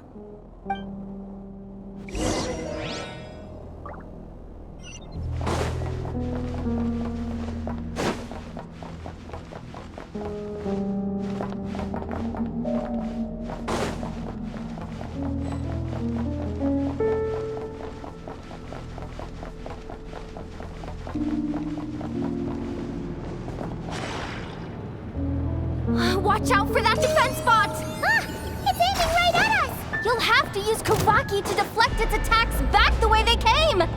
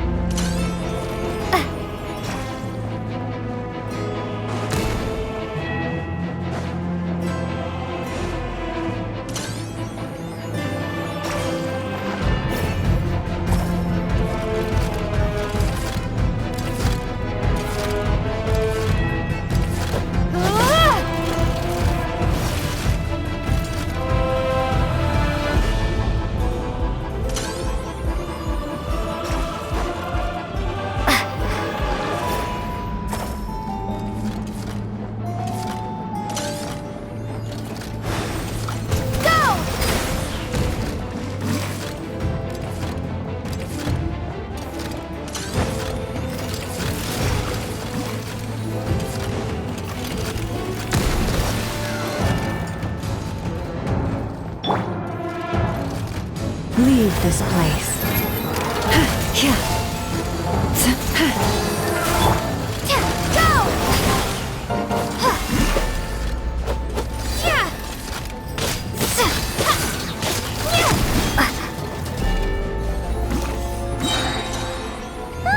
Its attacks are getting faster! Almost there! We're almost there!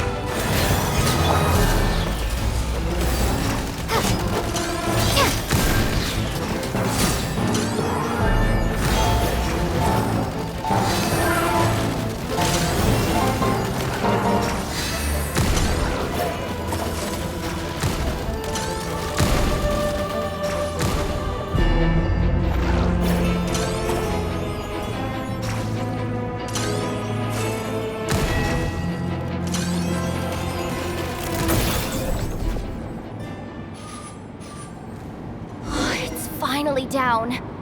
Quick, let's hurry down to the lower level before we're spotted.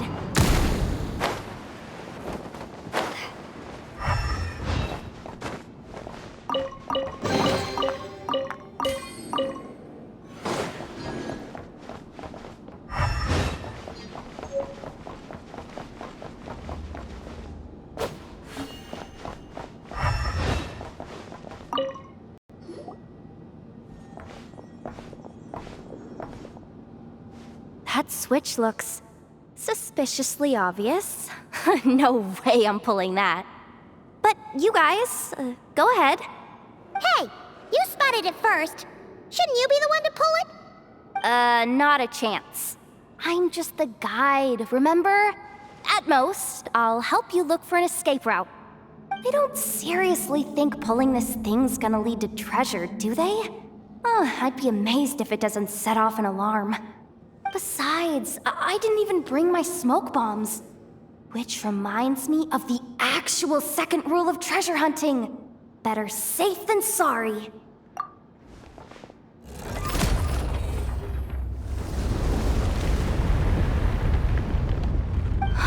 The ground, it's shaking.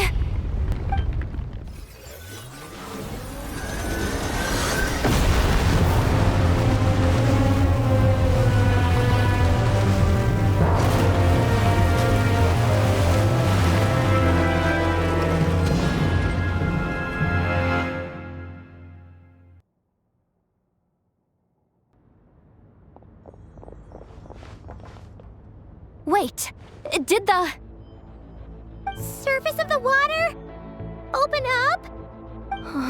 This is bad. This is really bad. I'm getting put on the Fatui's blacklist for sure. Don't worry, Yehoda. You've helped us so much. If they try anything, we'll protect you. Aww. Come on, I was just kidding. I'm tough, okay? Just haven't had the chance to show off my fighting skills yet. Me, afraid of the Fatui? Ugh, not a chance. I suspect the relic is hidden down below. Yehoda, your commission ends here. I am truly grateful for everything you've done for us. You don't need to put yourself in any further danger. I'm coming with you. This has nothing to do with the commission or the danger or whatever. This has already gotten way out of hand, so I'm coming too. End of story. Ah, she's blushing. Hey, zip it. Why'd you keep staring? Oh, you looking for a knuckle sandwich or what? Oh, come on, move it already.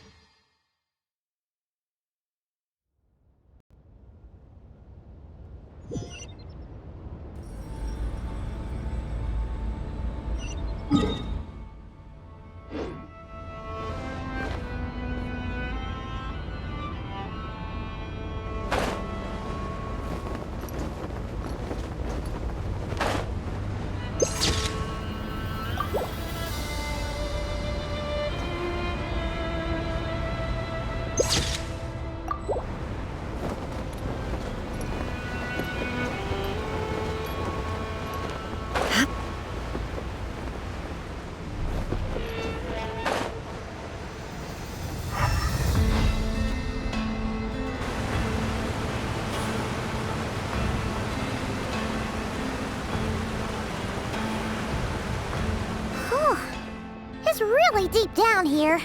What is this place? We're standing on another fragment of the ancient moon's remnants. So this was the source of the Kuvaki I sensed earlier. Wait, what? So the Fatui had it hidden underwater this whole time? This gigantic thing?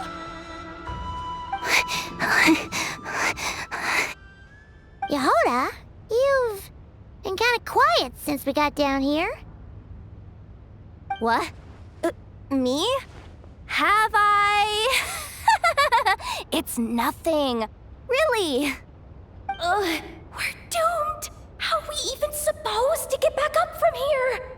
Oh, my grappling hook's not nearly long enough.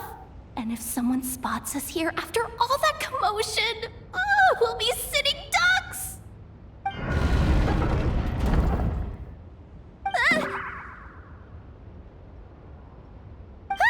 Oh no! That door's opening! Please don't say it's the Fatui! No, please, no. We finally made it here, and we're so close to getting the job done. I didn't risk my neck just to die before I've even had a chance to spend my reward.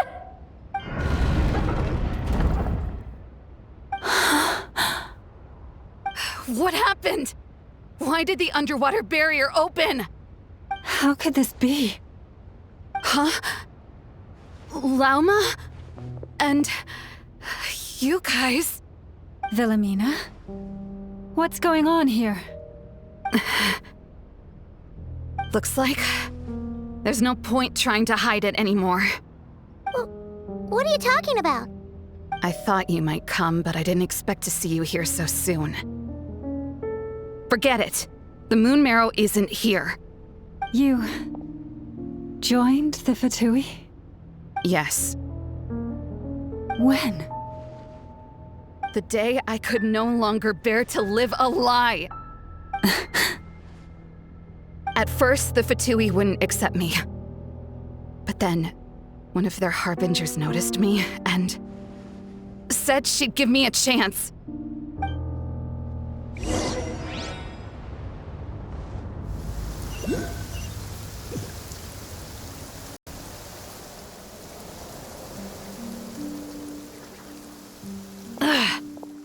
Lost them again. That harbinger told me to follow the blonde traveler who might visit the Frostmoon Scions. Easier said than done, though. The animals are on alert at night. If they see me, Llama will catch wind of what I'm doing sooner or later.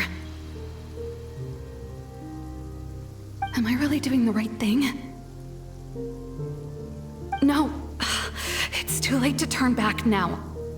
The empty prayers, the stubborn displays of faith like Cappy's today. This isn't the life I want. Huh? Is that... the Traveler's back. I won't let her slip away this time. Wait, who's that with her? They look so alike. They seem to be heading towards the statue of Kutar.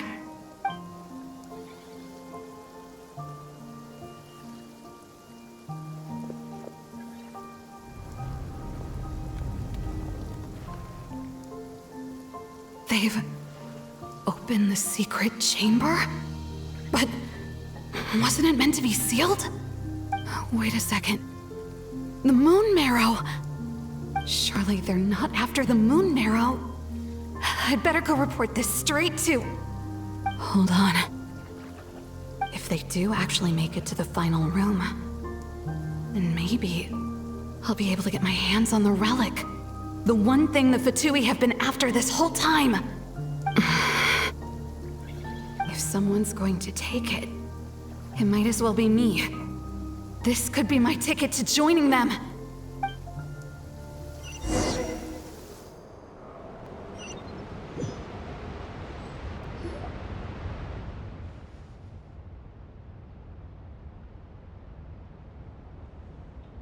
Yes.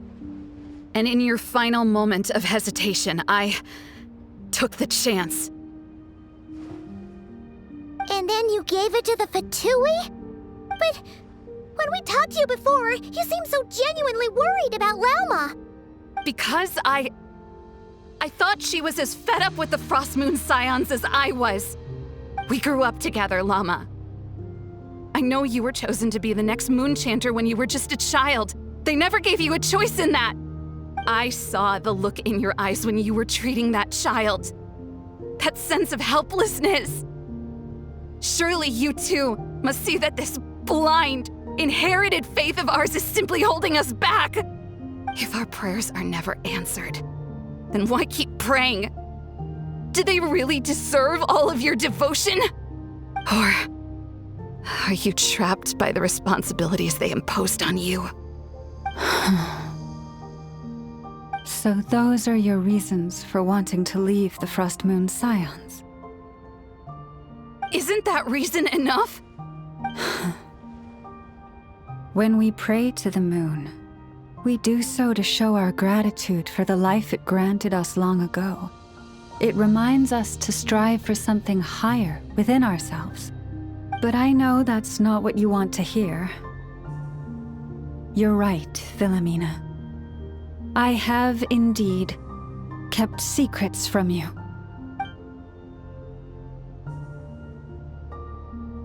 I knew it. You don't want to be the Moonchanter, do you? No, that's not it.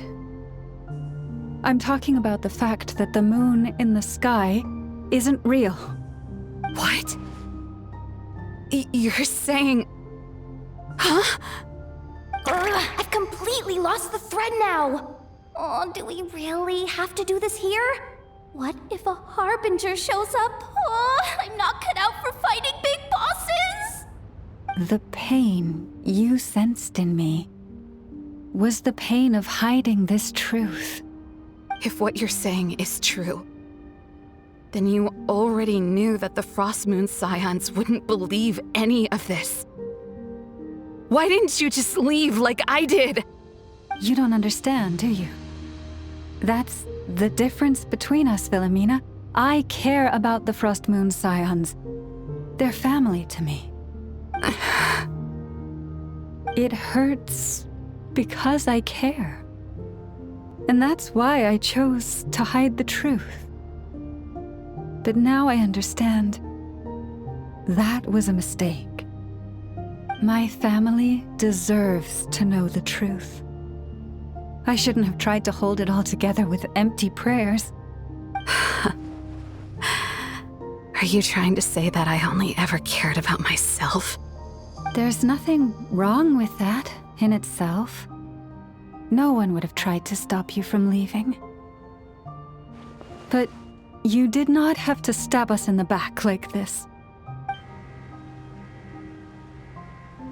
We've been spotted! I knew it. I just knew it. Oh, what now? If a Harbinger shows up, I'm out of here. No darned relic is worth dying over. Looks like I misjudged you, Llama. I didn't think you had it in you to stand up to your fate. Turns out, you are a great Moonchanter after all. But you were right about one thing. I haven't considered Hisi Island my home for a long time now. Bosses, time to go.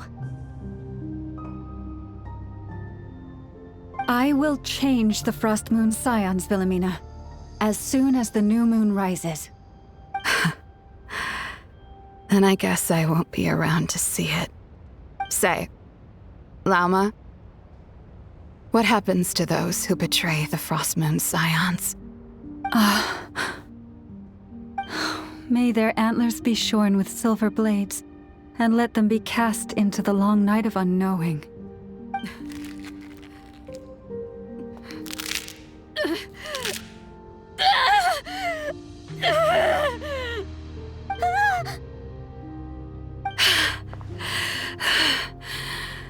I have honored the ways of the Frostmoon Scions one last time.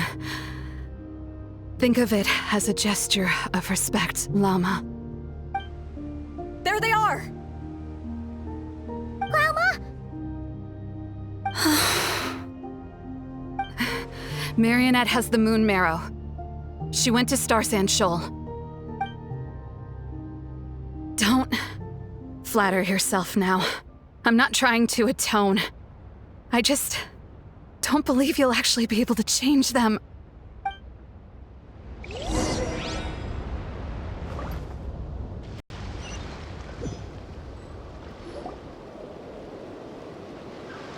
An alarm coming from the Experimental Design Bureau. Interesting. Hey, wrap things up and get yourselves ready. Looks like we might be having some guests. Yes, milady. Perfect timing. This job's been boring me to death. Time to test some hypotheses.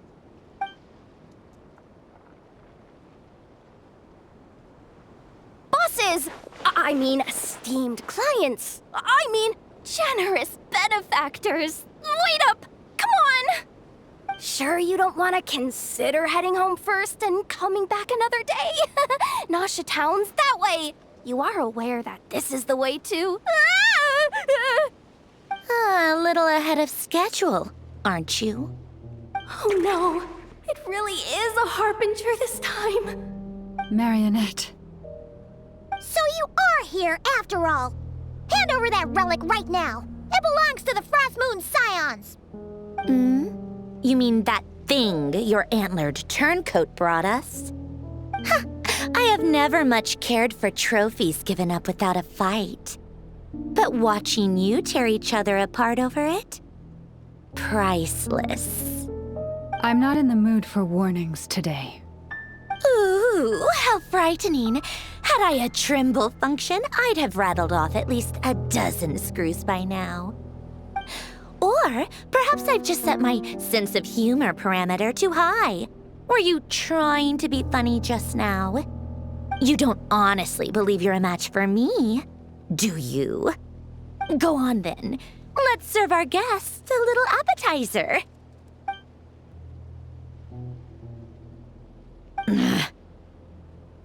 Hey, didn't you hear me? I said let's serve our guests a little... What's going on?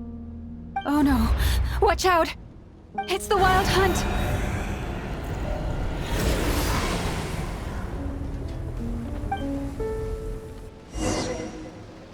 Illusion shattered! Everyone hold hands. Yoo-hoo!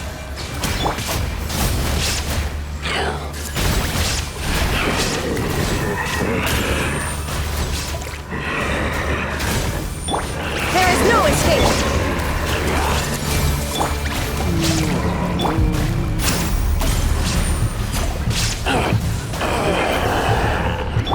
Illusion shattered!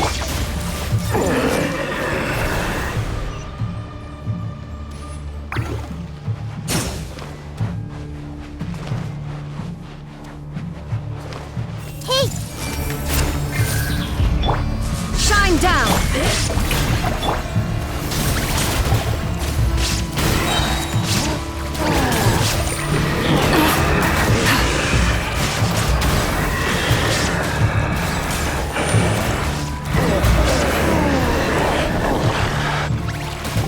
Rise with the sun! Illusion shattered! Roll! These things just keep coming! Isn't there anything we can do? I see everything. I'm withering.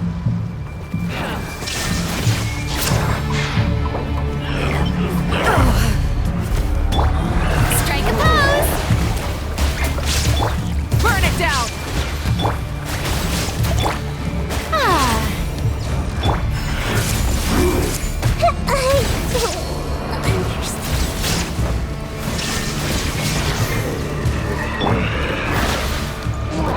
Breath from the sky!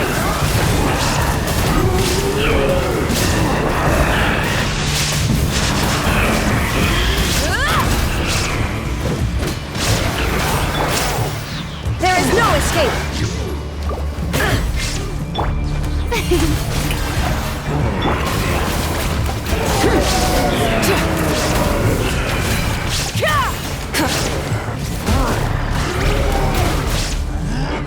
Rise with the sun!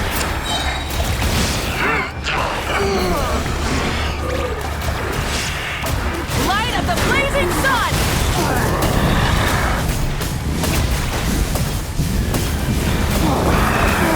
Incinerate! Switching gears. Light it up! Illusion shattered! Yoo-hoo!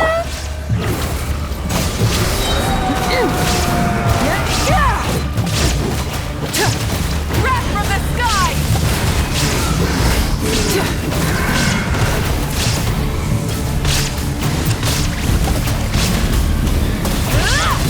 Rise with the sun! Try and stop me! Inazuma shines eternal! Use that device to steal them away!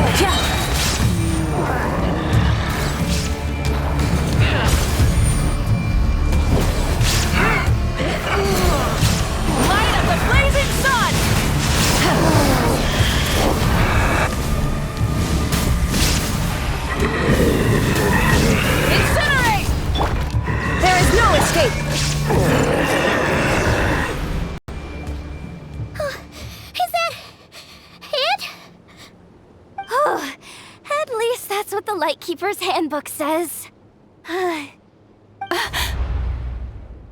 Careful! It's not over yet!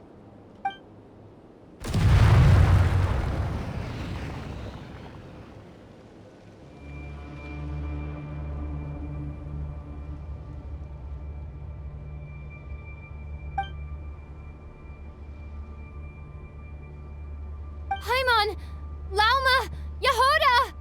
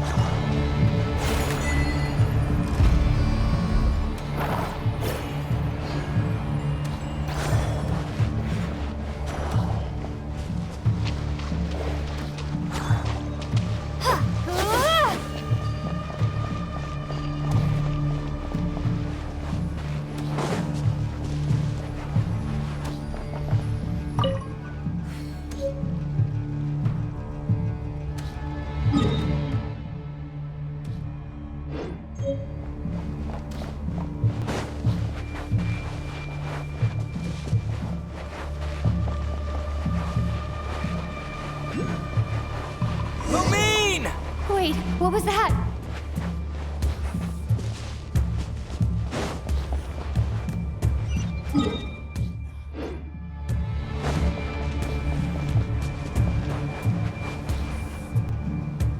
Lumine, over here! Ether! Quick, grab my hand!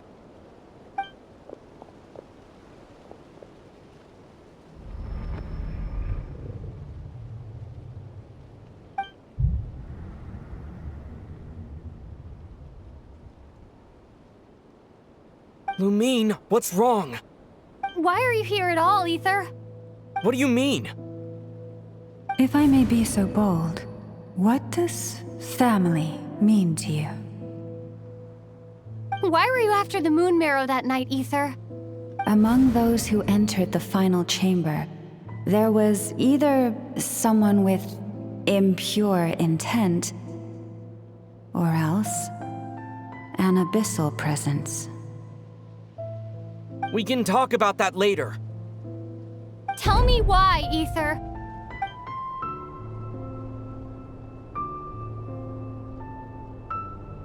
You know, this is only the second time we fought together since the day we both woke up in Teyvat. No. Lumine. But when I found you, you were still in hibernation. Even the key to the chamber was still secure on your person. We didn't wake up together. What are you talking about? We don't have time for this, Lumine! Look at me, Lumine! Don't you want to explore this world with me?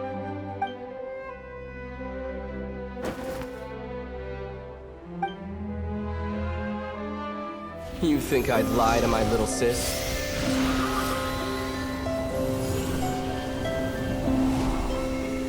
What a letdown.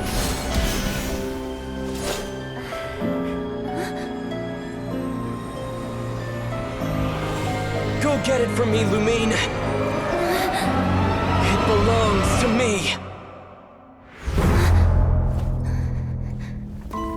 I never believed it. I didn't want to believe it. That strange feeling that something was off. I wanted it to be real so badly. Even if it only lasted a moment. But you're not my brother.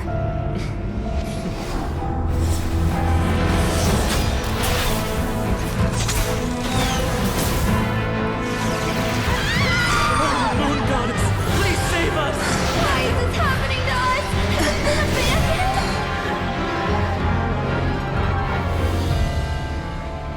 The cold night should be our blessing, yet only confusion and sorrow remain.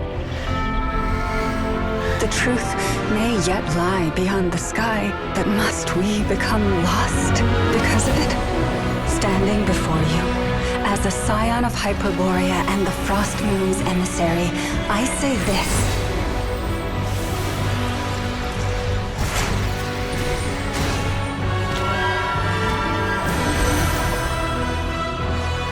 Should the false sky above dim the light of the moon, then from silver blood that flows as rivers, let us weave moonlight anew.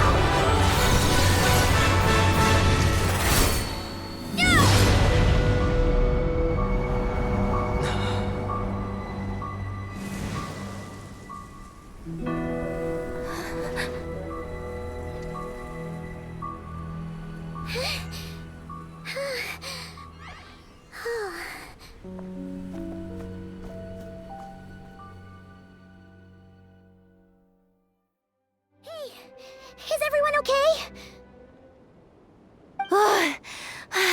Think I saw my life flash before my eyes there. Oh, good thing Laumado was there to save the day.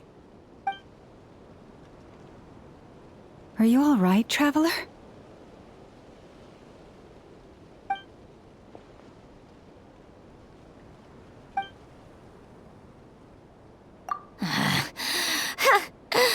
Well, that took you long enough.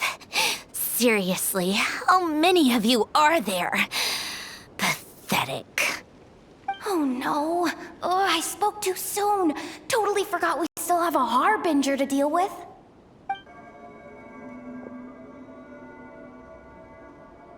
Hey, is that the moon marrow? It was hidden inside that big robot of hers all along. But that robot... That's Polonia to you, not just some robot. Take it and get lost. Huh? You're just giving it to us? Well, I wasn't the one who put out the order to find this thing in the first place. So if someone wants it, they can help themselves. Maybe even choke on it. See if I care.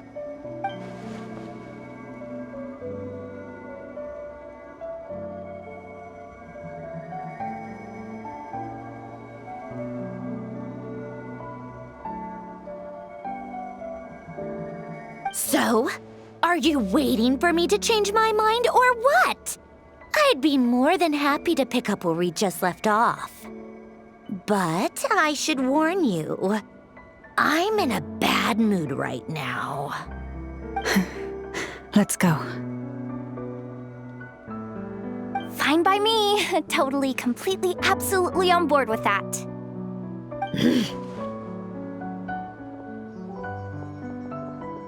It's finally over. If that doesn't make the most thrilling commission of the year, I don't know what will. Looks like the Fatui are all gone now. Lauma?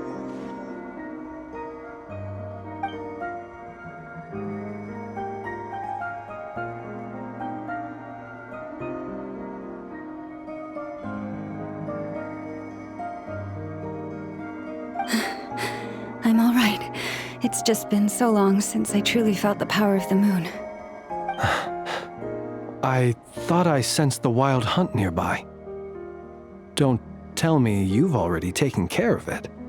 Hey, it's Flynn's! Hey, he's that Ratnik. Unless I am mistaken, you are the Moonchanter of the Frost Moon Scions, are you not? May I ask, what is that in your hand? Please, don't get me wrong. I've been tracking the wild hunt lately, and I've come to suspect that its actions aren't as aimless as they might seem. When I saw what you were holding, I could not help but start connecting the dots.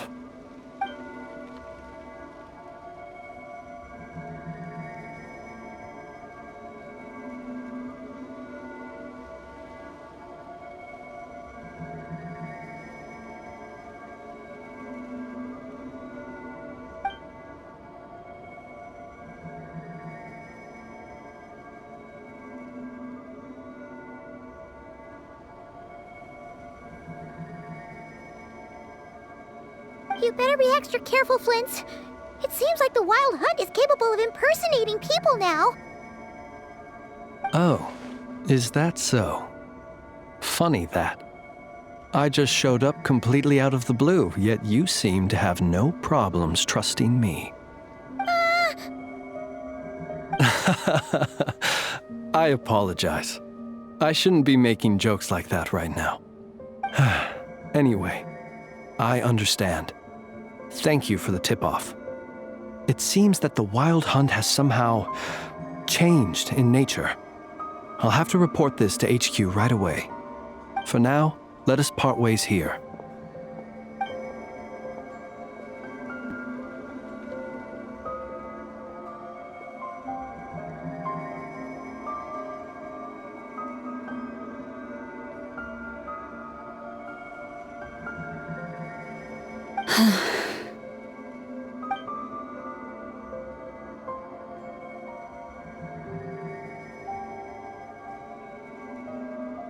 That little joke of his just now sure scared the bejeebies out of Paimon. Are all the Red Nikki and Nokrai like that? They're usually stationed in remote areas and tend to keep to themselves. So, it's not surprising they end up a little eccentric. No, he's different. Really? How so? The animals. They've told me they're afraid to even go near him.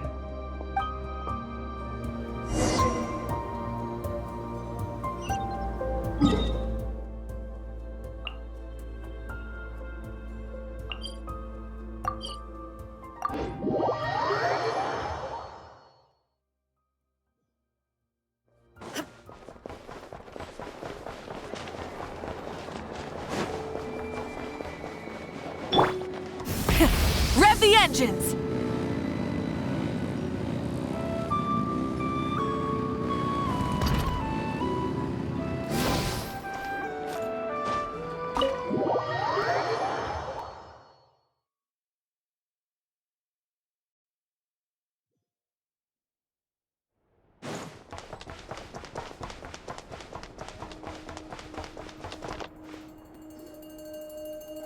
Oh, you're back.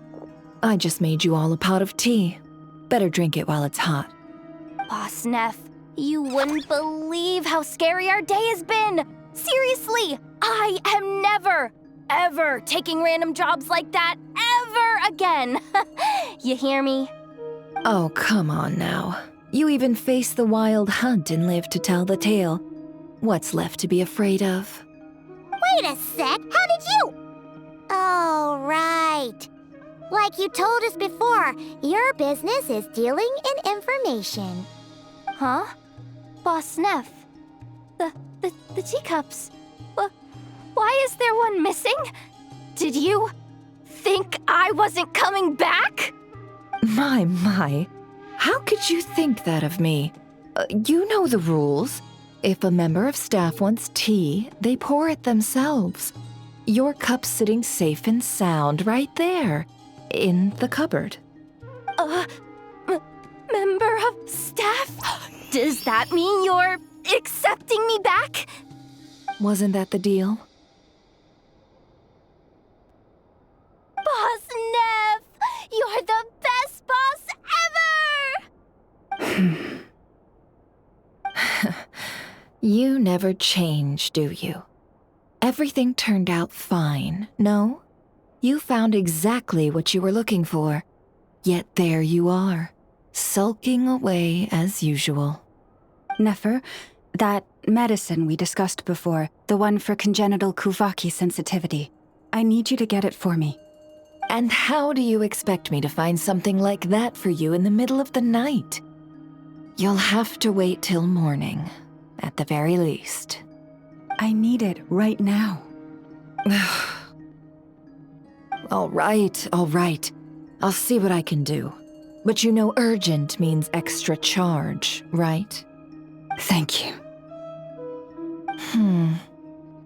You know what?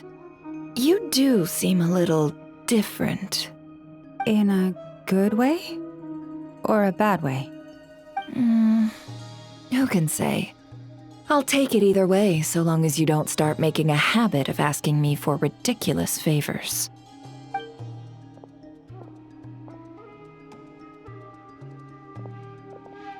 Traveler, Paimon, a lot has happened these past few days. I don't know what I would have done without you. Hey, don't mention it. That's what we're here for.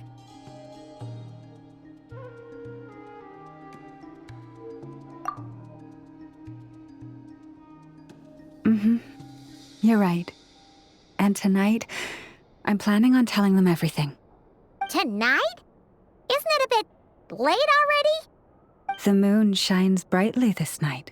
What better time for the Frost Moon Scions to usher in a new dawn for truth?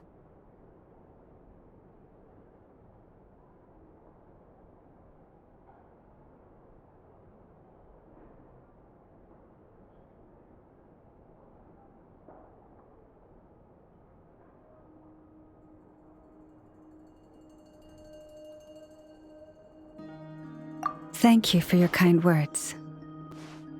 But before I do, there's one more thing we need to deal with. Oh yeah! Now that we have the moon marrow... You'll have to forgive me. I used too much of my strength in the battle earlier. I fear I won't be able to help you uncover the truth of the past. Not right away, at least. That's fine. We're gonna be in Nograi for a while anyway, so there's no rush, right? Thank you. But there's another problem. How to keep the moon marrow safe now? Huh? Can't we just return it to your secret chamber? The seal has been broken.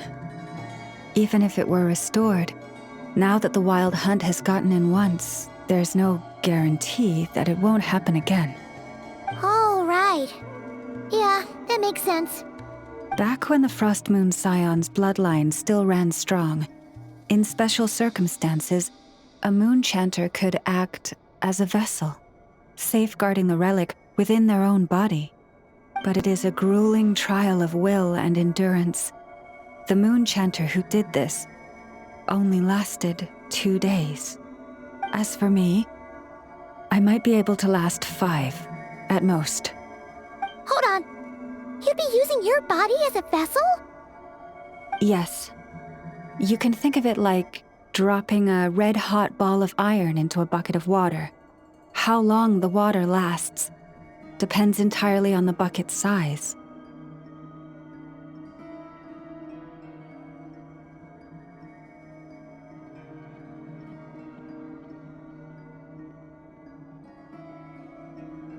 Pardon? Hey! That's not a bad idea!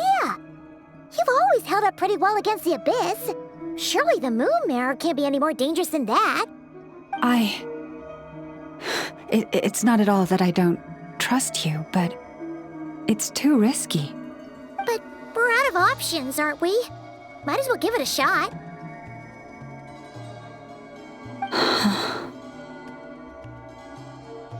All right. Well, I'll be right by your side. If anything feels off, please tell me immediately.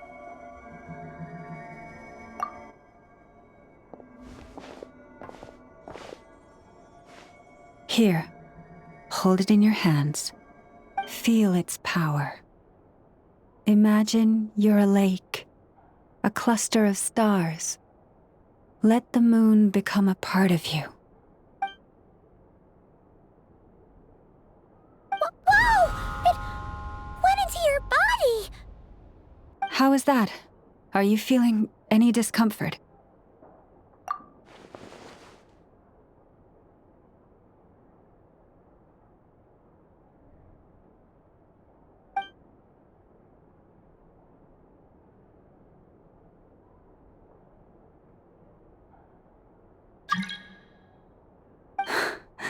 Astonishing.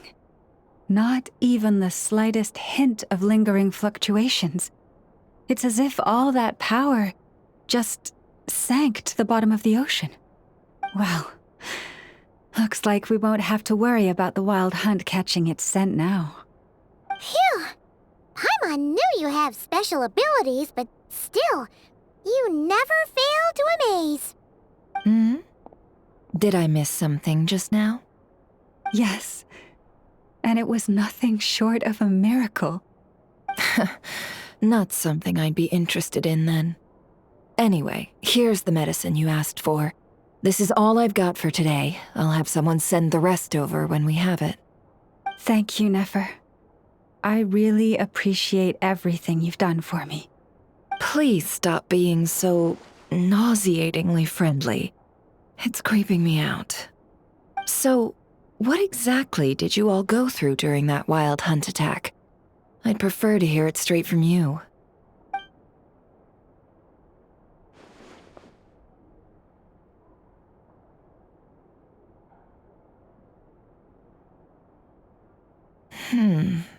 A phantom that can mimic the appearance of others. Quite different from what we've seen before.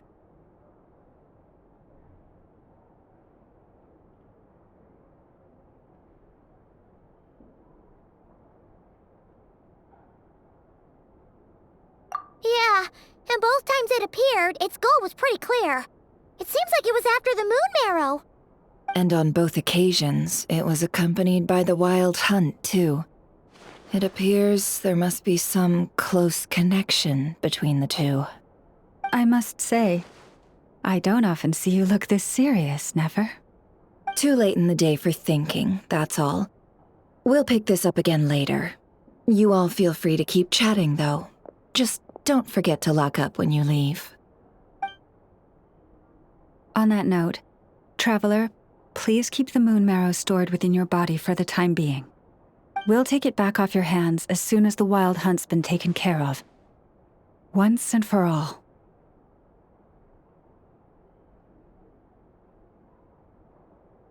Of course. Anyway, if the two of you will excuse me, I'm heading back to Hisi Island now. It's time I came clean with the Frost Moon Scions. Hey, we're coming with you! Though, guess we won't be able to do much more than cheer you on from the sidelines.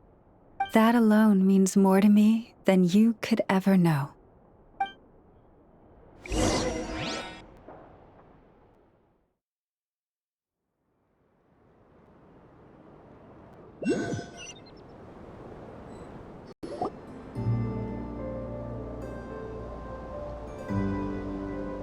What's going on? I'm not sure. It seems like the Moon Chanter has something important to tell us. I heard the relic's already been retrieved. That's our Lady Lauma, all right.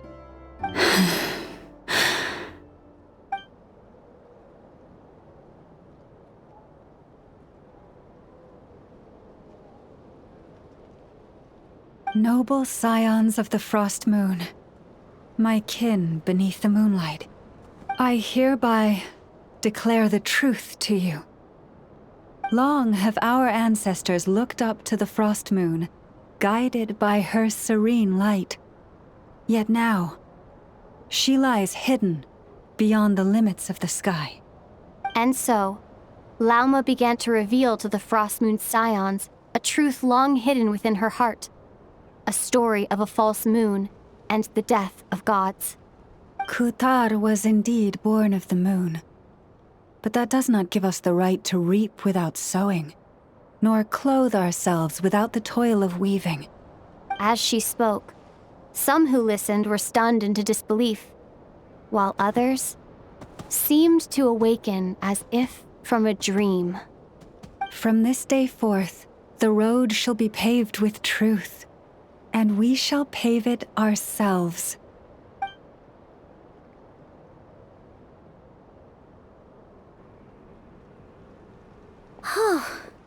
After everything Lauma said last night, Paimon wonders how everyone's adjusting.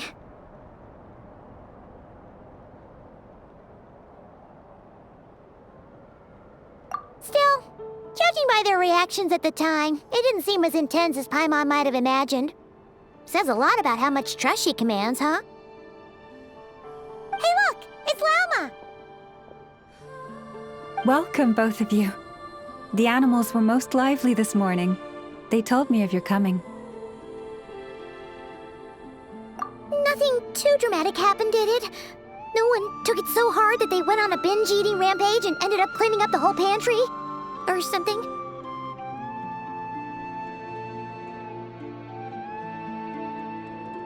Hey! Paimon's just trying to lighten the mood. Thank you for your concern. Change doesn't happen overnight, and new ideas need time to take root.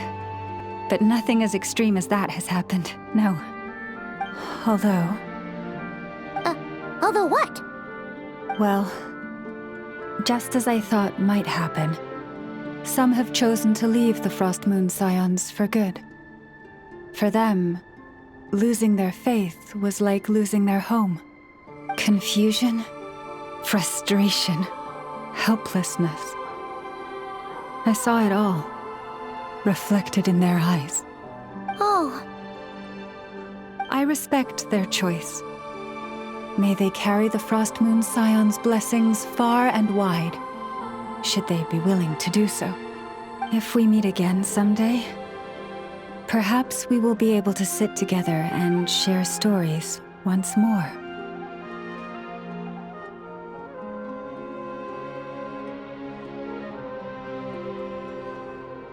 Others sought me out afterward, though, and thanked me profusely for sharing the truth with our people.